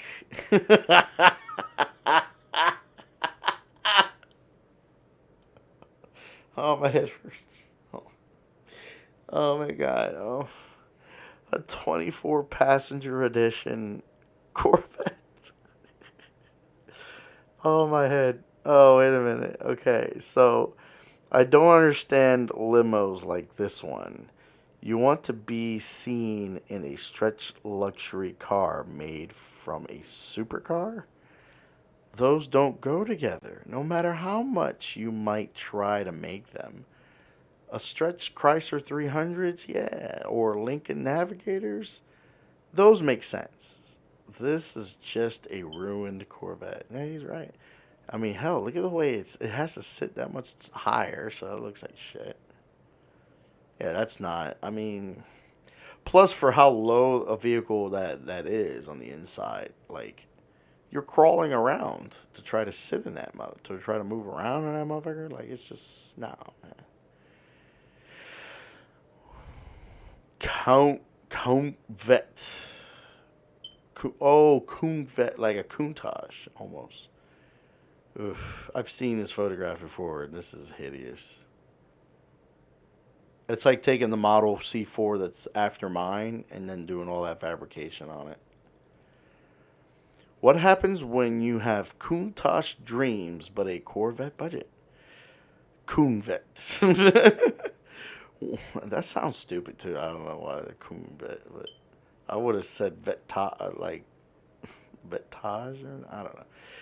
Anyways, once again, this person has too much fiberglass and not enough brain cells on hand, but at least they didn't completely obscure their forward vision this time. Of course, now they can't see anything behind them.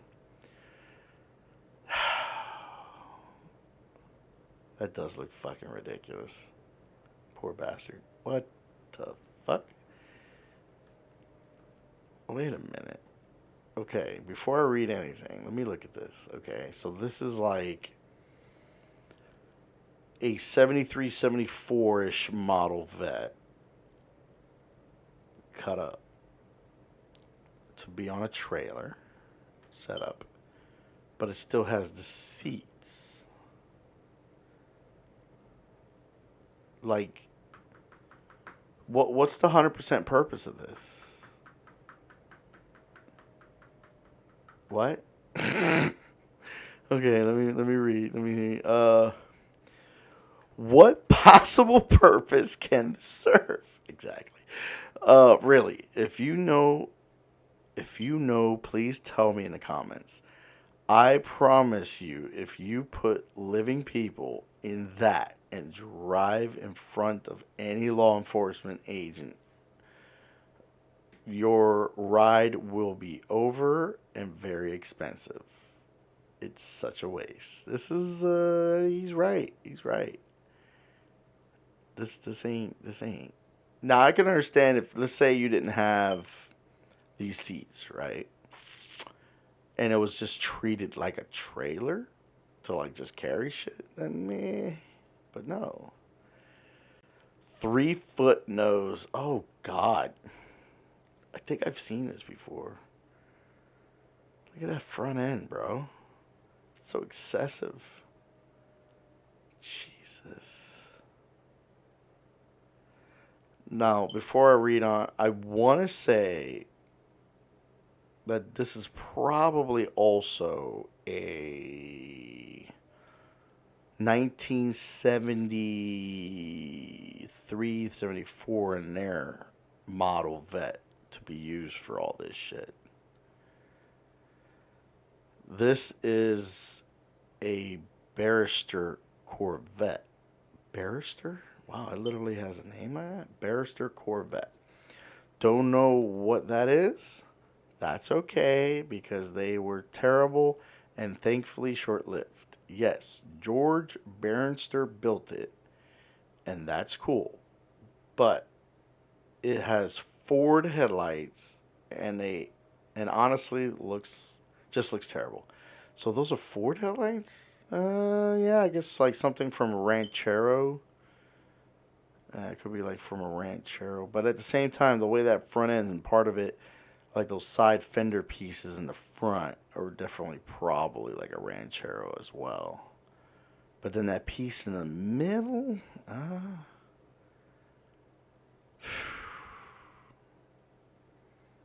yeah. Yeah. Corvette. Okay. Interesting. See, now, this is now 100% terrible. Okay, because this looks like a legitimate car. There are cars that look just like that. But in this case, with those wheels, that is like a 5th gen Corvette wheels. So I'm going to assume that's a 5th gen Corvette chopped up to look like that. You could barely see any Corvette here. I'll tell you why. Most of the time we look at the cabin doors to get some idea of what we're looking at. Well, this cabin is from an Audi TT. So the only Corvette cues you can pick up on are the wheels and the long nose. Still a terrible waste of a Corvette. So let's look at this here. Let's look at this here. Sorry, baby. You didn't get comfortable? I know I wasn't. My fucking leg's about to die on me here. Alright, so we're looking at a cabin. Those doors, that roof is pretty much an Audi TT. I can see that. And then the front end, maybe they did like a subframe piece in the front from a vet.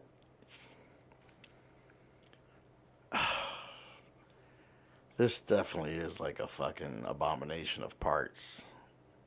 And some custom fabrication out the ass. Jesus. Terrible at everything. Dude. I've seen more than this doing like the whole like off-road type looking thing. Jesus fucking Christ. So stick with me on this one. This person took a low power, low torque sports car with 4-wheel drive and spend the time, energy, money, and other resources to lift it and put giant tires on it. So now it's as hard, if not harder, to get into. It can't do anything sporty at all, nor can it go off-road with any real capability. And it makes it clear that we should all pity their significant other. Well, that's true, man, because now you don't have the power to move that the right way and shit either.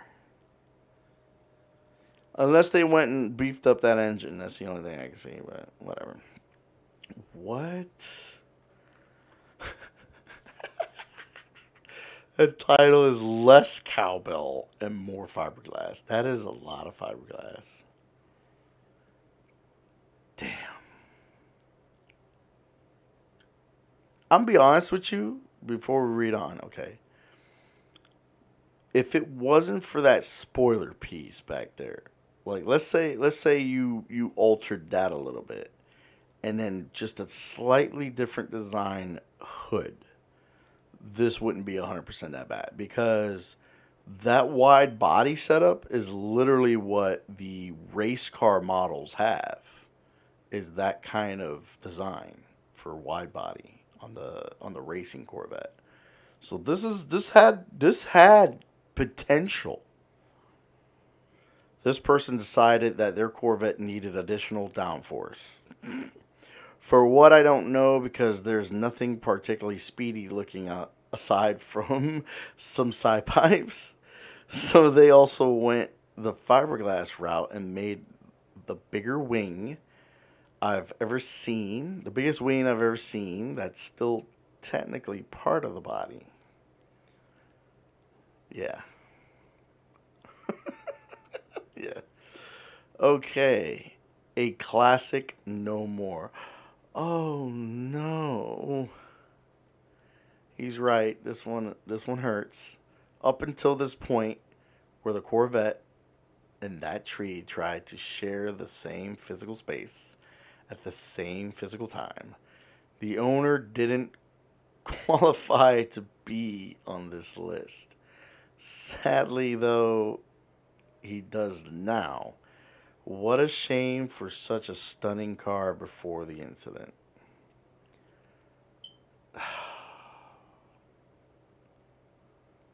That type of car should have never fucking seen that kind of problem. God fucking damn it, man.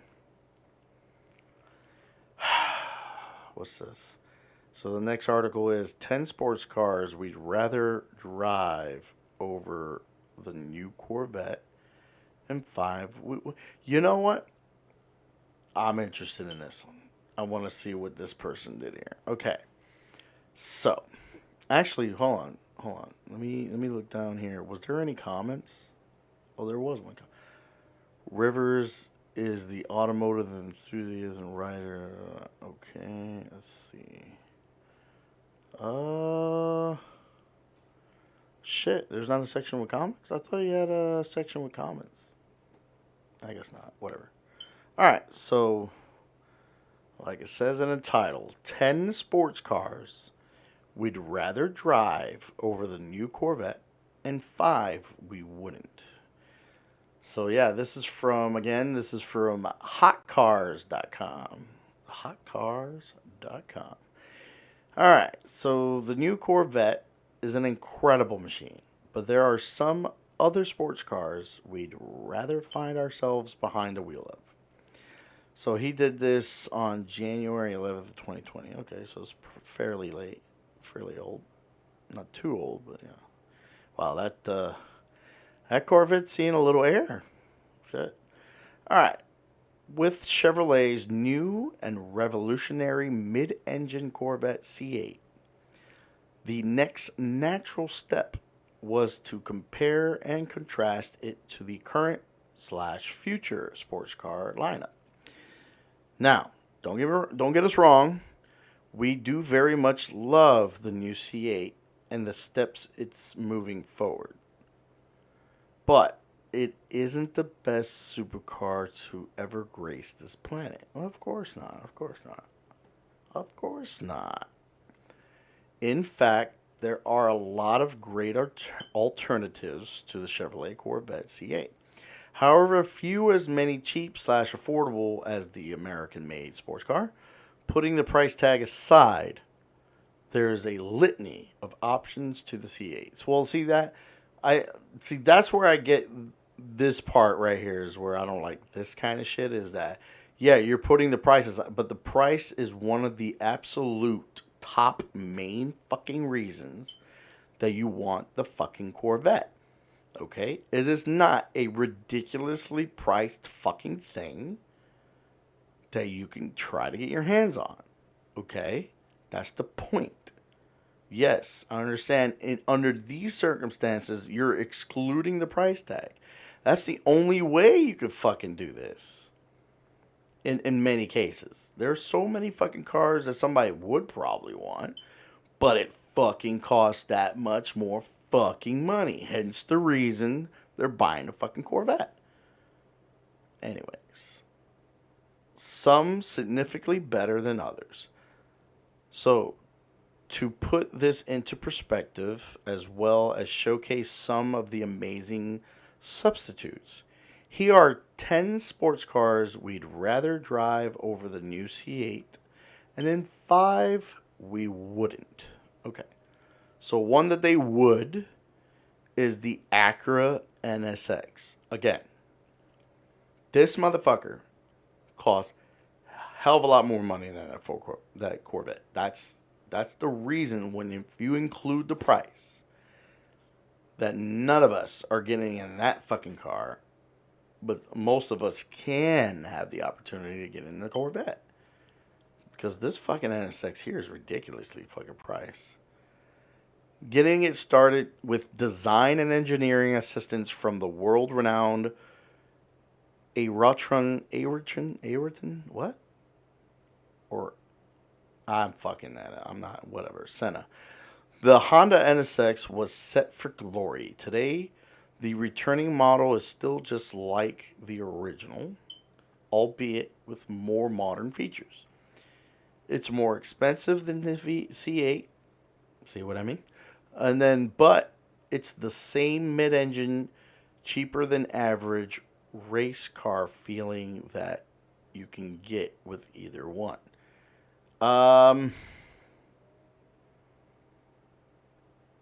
Guess. I mean, I would say this one definitely because of the way, if I'm not mistaken, this has little electric assist motors on all 4 wheels that assist with the launching of the vehicle. And then the rest is all motor for the vehicle. So it does have, like, its power. And I don't remember, this is not a V8, is it? I think it's still a V6. I'm not 100% sure on that. And then something else that they would rather drive is a 2020 Mustang Shelby GT500. Now, side note. Performance-wise, this car ain't shit next to the Vet. When it comes to like the handling and whatnot, this thing is aight, but not near the fucking Vet. The Vet will outplay this bitch. Period. I'm sorry. Now, this comparable to like the Camaro, that's where you're in a better territory of like comparison. But let's see what they say. A lot of muscle car lovers were worried about Carroll Shelby passed away regarding whether or not the Shelby name would continue. Thankfully, the brand is still running strong even now. Their latest example? The 2020 Shelby GT500, Ford's most powerful Mustang Shelby to date. Which, considering when this article came out, I think they already got something more powerful than this. This was the most powerful one, I think. So, if you still want an American car but don't want a Chevy, the Ford might be just a solution. So that's understandable too. Like, there's people that they're so brand recognition and shit. Like, don't get me wrong, I love my Corvette. I love GM and a lot of their products, but it doesn't mean I have any hatred. Like, real, like I fuck with my buddy about Mustangs. Like, you and your fucking Mustang. You know, I bust their balls, but I have no real ill will or ill intent towards anyone that has a Mustang. Like, that's still a pretty cool car. It is a pretty fucking cool car. All the cars have their history of shitty, like the Mustang too. Ugh. And then the same with like fucking all the vehicles in mid going to late 70s. They're all shit. Like the Camaro was shit, the Corvette was shit, the Mustang was shit. Like who else wasn't shit at that time, right? So all these companies and all their brand cars have their fucking problem. So something else that someone would drive. Now this is my side note of when it comes to overseas, between a Porsche and this are the top two things. Like I like a basic 911 is really nice, and this Audi R8, like I really like the Audi R8. I have a fondness for this car. Like I really think the Audi R8 is a really cool deal. Like I really think it's cool.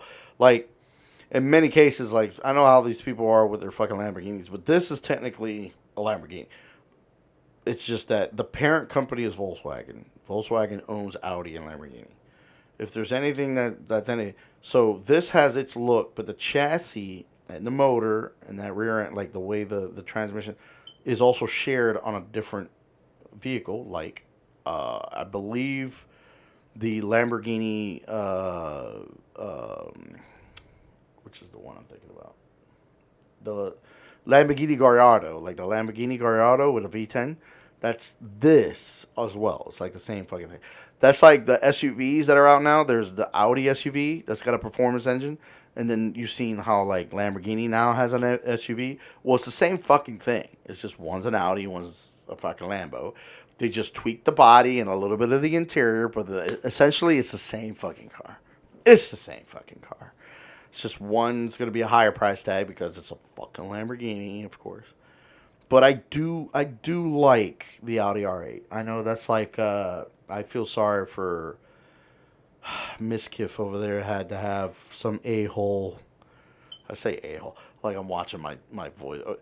Like some fucking asshole came around and fucked his car up. Like how dare they? Like it's one of those things, like I felt that. Like when he was talking about the situation and all that. Like I know that didn't feel good. Like I know it because like I know like let's like how this guy's saying it on the article. Let's put the price aside. This is a very nice car to have. This would be very fucking cool to have, and to have anybody fuck it up would piss you the fuck off. It would make you sad. Like my '85 Corvette ain't shit next to this, obviously, but would I still feel that sadness and shit if somebody went and fucked up my vet? Fuck yeah. I mean, it's just the same shit. Like, I know with him, though, compared to me, he's got less accessibility to parts because there's not that many of these. So there's that price of, like, trying to get this motherfucker back on the road. And then it's just like almost like any car, depending on the accident, depending on the damage, it's not going to be the same vehicle. It won't be 100% like it was. And that's the other sad part, of course. And I feel so fucking sad for Miz, because I know he loves that. He loves that fucking Audi. He was so happy to have that. I know he was happy to have that Audi. Like he loved that Audi, and I feel that with him. And to have somebody come around and just fuck it up, god damn it, man. And then that's with the intent of parking it in a spot where hopefully nobody did fuck it up. And that's the thing about where that saying goes, or you just can't have nice things because somebody's gonna come around and fuck it up. And that's why. Then that's where the price comes in. So even though Miz might have a decent amount of money, it doesn't necessarily mean he needs to blow it. But in this case, it was just because that's the car he wanted. That was the love he wanted. I wouldn't have it just because of the price. Because also, that's probably one of the other reasons I decided to go with the Corvette I got. Like, for example, my top 3 Corvettes I love, between 1968 and 1972, right in there. The body style C3 Corvette is my favorite Corvette. To try to get my hands on that isn't easy. That bitch ain't cheap. Second place would be like a 1965. Like 1963 and a 1965 Corvette. That one's even worse. Like, I like it a little less than the other one, but it's even more money than that C3. That C2 is way more money. Then you got in third place was the one I got, the C4 Corvette. But that is a hell of a lot easier to get. I only paid $2,500 for that car. Okay? So just a little over $2,000, I have a Corvette. Yeah, I've spent some other money on it, but ultimately, like right now, I'm barely fucking $6,000 into it. And it's like, I got a working vehicle. Like, there's so much to it. Like, I still have a few little knickknacks, patty whacks, and I got to fix a bone. But it's like, hey, ultimately, it's not like I right now, my insurance is not bullshit crazy. I have the classic insurance because I don't want regular insurance because I'm not driving it that often. I wanted to treat it. That's the main reason I got that age too, because I wanted to think about something that I know I can have antique insurance, the classic car insurance, which I do, and which I just renewed. Like, it's once a year. I pay a lump sum of I think it was $280 something. Bam. And I got it under coverage of $10,000. So if I'm not mistaken, if something were to happen and the car gets totaled, I'm getting a check. Close to 10. I would say close to 10K. I don't know if they're giving me 10K, but when it comes to something like this Audi R8, fuck me, man. That's a lot of money. That's the other part that it'll still sting. Like, even if you're a person that has money, okay, the idea of having something like that, get lost in an accident is that part still stings. God damn it. So this says, in 2015, the Audi R8, as we know it, changed. It returned with a facelift, sharper lines, a more aggressive look, and vast potential.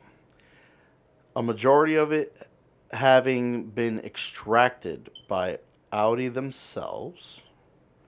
In 2019, the aesthetic changed once more to what we have now, which is the 2020 R8 is easily futuristic, along with quick. So it's futuristic along with quick. It is very quick. I think there's two. One with a V8 and then the other one was a V10. So if I'm mistaken, this one is the V10. I believe. I'm not sure what now I think about it, what the hell is the one Miz got? Is Mizzy got a 10 or was it an 8? I don't recall which one he's got. Now I think about it. Like, I don't recall the year, but then I don't know if he had the V8 or the V10 in his. And it says, honestly, you'd have to be a fool to turn away this sort of a car if given the chance. Of course. This is a nice car. I'm not going to lie. It is a nice car. Oh, boy. See, now we're getting into a different category here. Different territory. Okay, this is JDM and then some. Okay, so it's not 100% straight up Supra that we're looking at here. Especially if they're just going to go with a photograph. But the Toyota Supra Mark IV. Damn, that one there. You can tell that one there has probably got some balls. Okay, let's see. Even though this Japanese sports car / tuner is about 20 to 26 years old, age doesn't hinder it whatsoever. To this day, a well-modified, see, that's the key word, a well-modified Mark IV Supra can dust Lamborghinis, Porsches, Ferraris, Bugattis, and so on. This is true. Very true. Without really making an effort, in some cases, that car could fucking dip. Alright, so, don't underestimate the power of the twin turbocharged 2JZ GTE, particularly when it's tuned to possess 1,000 plus horsepower under the hood. This is true. This is very true. Now, here's the thing. First and foremost, to get your hands on one of these particular Supras is not that easy. And it's not that cheap. Okay. Now, we're talking about a car that in a straight line, yes. On a track, you're not handling that type of power the right way. It's not. It's not going to, on a track, it's not going to do it. Now, to think that you could possess that kind of power with twin turbos on the new Corvette and tune the right way, yes, you can still do that too. So now it all comes down to how much money you're going to spend on all that. Like to do the particular twin turbos with the intercooler, with the other parts you need for the right injectors, the nice fuel injector, the fuel pump, the computer, and all that. I mean, there's so many aspects to get to this, so many parts to get this type of performance right here. It is a fucking lot of money. Okay, we're talking about way more money than what you just buying that fucking Corvette, of course. But like I said, this is more on a straight line though. Okay, we're talking about the Corvette, which is decent on a straight line, but it's more for a track, you know, with turns and shit. This right here, this ain't. Okay, this is good for a straight line, but this ain't outperforming that Vet that easily, especially if you don't have the right tools implemented into the car to assist you in a situation where you're on a track.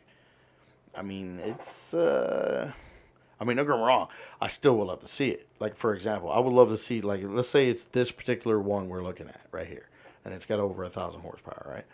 I would love to see this car go out in Germany in the Nürburgring, right, and see what kind of lap time it could do. Like, I would love to see that. Like, because I would want to know how well would that car perform on the Nürburgring. You know, get the right driver behind this the steering wheel of this car. Let them rip, and see where this car lines up on the Nürburgring. See what kind of lap time it can do. All right, so another vehicle they would rather have than the Vet is an Aston Martin Vantage. Okay, I don't dig the face look of this one compared to the other one. I think the other Vantage looked a little bit better. For quite some time, Aston Martin's Vantage models were, for better or worse, the same design they've been since 2009. This is kind of true. Using their extra funds, a greater focus on motorsports, and knowledge from the Vulcan and Valkyrie, Aston Martin crafted their greatest Vantage yet, the 2009 present version. 2019, I'm sorry. So that's kind of cool. Everything is improved. The looks, the speed, the luxury, and even the price, as these newer ones are surprisingly affordable. Guess being James Bond isn't as costly as we thought it was. Okay, now, just saying that. Okay, wait a minute. Just saying that. I am fucking curious as fuck to how much this bitch is. Let me see. All right, baby. You know what? You're in the fucking back.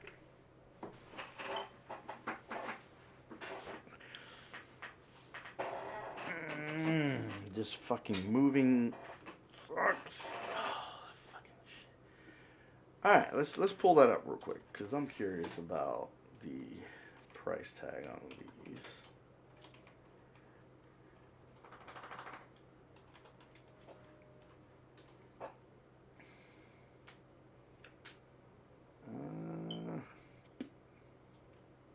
Let's see here.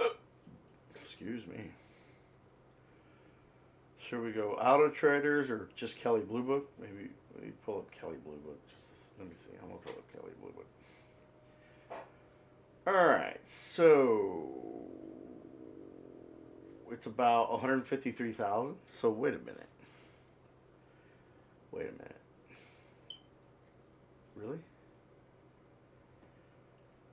So base price on the Aston Martin starts around $150,000, but truly the Vanquish can cost almost as much as you can imagine.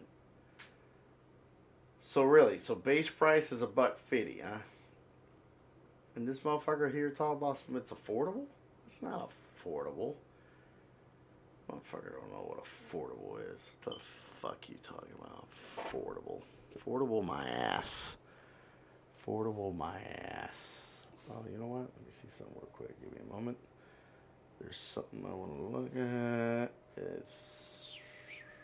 Oh... And there's, what's this one here? Don't care about that. Phew, you did it, yay. What's this? Yay, my shirt shipped. Ended up getting me a really cool Tarn Warrior t-shirt. Oh, it looks so fucking cool. I'm like, yes, totally. Alright, let's see.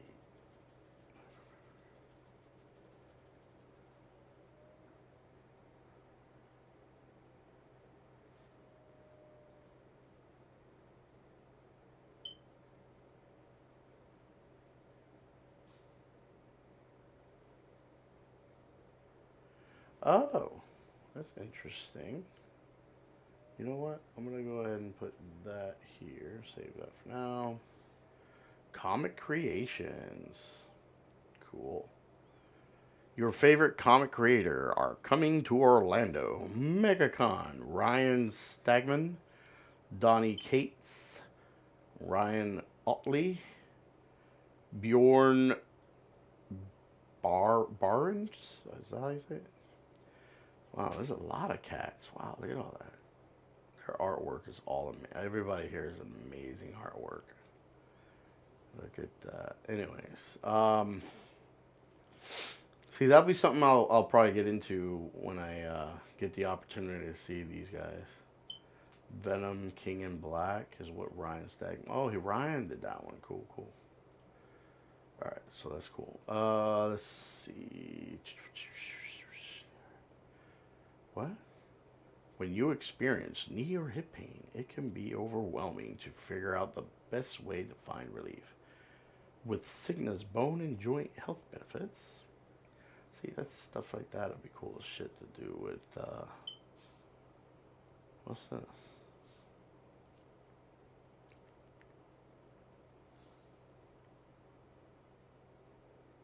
What the hell is that?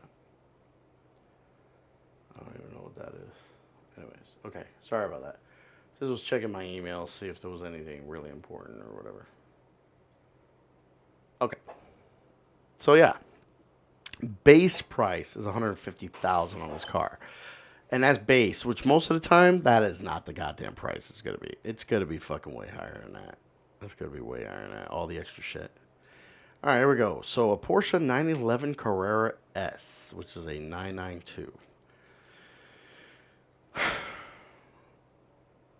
I ain't got much bad to say, but I mean these are good cars. I'm not gonna lie. Porsche does a good job with their cars. I gotta give them props where props is due. Porsche, like they come to the fucking playground and play hardball. Like I remember way back when there was I forgot what was it called, but it was like a gathering of a bunch of cars, some of them modified and shit like that, to see like who was the better car. Like there was a Corvette from Langenfilter and shit, and then a Porsche that was, you know, beefed up and shit like that. The sad part was Lamborghini didn't show up. Ferrari didn't show up. And I'm like, I was so sad. Like I was happy as fuck to see Porsche step up to the plate. If I'm not mistaken, it was the Langenfilter Corvette was first place, and the Porsche was in second place. And I was like, you know, it was all the props to that Porsche. You know, that Porsche came in and fucking, it had the balls that it needed to fucking kick some ass, and it did it. And that's where I get, like, I put respect right there into Porsche, because they come and play. Like, in many ways, many fucking ways, I would lean towards, I would rather have a Porsche any day than a fucking Ferrari. I'm sorry. Like, Ferrari is not that kind of a pull. And the same with Lamborghini. Even though they're all in the same, like, they're the same house of people. Like, this is another thing that's owned by Volkswagen. Volkswagen, you got Volkswagen, Audi, Porsche, Lambo, all that right there is in the same family. But they still treat things, you know, separately, of course, on certain shit. And Porsche being one of them. Like, Porsche's by itself. It's its own thing. And I give them my respect. You know, they got my respect, of course. Like, Porsches are good fucking cars. Especially with some of them being the 6-cylinder. I mean, you're pushing out that kind of performance and power out of that 6-cylinder. Like, that's great. Like, that's cool shit. It is.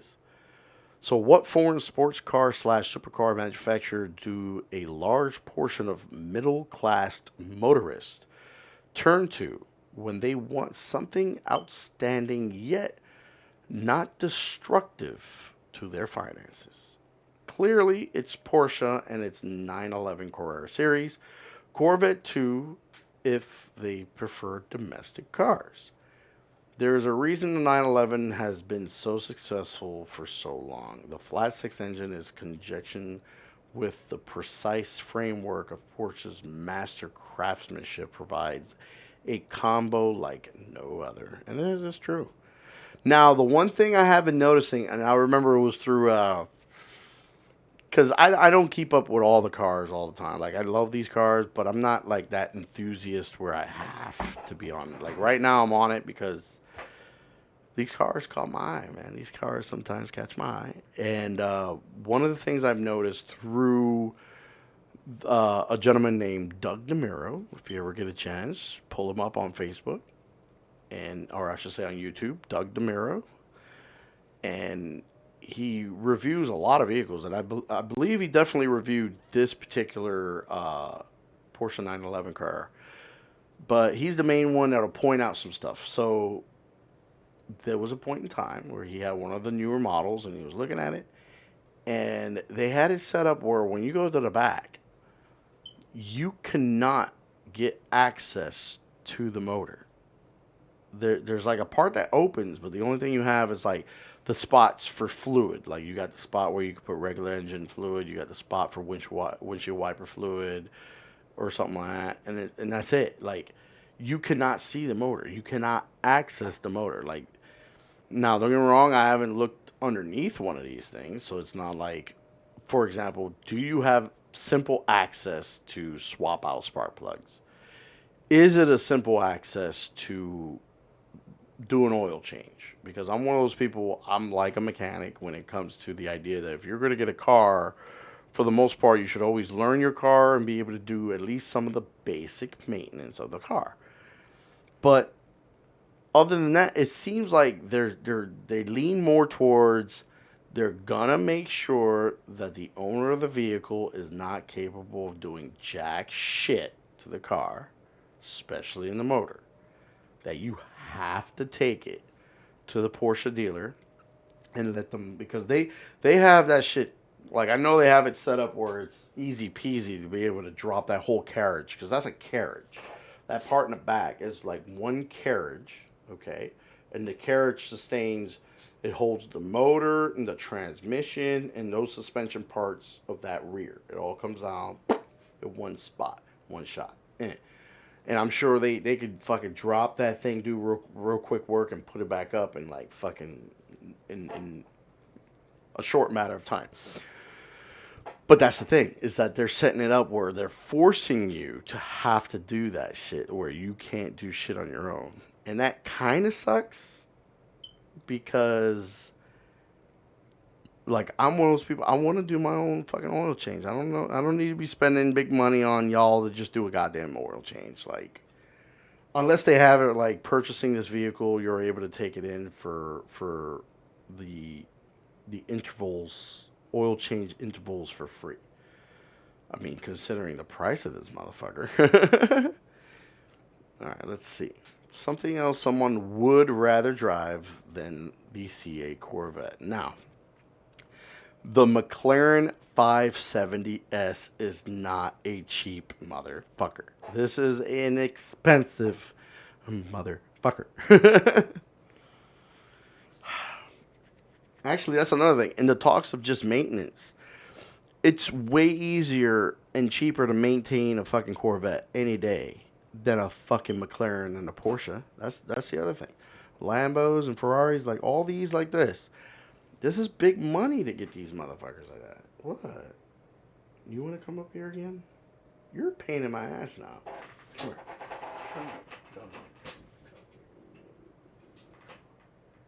here. Oh, she's such a big... such a baby. Such my sweet baby. Don't try to lick me, goddammit. Ah. Got me. Alright, so what's up? What you wagging your tail for?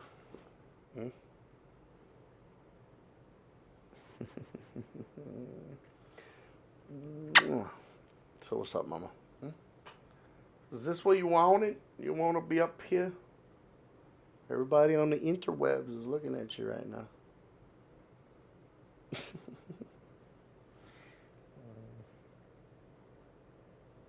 Love you. Love you. What? What? What's the deal? What do you want from me? What do you want from me besides my love? What is it? Oh, shit. What is it? You want to go outside? Have you been out? I don't know. Have you been out? You want to go outside? Here, you want to go outside? All right, let me BRB. Take my little bitch outside.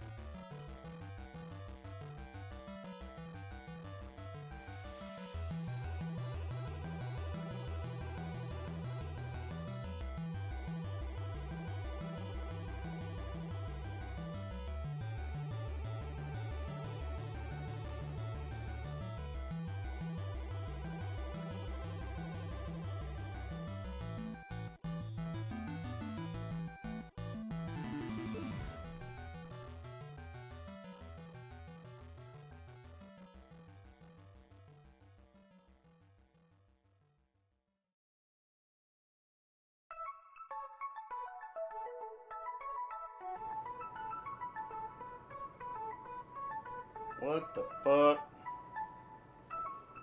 What kind of music is that?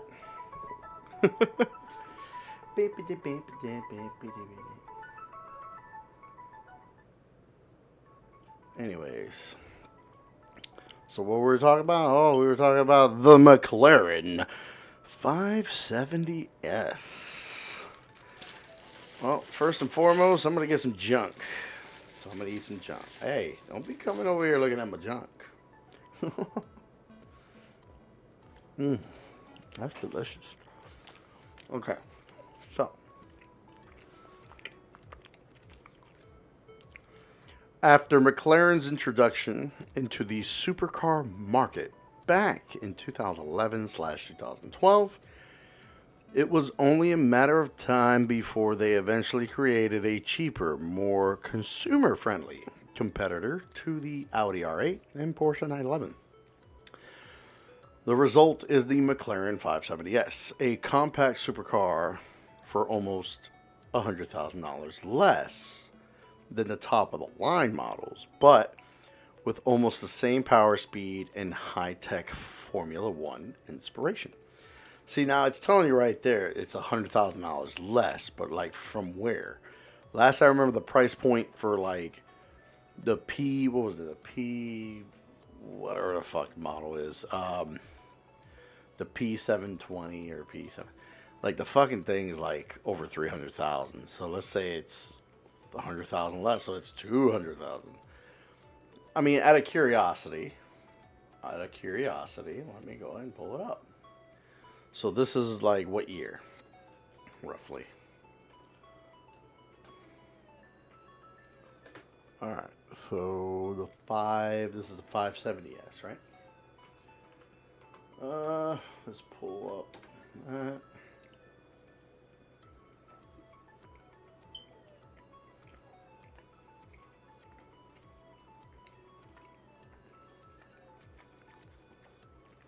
Okay, so here's a 2017 model as used. It's a base model at $172,995. So that's used. Then there's one at $148,009 and then $169,009. So about averaging it to like to 170, but let's so it's technically 170,000. Yeah, this is a $170,000 car.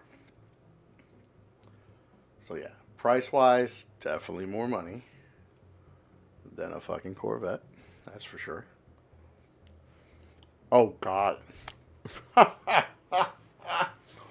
Oh, God. Really? That's what we're going with? Okay. Okay.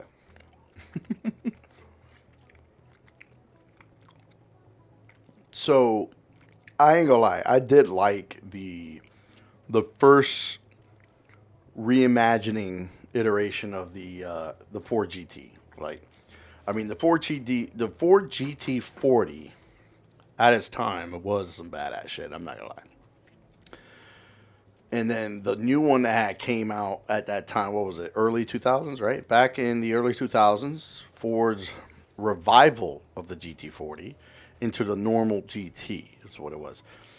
Now, it says it fell short in a few categories, especially motorsports. So, style-wise, though, I like the fucking thing. I'm not, I like that thing maybe a little bit more than a Viper. But, like, in category of, like, how I like the cars. Like, I dig the Viper and I dig the GT. It was all right. If I think, not mistaken, I think Doug DeMuro still owns his GT. I mean, it's a basic car. I mean, the engine, transmission, and stuff like that, they're all items, if I'm not mistaken, that are shared amongst Ford because it's a Ford thing. So that's a particular car that's easier on maintenance than it is like having a Ferrari or something like that. So owning one is not that bad. Now this one in particular though, the newest GT, pricey son of a bitch. So, determined to not make the same mistake twice, Ford unveiled the 2016 Ford GT, an EcoBoost V6 supercar that's actually capable of winning races. Evidenced by the numerous WEC, IMSA, and GT wins since the GT's inception. Alright, so it's doing good. It's doing good. It did good. It did good. There were a few, well, let's say few. I think there was a lot of individuals that were like, fuck the V6 and this and that. The thing is, see, I don't know why people were just so against V. Like, I'm one of those, I like my V8s, I do. But a properly built V6 can do really good. I mean, that's like way back, what was that particular Jaguar that was back in the day? There was that one particular Jaguar that when first they were announcing it, it was supposedly going to come out with a V12. And there were a bunch of people lined up to pre-order it, shit like that. But then later, it was like, some people were finding out that the vehicle was actually going to be a V6 twin turbo. And a lot of people backed out. They're like, oh, no, fuck that. I want my V12 and this and that. And so I guess lucky for the individuals that stuck with it and said, no, I'm going to keep it. I want it still. That ended up being the fastest production car at that time. I don't know where its standings are right now. But you're talking about a V6 twin turbo at that time for that vehicle was the fastest production fucking vehicle at the time. So that means that V6 with twin turbos, okay, was beating out all the other 12-cylinder engines in all these other cars that had 12 cylinders, okay? So at that point, you're like, fuck off to those guys that didn't want the car. You know, they only wanted the V12. Like, they think the V12 was the end-all, be-all. The same with, like, certain individuals with V8s think is the end-all, be-all. No. Almost any motor done properly can be some badass shit. I mean, look at fucking Kareen's Egg right now. Kareen's Egg's got a fucking two-door, four-seater car with a inline 3. So it's got a 3-cylinder, okay, with over 600 horsepower in a fucking 3-cylinder. And then on top of that, it's got the electric motors and shit. So the car is really badass. I mean, it's really cool. Man, to see the doors open up on that thing is so badass. So it's like, you know, you got all these people getting all like, oh, no, it's not a V8 or it's not a V12. It's like, okay, fuck off. And the same went with this. This is a V6 EcoBoost. Okay, but they built it the right way, and then there you go. I still think it's too much money for the fucking thing, but to each his own. Let's see. Somebody would rather have a Nissan GTR. So now, I don't have anything against the GTR at all. I think it's a really cool car. I mean, I think it's still outdated right now, especially because, I don't know. I think that's a going trend with Nissan. Like, there's certain vehicles that just don't make it. And then it takes forever before they bring out a new model or bring out an updated version of the car or whatever like that. So there is that kind of thing. But between this and the Corvette, I'm sorry, I'd rather have that Corvette any fucking day before the GTR. That's just me. I know there's plenty of individuals out there that would, like this person writing this article, would rather have the GTR than the Vet. But no, I'm sorry. I'd rather have the Vet any fucking day before this motherfucker. And that's considering the C8. I'd rather have any one of the other ones before it. Like the C8, then you got the C7, the C6, and a C. I'd rather have a C5 than this fucking thing. That's just me. That's just me. That doesn't mean, you know, that's just me. When the topic of low price and incredible quick supercars are discussed, you can't go too long before encountering an obvious example. The Nissan GTR. After all, the GTR was marketed / built as the everyman's supercar. that would still thrash around Bugattis, Lamborghinis, and the likes. This is true. Like, when it comes to those, like, when you put down Bugatti, Lamborghinis, and shit, like, I would obviously have a Nissan GTR well before any day of stepping into a Bugatti or Lamborghini. Like, obviously. Like, let's say, like, if you exclude the Corvette, yes. If I had a lineup of the GTR, a Lamborghini fucking Aventador, a fucking Bugatti Veyron, yes, I would prefer the GTR. Yes, most definitely. Now, in this case, here they're saying they would rather be in a Ferrari F8 Tributo. Huh. No. Sorry. Ferrari doesn't have that pull like that. I mean, first off, this guy is excluding price.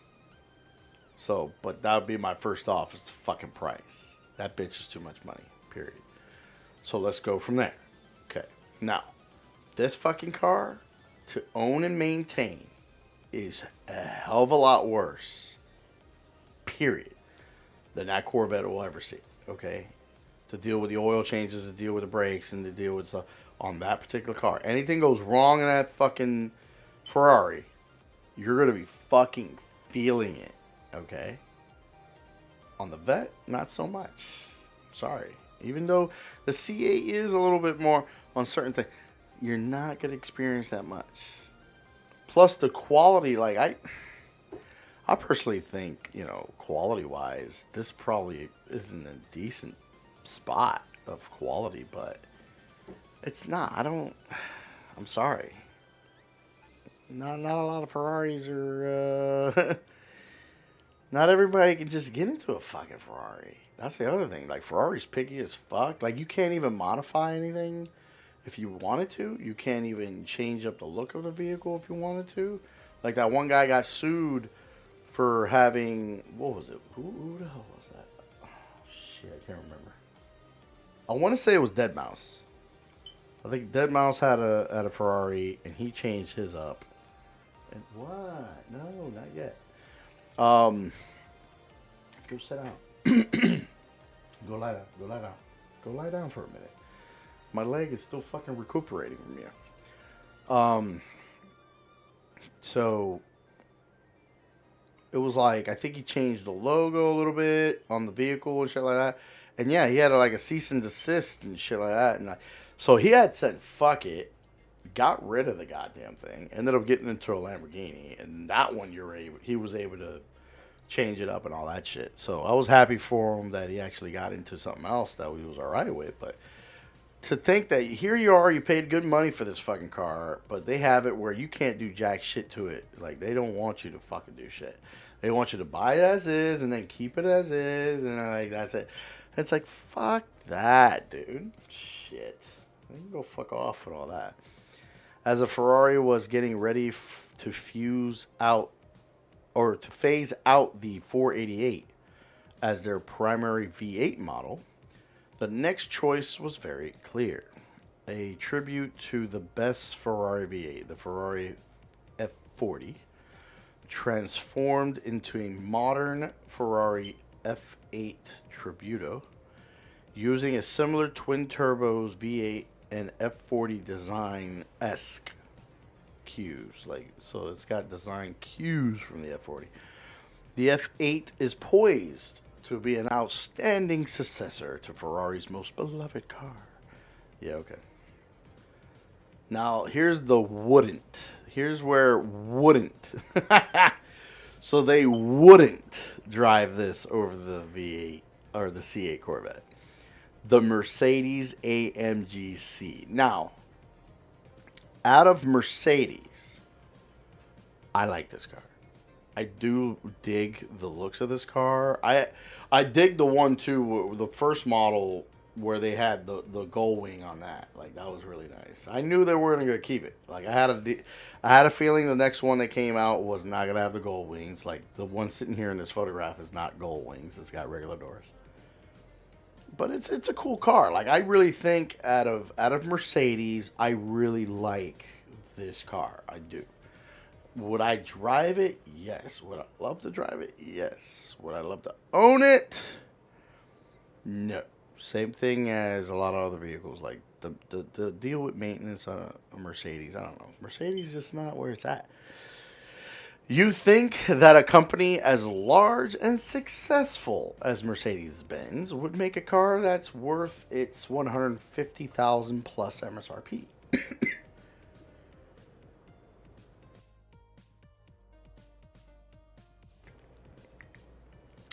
Unfortunately, that's not always the case. Evidenced by the new AMG GTC, the AMG GTC isn't necessarily a bad car, just not up to par with those of the same cost and performance level. See, now this guy's talking about excluding price, right? But he's adding the price in this conversation right now, in this particular thing. Now, performance-wise, I'm sure it's decent. In short, you're paying more for the Mercedes badge rather than the engineering, racing pedigree, and Formula One tech. See, he's adding price right there. But he's not wrong. The Alfa Romeo 4C Spider. I remember the first time I saw this thing, I thought it was just like a Lotus Elise. I think it's almost the same build. I'm not quite sure the motor and where they're getting it from. Like the Lotus Elise was a 4-cylinder Toyota motor. I'm not sure about these. I mean, if it's the same, then it's like the same car. There really isn't too much to say about the 4C Spider that it doesn't already say for itself. It's exactly as it looks, a small Italian sports car that's as bare bone as it gets. No power steering, no ABS, and so on. Nothing less. It's for those who want a pure driving experience and nothing else. That's you and that and shit. So it's like certain shit like that. What the hell was that? That sounded weird. Whatever. Poor goddamn Jaguar. See, I don't hate the Jaguar. I was just never fond of the Jaguar. Like, this one's a nice one, but in this case, they wouldn't drive this over that C8 Corvette. So the Jaguar F-Type R. Okay, we'll say it. The upcoming Jaguar F-Type R looks drop-dead gorgeous. Nevertheless, it's not as good as the Corvette C8. Even with all the luxurious bells and whistles that go with the F-Type, in terms of speed, the 2020 Corvette simply blows it out of the water along with many other competing brands. That's true. Let's see. The Lexus LC500. That is a chunky bastard of a car. Now look at it. That's a chunky son of a bitch. There are times where Lexus is trying too hard, though. Like, because first and foremost, because how people are, badging is a thing, right? So it's a Lexus. Nobody wants to spend a lot of fucking money on a Lexus, because Lexus is a Toyota. They don't want to spend a lot of money on a fucking Toyota. So I don't know who the fuck they think. Like the LFA, when that thing came out, like, it was a cool car. Like, I think the LFA is cool. But is it worth the goddamn price they put it on? Fuck no. And then I'm sure they didn't fucking sell that many. The same with this fucking thing. Go sit down. Go sit down. You bother me. I love you, but not right now. Especially you paying attention because I got food. And you ate. That's the other thing. You fucking ate. I haven't eaten yet. Anyways. Ah, damn. Okay, so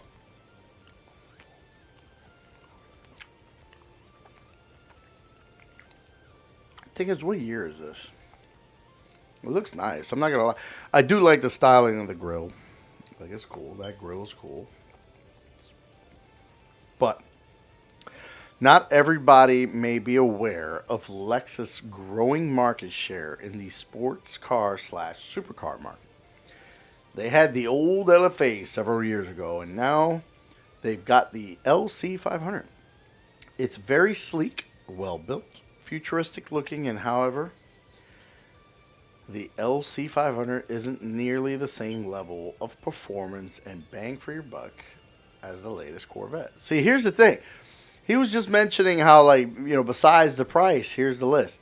But he's talking about all the lists right now. Like, yeah, I agree with him, though, that price-wise, this ain't a good bang for your buck. It isn't. They cost way too much money. Hold on. Okay. First off, we saw what a real fucking Supra is earlier in the list. Okay? That is a Supra. I am unapologetic when I say that this fucking thing is not a fucking Supra. Okay? That is a BMW with a look of supposedly what they claim to be as a Supra. This is not a goddamn Supra.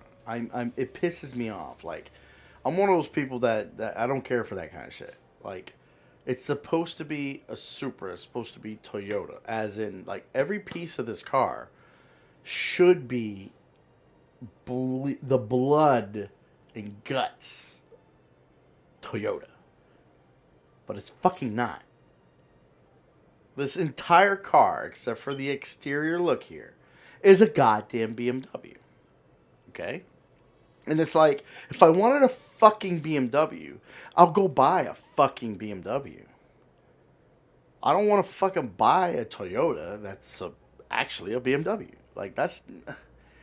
I mean, that's like saying, hey, I want to buy a Corvette, but the thing's got Ford parts in it. You know what I'm saying? Or you say you actually have a Corvette out there that has fucking Porsche's parts in it. That's... No. That's not how that works, right? That other fucking Toyota we saw that's like 20, 25 years old already, that's a real, legit Supra. This, I'm sorry, but I'm not sorry. No, absolutely not. So this one in this case is a 2020 Toyota Supra A90. The Corvette C8 wasn't the only brand new sports car in the limelight during the 2019. Its competitor is the 2020. Wait a minute, you're putting the Toyota Supra as a competitor to the fucking Vet? Yeah, I wouldn't. There's way more of the cars that are legitimate competitors to the fucking Vet. Anyways, we put competitor in the quotes because, yeah, exactly. Because in reality, the latest Supra can barely hold its own against the likes of GM. Instead of being a worthy successor to the world's greatest tuner car, the A90 Supra became a laughingstock for most people. You see what I mean? A laughingstock. And I'm sorry, but it's true. Fucking... that fucking thing, yeah, it's not cool. It's not cool, though. I'm not happy with that thing at all. Oh my god, look at that. That's from BurgerFi. I've yet to have the opportunity to go and check them out, see how their burgers are and shit. Maybe one of these days. Let's see. Just spent $200 at BJ's and didn't even fill my cart. That shit is getting out of hand. Yeah. You're right, Necro. You're right. Oh, here we go. Sometimes things don't work out as planned. They work out better. Yeah, there's times that happens. Yeah, you're absolutely right. Ooh. Florida man faces murder charge after failed suicide pact at shooting range. Interesting. Find a hidden weapon. What the fuck? Oh, whatever with that. Yo. There's like little hot dogs and some pepperoni. Wait a minute. This is an Instagram thing? Let's see what there's there.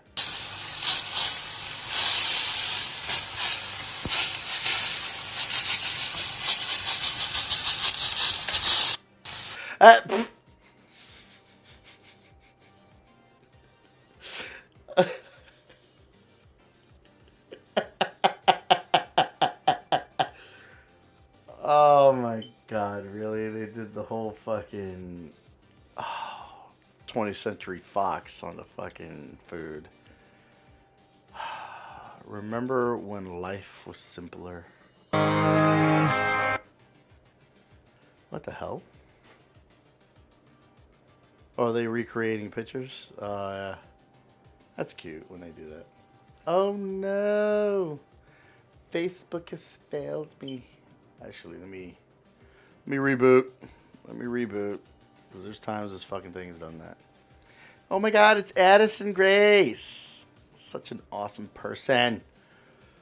Makes Me Sick comes out in 3 days. And I'm feeling so evil and creative. Mwahaha.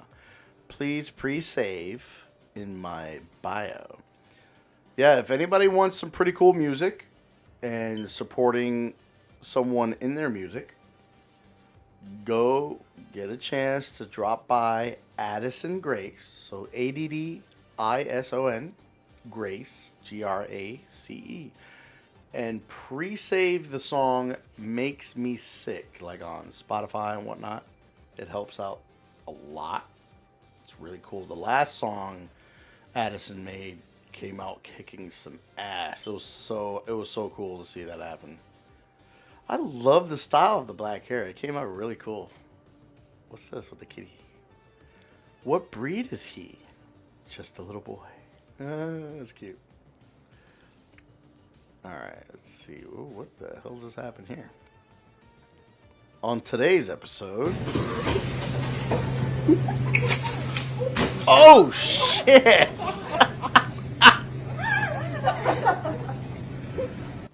Damn, let's see that again. Ready? Whoop-wee!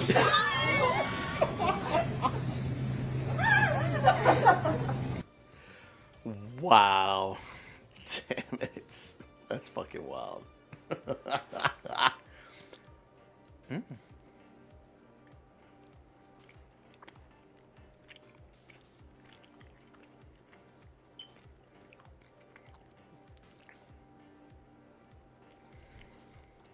So, sorry. So, Jake Holland is a really cool cat, man. I remember throughout all the people that did Vines and stuff like that, he was one of my top favorite. Especially when he did the videos about, like, he had like a brush and he would stroke it across his beard and it would kind of like make him like a music note. And then later he was like making music out of his fucking beard brushing and shit. Or comb, whatever the case. It was just fucking great. I love that. Plus his facial expressions are just fucking awesome. Give that guy a follow. Give him a like. And all that other rad stuff. So it says, hey, want to watch a rad new sci-fi movie early? We've got some extra passes to give away. First come, first serve. The Adam Project, starring Ryan Reynolds, Jennifer Garner, Mark Ruffalo, and Zoe Saldana.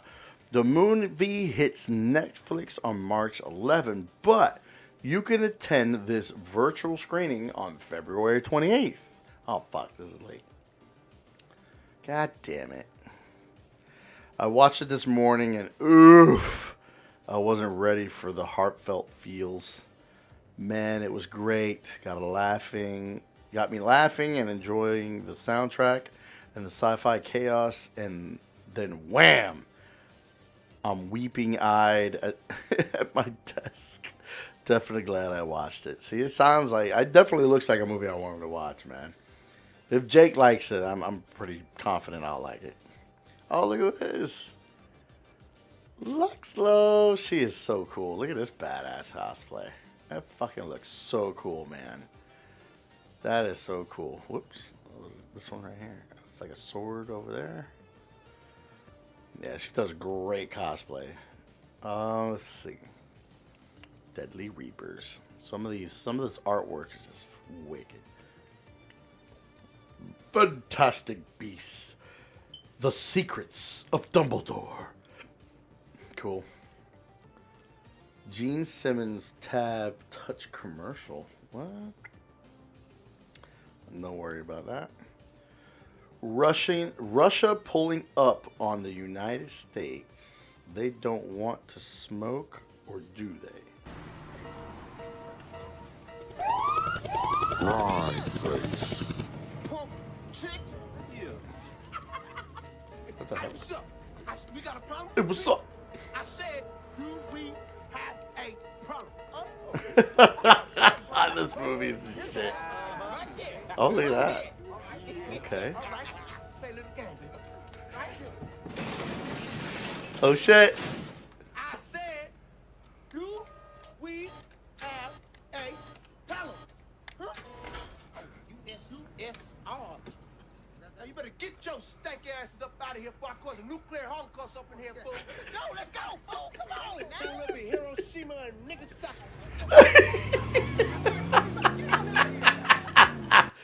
That movie's the fucking best. I love that fucking movie. Don't Be a Menace is the shit. Oh, that's a fucking great movie. When your PC posts on the first try. Oh, I know, right? I love that shit. So far, I've been very successful twice for that. Can electric cars be any fun? Why go electric? Listen to what driving enthusiasts at a Tesla-only track day told us. I'm going to pass. I'm sorry. I don't want to care for that. Oh, shit. Oh, shit. Wait a minute. Let me get comfortable. Oh, fuck. Let me get comfortable. All right. You want to come up here? God damn it. Come on.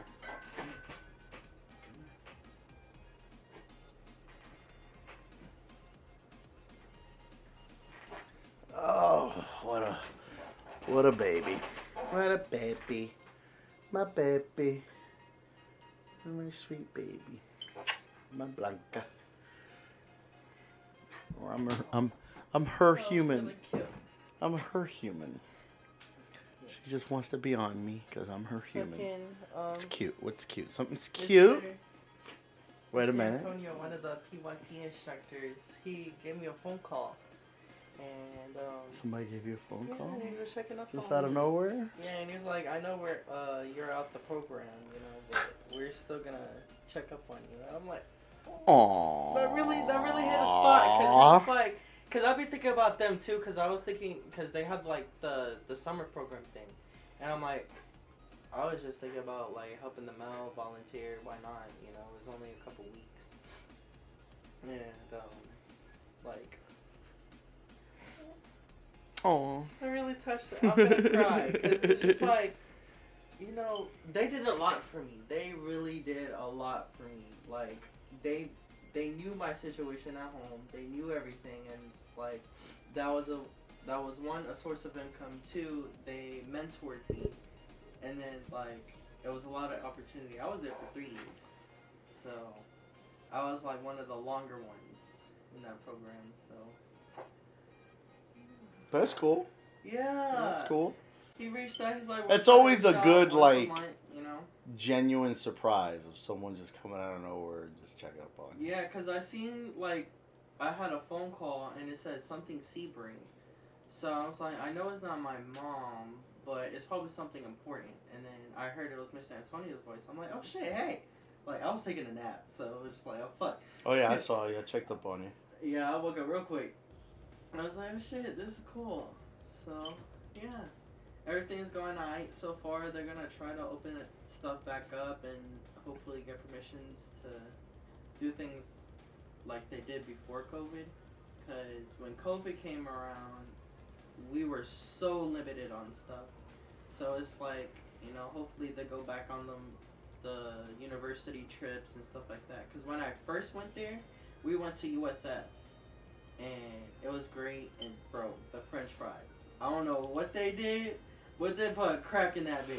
They sprinkle a little crack on them French fries. If y'all want to go to college, and if y'all so happen to go to USF, try the French fry. I'm telling you. That's one of the it'll draws slap. to go to USF. It's Yeah, the French fries. It's the French fries. So, That's funny. but yeah, and I was thinking about like volunteering because it's only like a 2-week thing. I'm like, I just chill at my mom's and she has an extra car now, so you know, why not? Just for 2 weeks, and I know that the YMCA hires people over the summer too, and I did that, but I did it through Panther Youth. But now that I'm not in Panther Youth anymore, I can just do it straight up. What the fuck? And help them with the summer program, cause my kids are still there. My kids are there. I have like 5 sons and 2 daughters. So it's like, from the kids that you were helping with. yeah, so it's like I want to see them again. They were my little kids. They were your children. My children. They were your children. So That's cool. I might do that. It gives me something to do over the summer, you know. Like I still haven't gotten a job yet, so it's just like if all goes like that, I would just do that, and make some money. Cause no. Now that I woke up, my Oh no. Did it? Fuck. Alright, let's look at this. This looks so good. Wait a minute. Just look at it. Oh, so hey, Florida lobster lovers. We hope to see everyone this March. So who is this? Cousins Marine or Cuisine. Okay.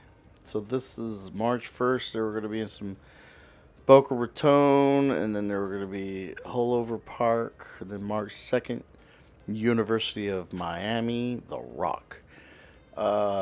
Orlando City Furniture. Orlando City Furniture. So that'd be tomorrow, right?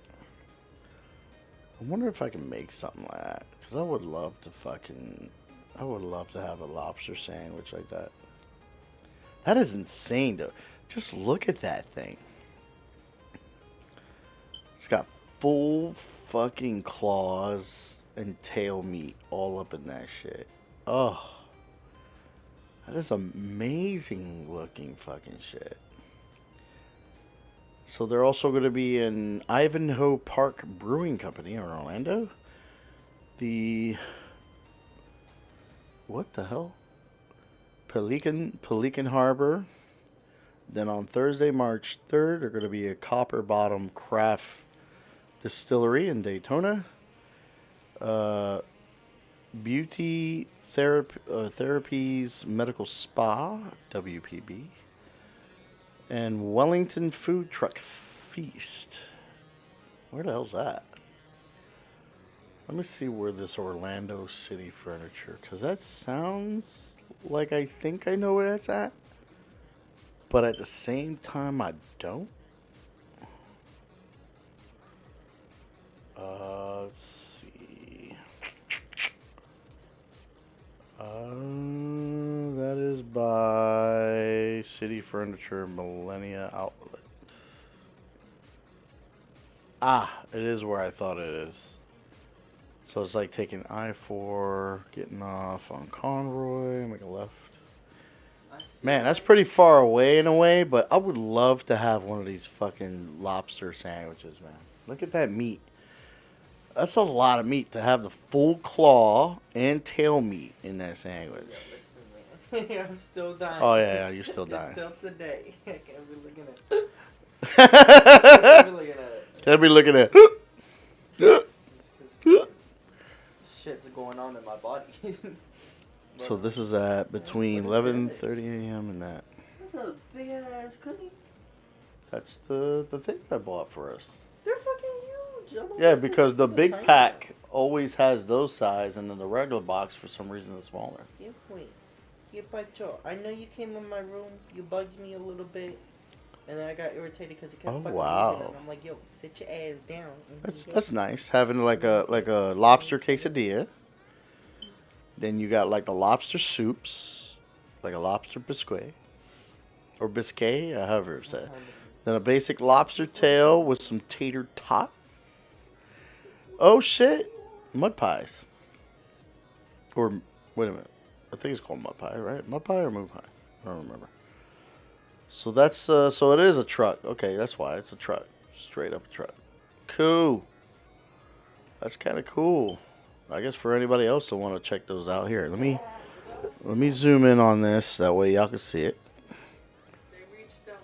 Let me see if I can. Can y'all see that? So if anybody, what's that? Anybody on, what time is it now?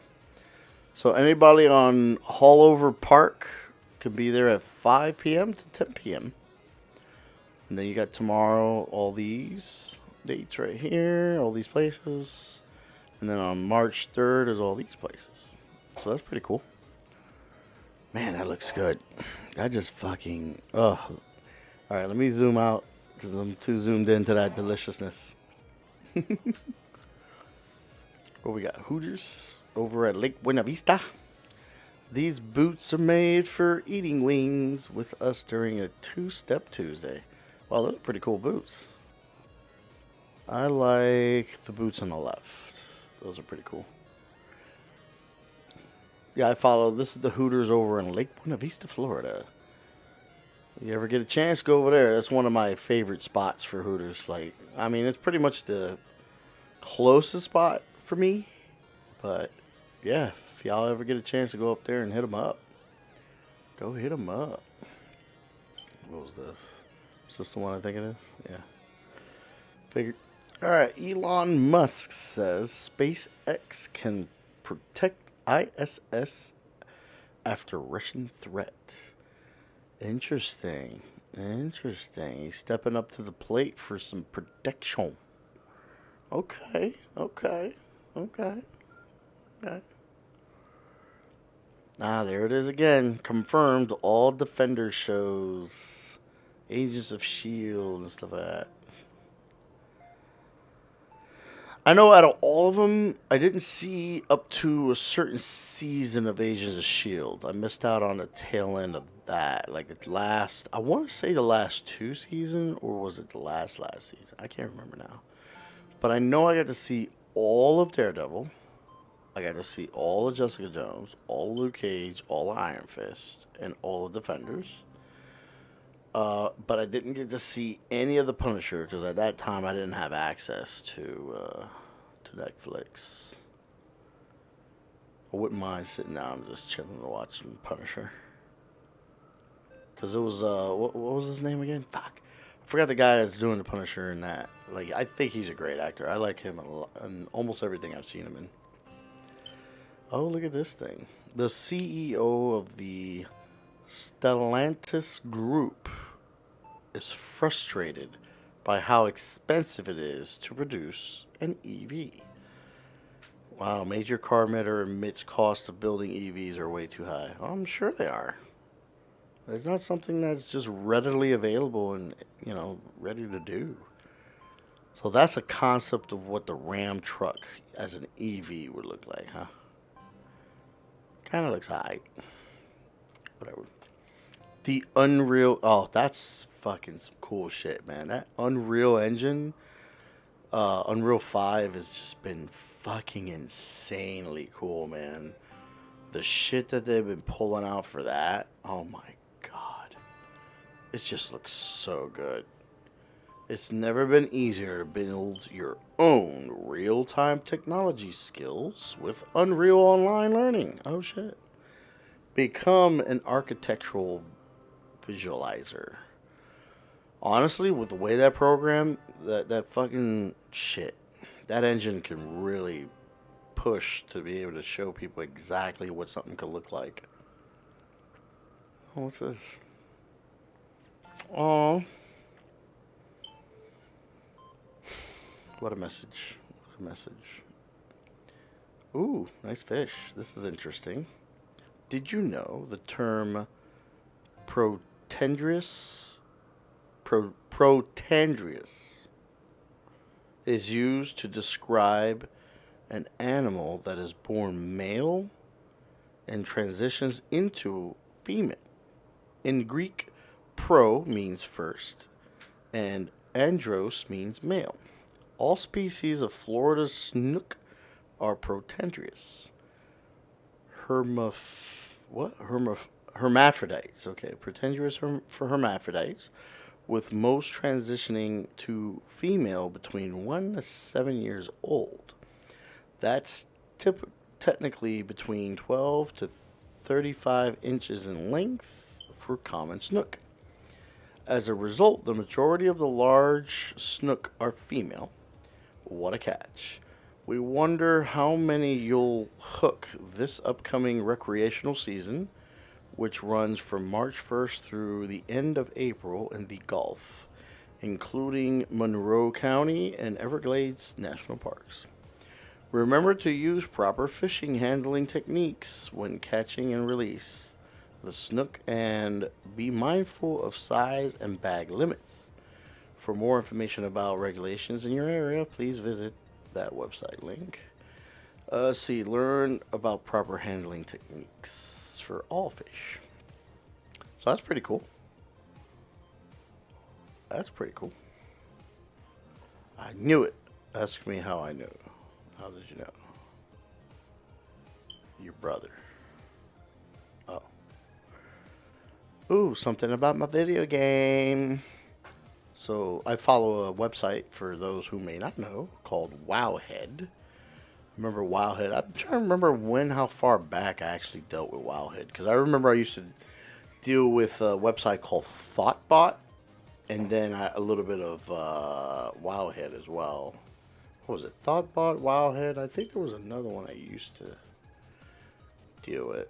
I know for the most part now I just deal with Wowhead. But there's also like... what was that one called? Champion something, I think. I can't remember now. Shit. I'll have to look at it, but... For the most part, like on Facebook, I follow Wowhead. They pop up with stuff sometimes that I want to look at. Like in this case, let's see. As a reminder, players opening their Shadowlands Great Vault today will still be rewarded with Season 2 gear, capped at 252 item level. Next week, we'll award Season 3 gear based on this week's activities. So the Season 3 gear hasn't popped up yet for the rewards. Okay. See, that's one of the aspects of me being the casual WoW player that I am, that I haven't fucked with PvP in this case, because with this particular PvP, it has to be rated PvP. I don't care for wanting to push rated, like to get with those specific people that we're all specifically going to be together to specifically run hardcore to get a rating. I haven't been in the mood for that. And then there's Mythic Dungeons. I have not done one Mythic Dungeon yet, except for like some old content just to try to get, because I went in for, which I posted on my Instagram and my Facebook, that I finally got my leggings off of this one set I wanted to have on for my monk. But that was it. Like I don't care for the whole Mythic Dungeon thing. Like it's cool. It's cool if you have like, honestly I think it'd be like, if I had like 4 friends that I know they want to do that. Like I'm the tank, and then I had that 1 healer and 3 DPS that just wanted to roll. Yeah, I'll give it a shot, but haven't been in the mood and don't have anybody that cares. Let's say that. And then raiding. Shit, the last time I was in a raid, and it was because, well, I can't say that was the last one. There was one I was forced into in the last expansion for Battle for Azeroth, which was the one to deal with the end boss called Gahoon, because it was a quest line dealing with Vol'jin to go to the end and shit like that.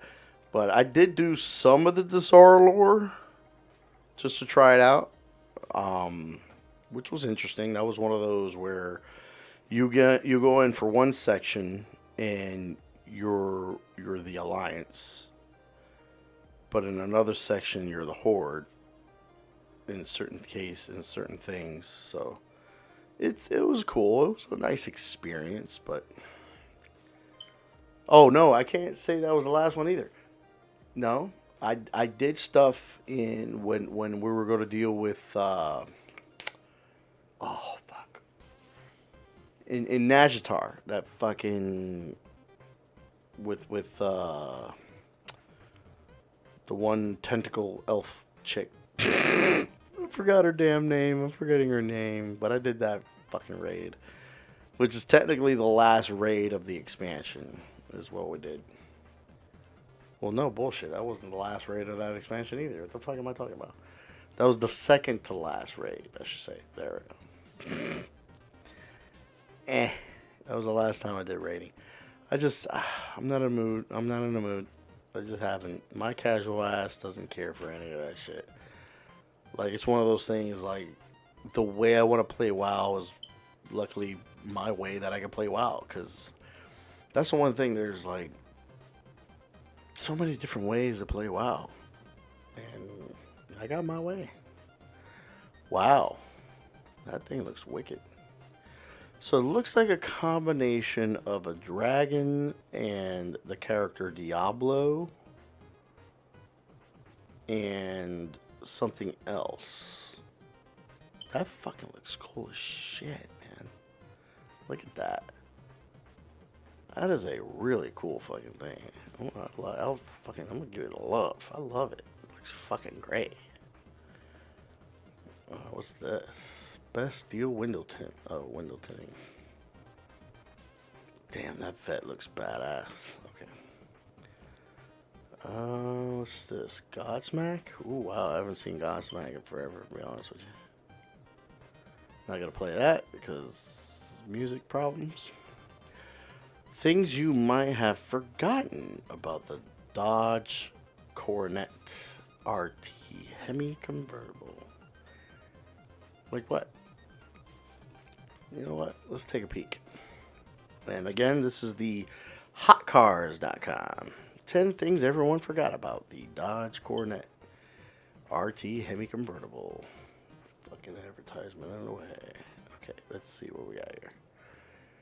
Alright, so that one looks pretty nice. That fucking green is popping. So back in the 60s, the muscle car era was in full swing, with some of the most elaborate paint jobs and V8 engines we have ever seen.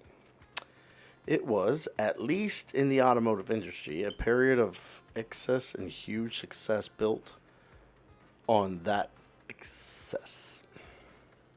Everything demanded more. More displacement, more power, more features, and naturally, more gas. This period of extremes obviously came to a crashing halt when the oil crashes set by the early 70s. Some might say it was a timely intervention, but not before it gave us some of the thirstiest, most spectacular big black muscle cars. One of those was the famous Dodge Coronet RT, especially potent with a Hemi, especially rare with a soft top. Wow, look at that Coronet. Wow. Wow. Introduced with a typical 40s design in 1949, the midsize car initially came with a simple flathead inline 6 engine that were good for around 100 horsepower. Yeah, sounds about right. Back in the day. That right there is a toy, not a real car. On the back of a solid sails, the model got a radical redesign in the 50s with a obligatory tail fin and a coupe, more powerful Hemi. So it's coupled with a more powerful Hemi V8. So this one had more power because it had a V8. The models were dropped for a time between 59 and 65. Oh yeah, so they had a window of time that didn't have that car. Chrysler B-body. Look at that thing. Straight as a motherfucker. When the Coronet returned in 1965, it was reborn as a fairly tamed-looking sedan based on the prolific Chrysler B-body platform. There's that other one right there. See, this is the one I'm definitely, like, remembering this body. Like, this one, never really seen this one, to be honest. But this one I've seen a lot of. Although the base model looked fairly tame, as you climbed the options tree, things got altogether more interesting. The 440 with a 6-pack was one pretty enticing option given the value it offered. But for those with deep pockets, there was a full-on race spec Hemi on offer. Oh, really? They actually offered? Cool. Yeah, look at that. Hey, is that a Hemi? Elephant motor. Jesus, it's actually called the elephant motor.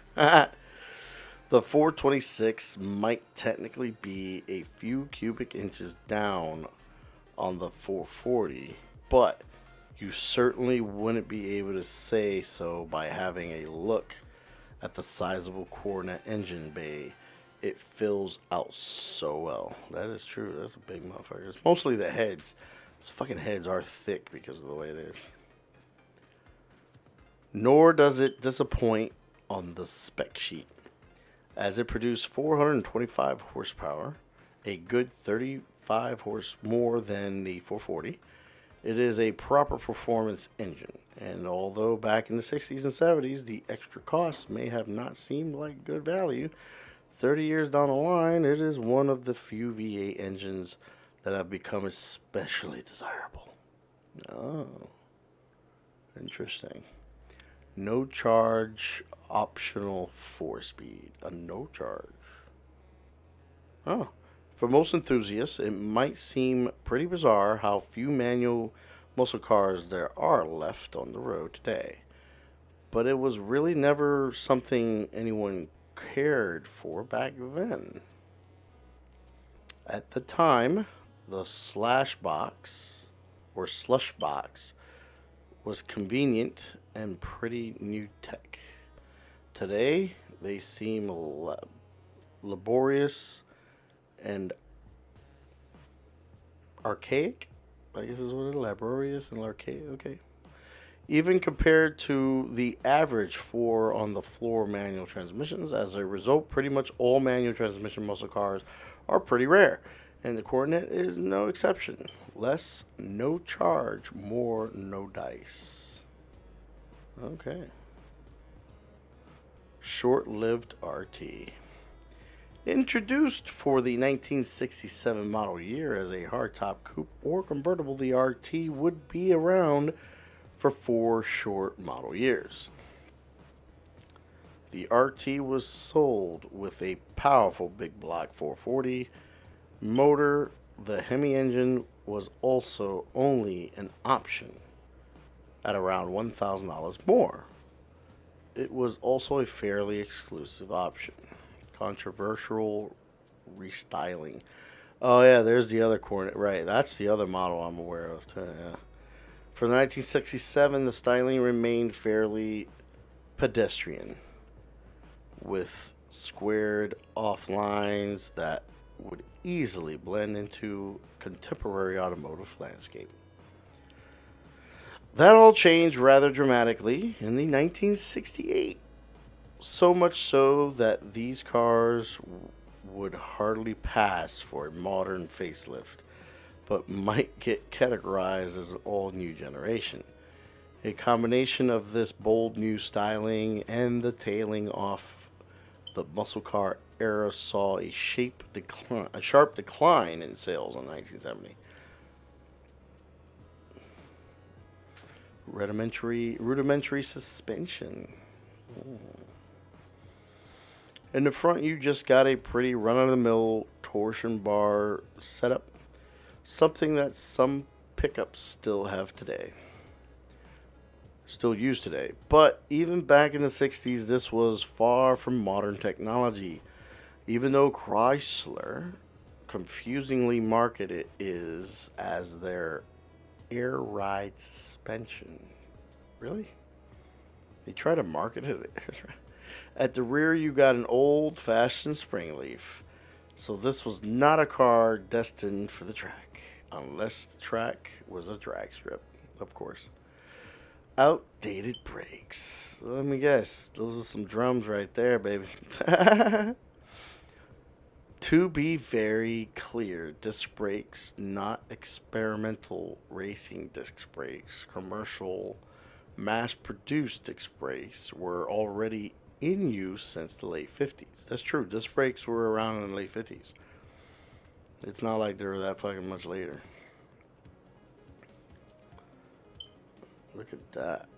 That's a disc brake system right there out the ass. For a car with this amount of power and weight to come off the showroom floor with all-round drum brakes is shameful. Disc brakes are still only an option at the time. I would have gotten the fucking disc brakes, man. Fucking all around 4 drums. Shit. Drop top muscle. As much as people love to focus on muscle car specs, something that actually evolved into an all-out arms race between the big three, there were never about performance at all. They were about the experience. It's all about the experience, so yeah. In terms of an experience, this convertible delivers a big rumbling Hemi powering you along the highway with the top down is the image they would sell you. And for the most, that is an experience worth paying for. Unicorn cars. Look how bright that fucking green is. Jesus. With the slowdown in sales in 1970, just under 300 convertibles were made. Of those 300, only 2, that is right, 2 came equipped with the Hemi from the factory. Wow. Fuck. Anybody that actually got one of those 2 is big money right there, dude. All matching numbers is, oh man, that's big money. Of those 2s, one had its engine replaced with a genuine Hemi and factory 4-speed above. This is this one? Okay. The other car is an automatic that actually also got optional disc brakes. Truly rare beast. That's very true. So imagine it with the genuine Hemi, the 4-speed on the floor, and the disc brakes. That would be a fucking combo. So what they're saying here, though, is that out of the 2, only one of them had the optional disc brakes, and that's the one with the automatic transmission. That's something. That is something. Again, this was hotcars.com. Pretty cool. Pretty cool. What the fuck? What do you mean, what the fuck? What happened? What the hell is this? Alright, we got the person in like a bunny suit thinking about your punch. What? You gonna punch somebody? Okay. The Alfa Romero. Now this is definitely a car, especially this is the one. I think this is the model right here. I've seen more and more of this Alfa Romero on the fucking road here in the United States than lately. It's wild. I think it was called the Alfa Romero Giulia. I think it's Giulia. I think that's how you call it. Custom Dodge Rat Rod. You know, let's check this out. Oh,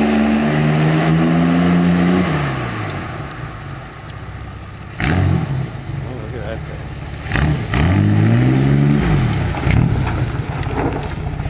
I've never seen one of those. I've never seen one of those before. That's pretty cool. That's definitely a unique one. Hey, it's Todd McFarlane. I guess for those that don't know who that is, this is the individual who created Spawn. Anybody that likes Spawn knows it's this man right here. So free NFT raffle giveaway in Odd Key's first NFT. Only 6,666 Spawnaki NFTs. The deadline to qualify for the raffle for what is essentially pretty much a free NFT right out of the gate. I'm going to do an airdrop is March 11th. What has to happen on March 11th? Are we going to do the drop that day? No. You must have your wallet basically verified and done by that day. Make sure that in your wallet you have at least 0.1 Sol to redeem your non-revealed token if you win. Also to participate in the secondary market if you choose to do so. And there's going to be a tab on Magic Eden where you can trade in for your non-revealed or revealed Spawnokis. You go to a company called MoonPay. If you do MoonPay, it takes about 30 minutes. If you go to another one called Coinbase, it will take about 7 days. MoonPay or Coinbase, you have to have those in and make sure they're by March 11th. What do you have to put in there?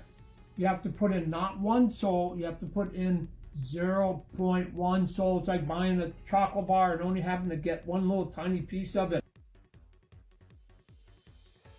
Okay. So anybody interested in that? There you go. Cool. What's this?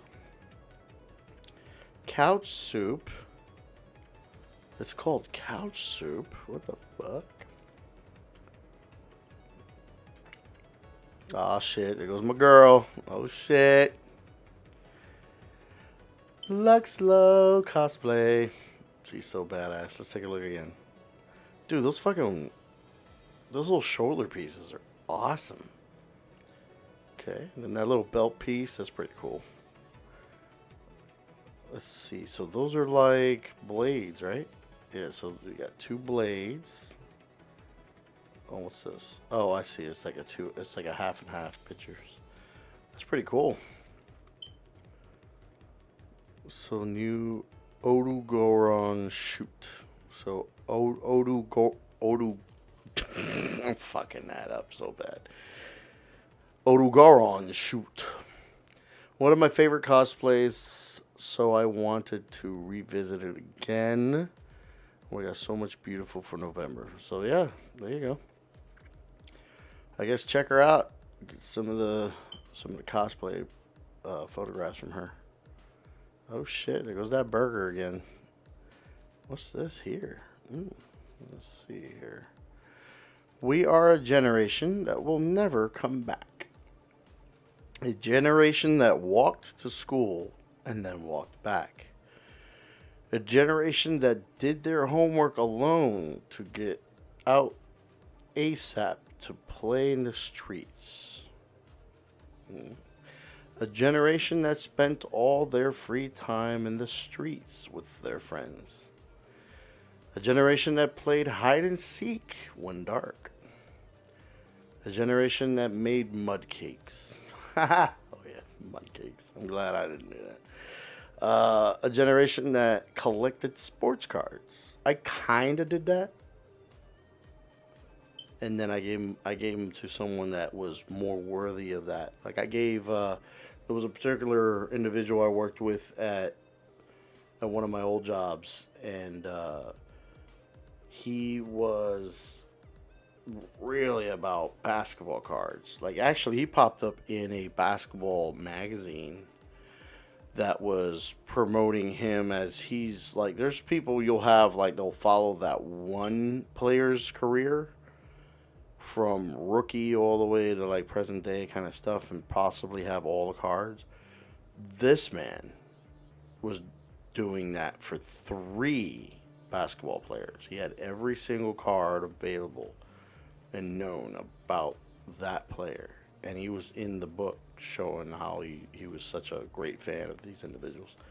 And I had like this phone box. It was like one of the elongated rectangular boxes full of cards because it was perfect to put cards. And I had like some Jordan and stuff like that. I was like, you know what? This man is such a respectful person about the craft and about collecting these cards. So like, I just gave it to him. I didn't care about money or anything like that. I just flat out gave it to him. And I don't know if I had anything really good that he really liked or not, but I didn't give a shit. I wanted that man to have it because I think he was deserved of those cards, and those cards found themselves a good home with a good person, you know. Let's see. A generation that found, collected, and washed and returned empty Coke bottles to the local grocery store for 5 cents each, then bought a Mountain Dew and candy bar with the money. Okay, now that the wash part, not really, but that's what it wasn't just Coke bottles. It was Coke bottles, Coke cans, everything. My dad and I, that was a thing we did back in the day in New York. We lived in Brooklyn, New York, and I started doing this with him. I want to say I was around the age 6. And what we would do is we'd take a shopping cart and go out and just, essentially we were like kind of custodial at that point in picking up these items, because that was the unfortunate about that time too, is there's so much trash everywhere. So we were taking the bottles and cans and stuff like that, and just then we went to this one particular grocery store. I can't remember the grocery store's name for the life of me. I can't remember. But on the back end side, it had like all these machines. Like it had a row of machines. So it had multiple can ones, multiple bottles as plastic and glass. And essentially you were getting 5 to 10 cents. It depends on the can. So you open up the little door, you put the can or the item with the barcode facing this one spot, like towards the machine. You close the door, and then it'll, if I'm not mistaken, you close the door and then it automatically scanned it and crushed it. I didn't think we have to do anything else. I don't remember like hitting the button or whatever. So that's what it would do. It would like, so if it was cans, it was crushing it. If it was bottles, it was shredding it into little pieces. And if it was glass, it was crushing them. So that was pretty cool. Today's the 1st, yeah. Today's the 1st. This March. It's already March. And then we have April and May, I know, right? To think about it, it seems like it's around the corner kind of shit. That these days right there, 19, 20, 21, and 22 of May. No, I'm so for the excited. old MegaCon. So we ordered everything, right? Yeah. The only thing I'm waiting on, because they already said they shipped it, so once I get it, then I'm going to get with that guy for that wheelchair. I'm so excited. Because I think he still got it. Let me look at the listing real quick. Because I'm curious. Here, I'll do it over here. Whoops. What the hell did I do that? I look like a little kid. Ain't that funny? That's cute. Was it here? My little dancey dance. Little dancey dance. Yep, see? Still there. Nice. Do you think anybody else bought that sword? Because I only have one left. I don't know. I mean, it depends. Oh, look. Wait a minute. What's shipped? Ha ha ha. Look at what I got you. I got you 3 of them. Because how much you want? First off, you don't need to worry about that. First off, it's a set, so it's 2 that can have 2 each. So it's 1, 2, 3, 4. 4 times 3 is what? I don't know. I can't do math off the back of my head. You asking me? I've been out of school. Wait a minute. But it's 12. But Is it? Okay. Yeah. So how many controllers last I remember, I think you said 7. Yeah. So this gives you the Plus, flexibility I'm to trying get up to 8. I'm trying to get more controls Yeah. eventually, too. You see what I'm saying? So I got you. Okay. But it was 3 because that's And all they had was eventually- 3. Eventually, I want to get some custom-made ones, too. All he had was 3. So I bought them out. Listen, what?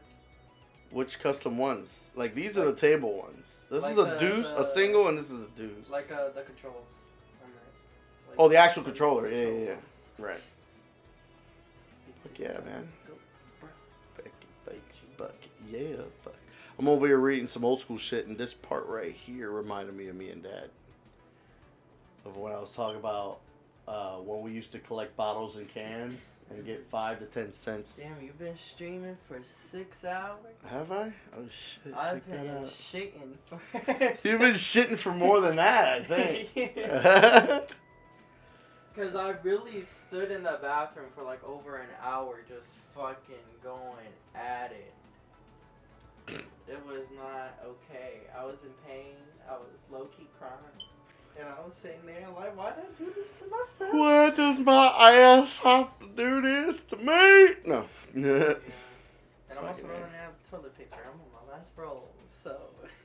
Are you serious? Fuck, we're gonna have to hit up the store then. We're gonna have to hit up the stove.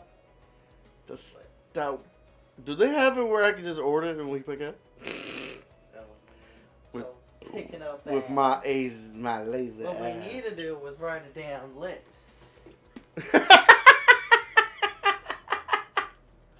I gotta write a damn list and not forget the motherfucker. Be like that one time, where's the list? Oh, we forgot the list. Oh, shit.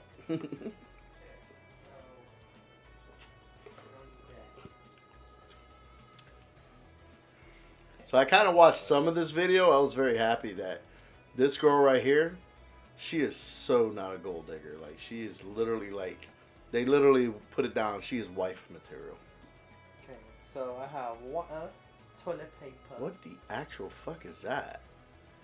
That almost looks like something wow. I need that butter, the dairy-free one. The dairy-free butter? Yeah.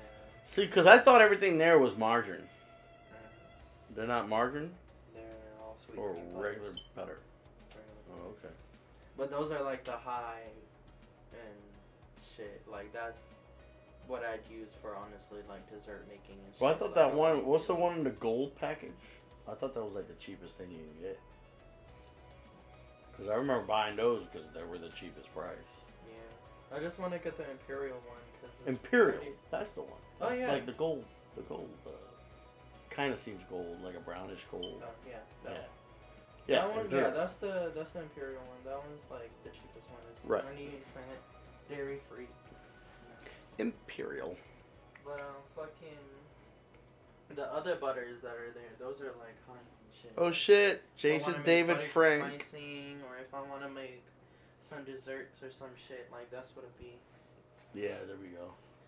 Dude, man, JDF, man. It'd be cool to see if he pops up over at MegaCon as well. I wouldn't mind meeting him. Jason David Frank, the green and the white Power Ranger. Well, also I So think I the got black Power butter, Ranger at one point Water, toilet paper. and stuff like that. Man, this Indiana Comic Con is fucking pushing some shit in their convention center. What else do we need? We need a life with like things paid off. I need to be a stripper. Dude, that last 2 tickets that I freebies for Cash for Life, I was like, oh look, I got freebies, yeah. And then all of a sudden the thing goes through and it said I also got $10, so I had the 2 freebies and 10. And I was like, fucking put 10 on everything for not one fucking thing out of all of them. And I was like, really? So it's 5, 6, 7 numbers, 7 sets, nothing, fucking nothing. I just do my scratchies. It was so bullshit. It was so bullshit. I like this helmet. This one came out so cool. That Green Ranger helmet was pretty cool. How old is David now? I am 19. Not you. No, I'm kidding. Jason David Frank. Sometimes I forget my own age because people will be asking. I me, definitely I'm like, forgot. shit. I forgot who. Oh, when I was talking to the one doctor guy, and we're sitting there like We had to do the I'm math, like- and I'm just like, what? I was born 84. So I was like, oh, I'm 37, about to be 38. You're turning This 38 August. this year. Yeah. Oh shit. So I'm like, You're fuck. 37? Oh shit. Damn. That's why Roy's 40. Oh yeah, this one. That's right. Damn. And I I'm was 2 just- years. I'm 2 years. I was just this little ass kid. You were just this little ass, and he's 48. Now I'm just a little ass teen. So Jason is only fucking 10 years older than me. I say only. Fucking only. But he's 10 years older than me. To think about, I was watching the fucking Power Rangers and shit. You know what else is crazy? This is my last year of being a teen. Yo. Right? 19. It's my last year of being a teen. Yo, the last year of being a teen, my dude. And that's I'm the thing, turning 20. and here's the thing, that I only got to spend the last 2 teen years with you. Technically, yeah. Year and a half. A year, yeah, more like a year and a half. Yeah. I mean, I'm sad about it. Don't get me wrong. Like, there's times I'll be thinking about it. Like, I was, like, semi-sad that I didn't get to spend any real time with you. But Yeah. I'm just glad that we managed to get there, I guess. Yeah. Like shit had to happen in order for us to get here. Well, one of the unfortunates losing our dad. But Because I was planning, because Dad always, like, he'll always tell me, hey, you know you can move over here because I know how it is over there. It's stressful. The only reason why I stayed, because one of the reasons, I was actually going to move to Texas when I was in, like, middle/high school, right? But that's when Mom and Dad separated, so I'm like, okay, there's no reason for me to move to Texas then if, you know, me and Mom, we aight now, and it's like, we chilling. so it was mainly because of that frustration between those two that it I was was pushing done. you towards that. in a Yeah, way? to leave. I was like, I want to leave, like, and then I didn't, and then I was gonna move here my sophomore year when there was all that bullshit with my other siblings, and then I decided not to because I was getting that free college, and finally, what's his name was at the house, so it's like, okay, me and Mom, we chilling.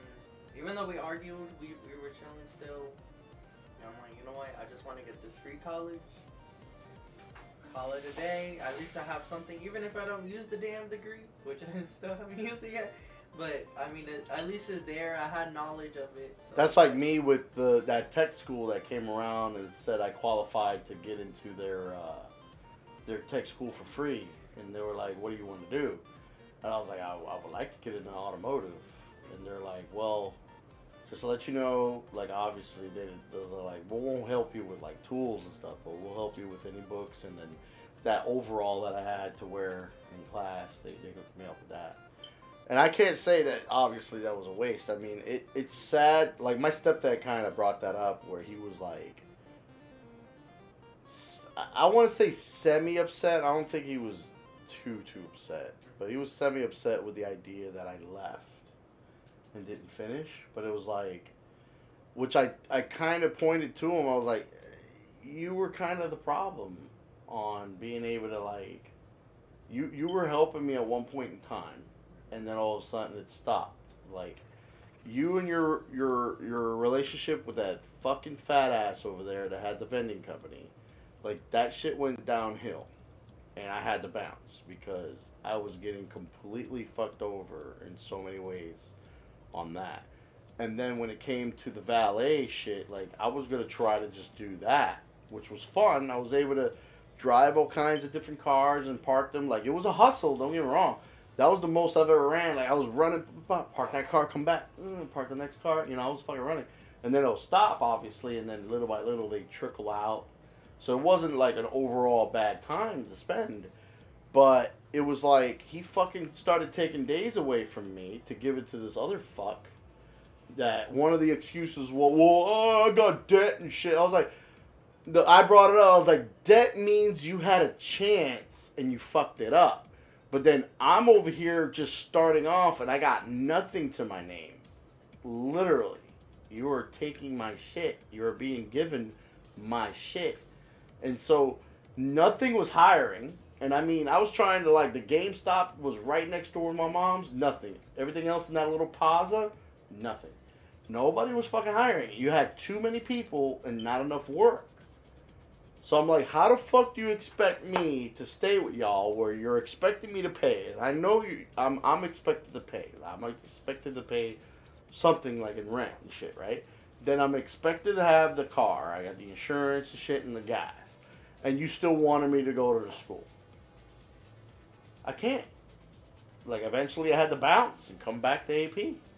And then that's when, shortly after I moved back, is when your mom's was like, yo, I heard about, it was Lowe's Distribution was just finishing the center out in Frostproof. And I signed up and got that job. I was like the third little group. I think it was like pocket of 5 or whatever. Yeah, my mom actually gave me a phone number. It was for a call center in Orlando as a receptionist. And, Really? And it was like a full-time job. I forgot how much they said they were paying, but she was like, I think this will be good for you. The only thing is transportation. And I'm like, yeah, that's going to be like the biggest shovel right there. Well, it would be good to at least communicate with them to see if they do at-home shit. True. 'Cause if they have that as an option, I'm fucking chill my ass in the computer and fall in the motherfucking neck. But, yeah. that'd be cool. Yeah, I just gotta look at up their stuff,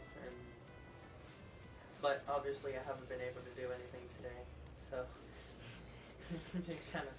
Yeah, the bathroom has had your attention for quite a bit. I'm over here. I'm just like my head has been in and out. I've been a little foggy in and out. Pain in my head, pain in my gut, pain in my back. Lost sensation in my leg because of the dog. Because she has to be on me. Oh, my baby. She knows you need supporting, so she's supporting you by disengaging your leg. By taking away my circulation, yeah. Well, fuck, that's why it's been so long. 6 hours and change. All I'm doing is chilling on Facebook like I would normally do. So I said, let me try it out and see if it lets me do it. Because so far I haven't seen anything popping up saying, hey, you can't do this or you can't do that. I've been trying to stay away from certain shit, though. There was a trailer. I was thinking about watching it. And then I was like, let me not show it. Let me just hear it. So far, I think that's okay. And then there was something else where I was like, going to watch it. And I said, fuck it. Let me just turn off the volume. Let me mute it. Because maybe it'll have, like, I know music for a fact is a fucking issue. I got to be careful with that. Because it's one of those things. I won't get demonetized, I think. But it depends on the music. I see myself doing this. Why? I just do it. You just do it. Fuck it.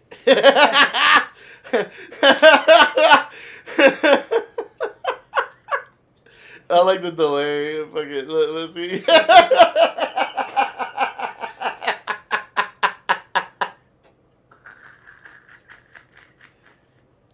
Hey, fuck it, man.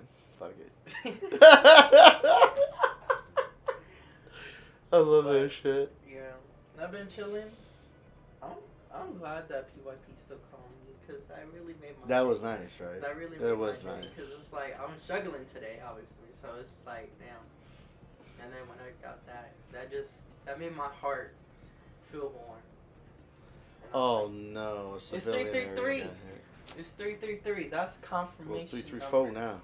I said 333. So. I gotta look at this. Like, I don't know which part is like. Oh, not the Mentos. Buy 2, get 1 free. So I'm thinking it's like this, and then one of these free. I think. Not the Mentos. But they're too expensive. I don't feel like going back. You get a free disposable, yeah. I don't know. I don't know if I feel like going back. But then again, that one was $40 plus plus my discount was 30, and then that other one was still 45. But I got 50% waiting. I said, let me wait on that, because they were offering a 50% for me being a first-time buyer. Look at my little ass.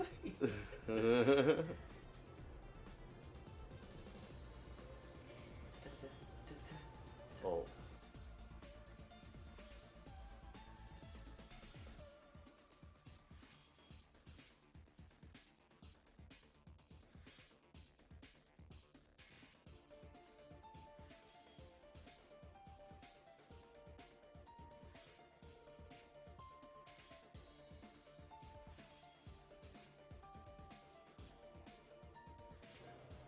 But yeah, he helped me out on that. Yeah. I wasn't expecting myself to be up all night.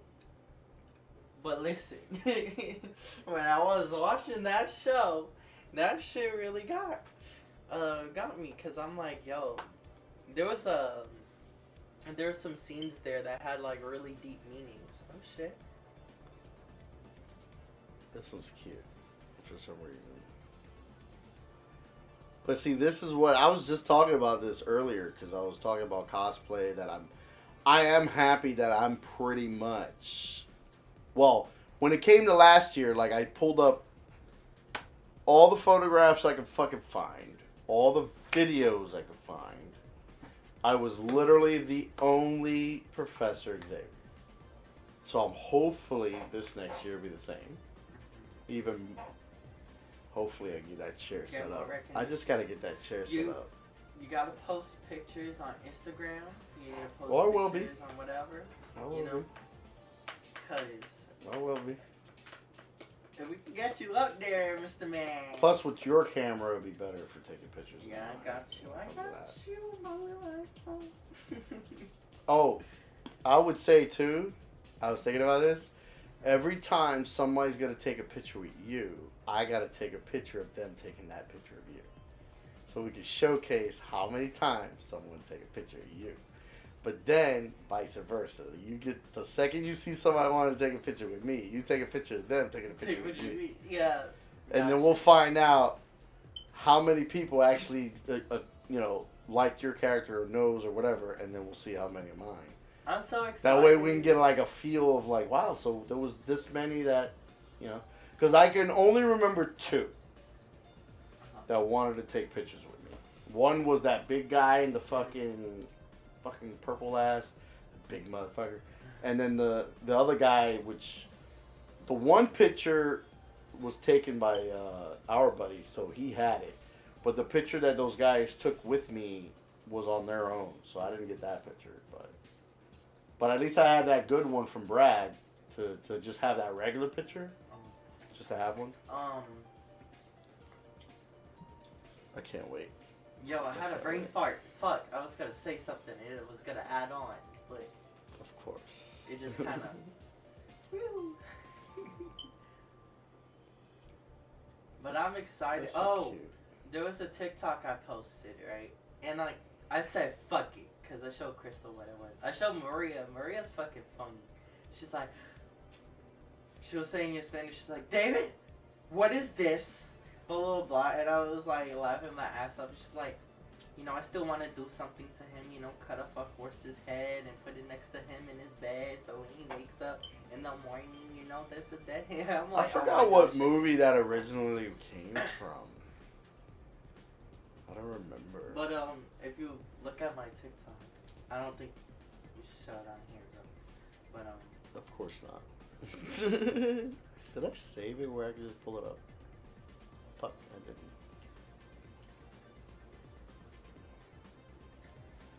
Let me see here.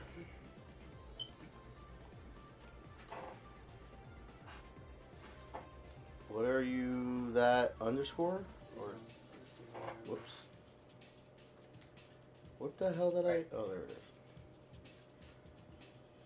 that's one of my videos that went viral. Tell me what you want, I got it. Okay. I can't do the music like that either. Was it that one? Yeah. So does that have music? No. Okay. It's the sound. Okay, period. Period. Okay, please don't hurt my feelings. Okay, period. Got Period. raped. I don't know. The fuck? Okay, please Yeah. don't hurt my feelings. So, because that was the first thing that came to my head when that sound started becoming a thing. Okay, period. And Does then this I was have in music? the car with Crystal. I think so. This one does. Mm-hmm. I'm gonna 60 go- seconds.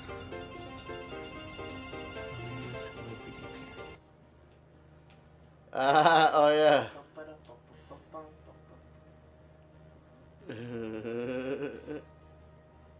That was an interesting combo.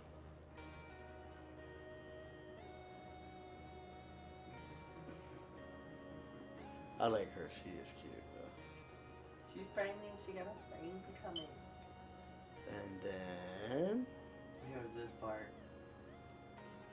I was ready to put both my parents. Yeah, Nicki Minaj. He's so And what's his name?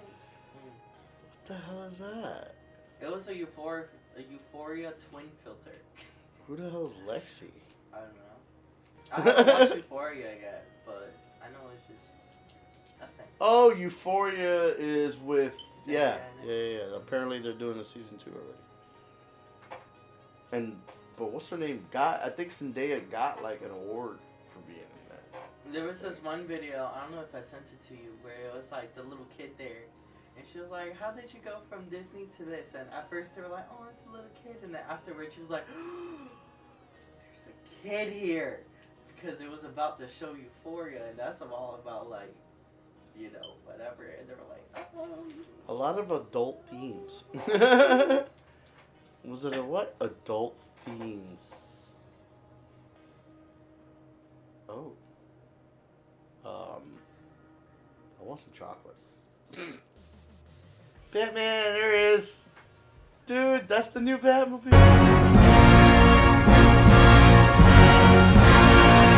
That's fucking cool, man. He's been lucky to hang out with these peeps and actually see the car and shit like that. Like they've been allowing him to hang out. Because he went and saw it.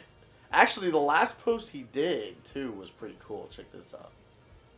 He did one where, right here, he was out on a ledge looking over the city.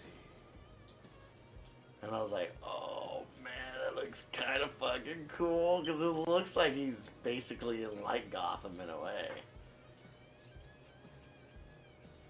Oh, it's just fucking... This shit was so I would cool. be so scared. But he does all the outfits. He did that one from the video game and shit. Oh, wait a minute. Oh, she looks nice. You know what? Who she'd cosplay as? Like, who I think she could cosplay as? What? Jean from Bayonetta. Just look at her eyes. I see. Yeah. Look at her eyes and her facial structure and then her Exactly. body perfectly. That'd be pretty Jean cool. from Bayonetta. Oh, look at Yo. that. That looks cool as shit. That's pretty cool. Yeah, this is that one, remember, where you got in the pizza? Because they were looking at the bat pizza. Pizza time.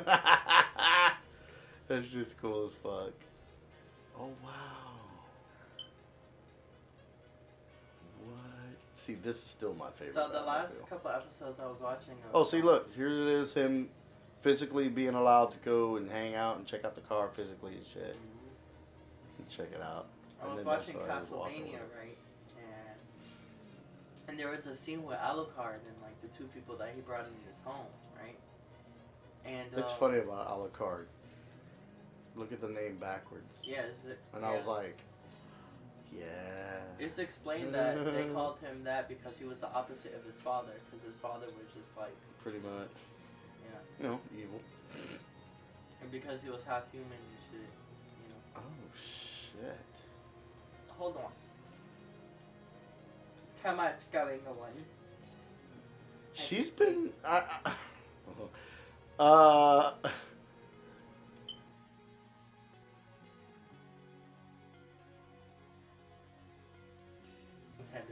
Alright, so yeah. Good lord. It's cool to see this because then you get to see like how people that just happen to be walking, like they see her and they're like, ooh, and then you have that one person that just look like they don't give a fuck and shit like that.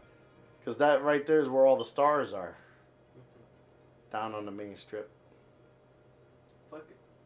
I just marked myself with a fucking pen this morning. Why? Because I didn't close it. Oh my god. Should we hire her? No. Oh. You That's go cute. ahead, Mr. Sark. That's cute. Should I? Nah. I need a break. A break of what? Mental. Alright, so what else is on the list? We want to make this water, list. Toilet paper, butter. Some toilet paper and shit. What else we need? Oh. Oh my. You know what? I need some cereal. You need some cereal? You go get some cereal? And was diagnosed with grade 4 brain cancer. He had a successful craniotomy. They were able to remove the whole tumor. It was 7 centimeters in diameter, which is about the size of a baseball. Oh, wow. We are spending all our time researching and finding doctors that can help us. He's doing vitamin C IVs every week. He's on a really strict keto diet to starve the cancer cells. He's got a huge list of supplements and vitamins and stuff that he's taking, and we're just fighting with everything we've got. Poor thing. Shit. That's a hell of a tumor. Fuck.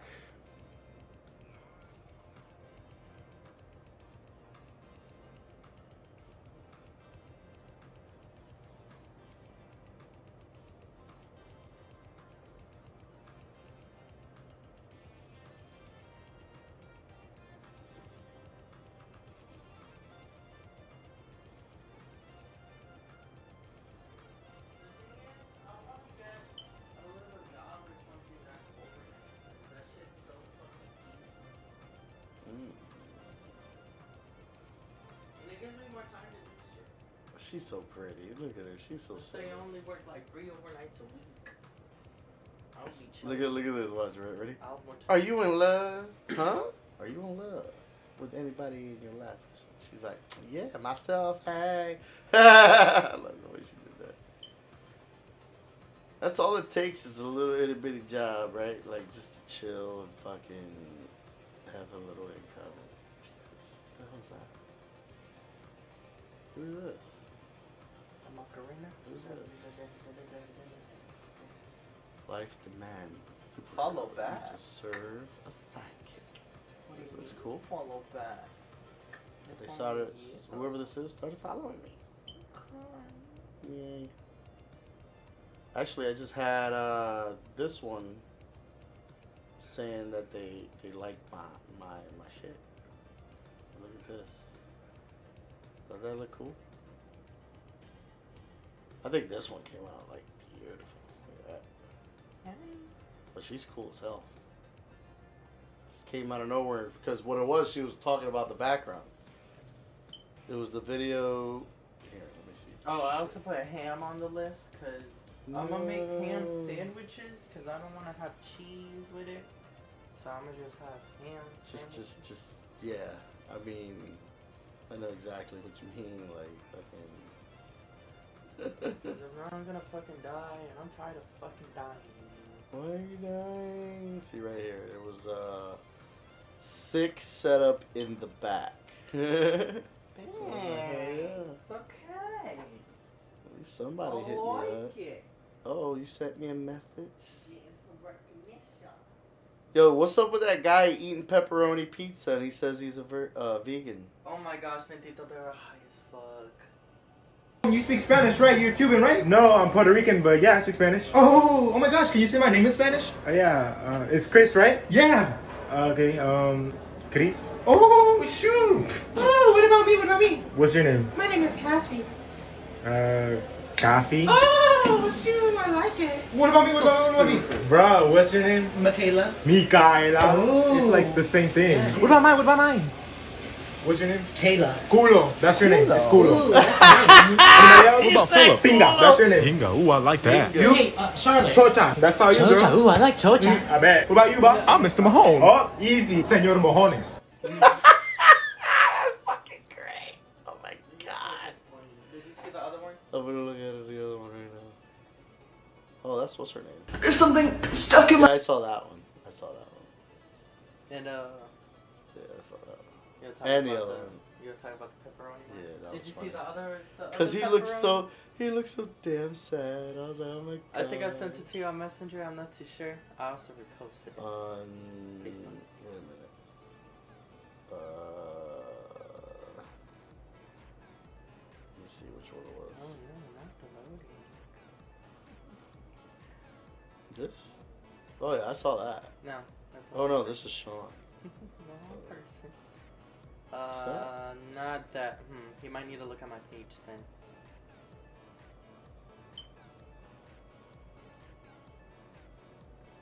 But yeah, I was watching that while I was dying in the bathroom. Oh my god, look at that. Oh! If I can fly. Bam! Gone. That's so horrible. You gotta look at my page. Because I reposted this one video.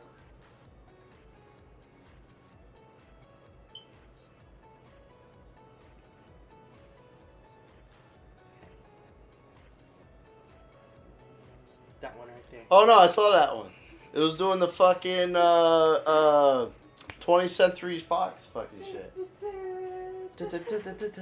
Alright, baby. I love you. But you gotta get the fuck off me. Binky, let's go sign. Hey, let me steal one of them cakes. Hey man, the fucking box is right there, man. Not here. I'm gonna go nom on it. Alright, I'm gonna say fuck it, right? Should I call it? I'm gonna call it. Call everything. Alright. That sounded attractive. Anyways, so thank y'all for joining me. Whoever the fuck joined me. Later.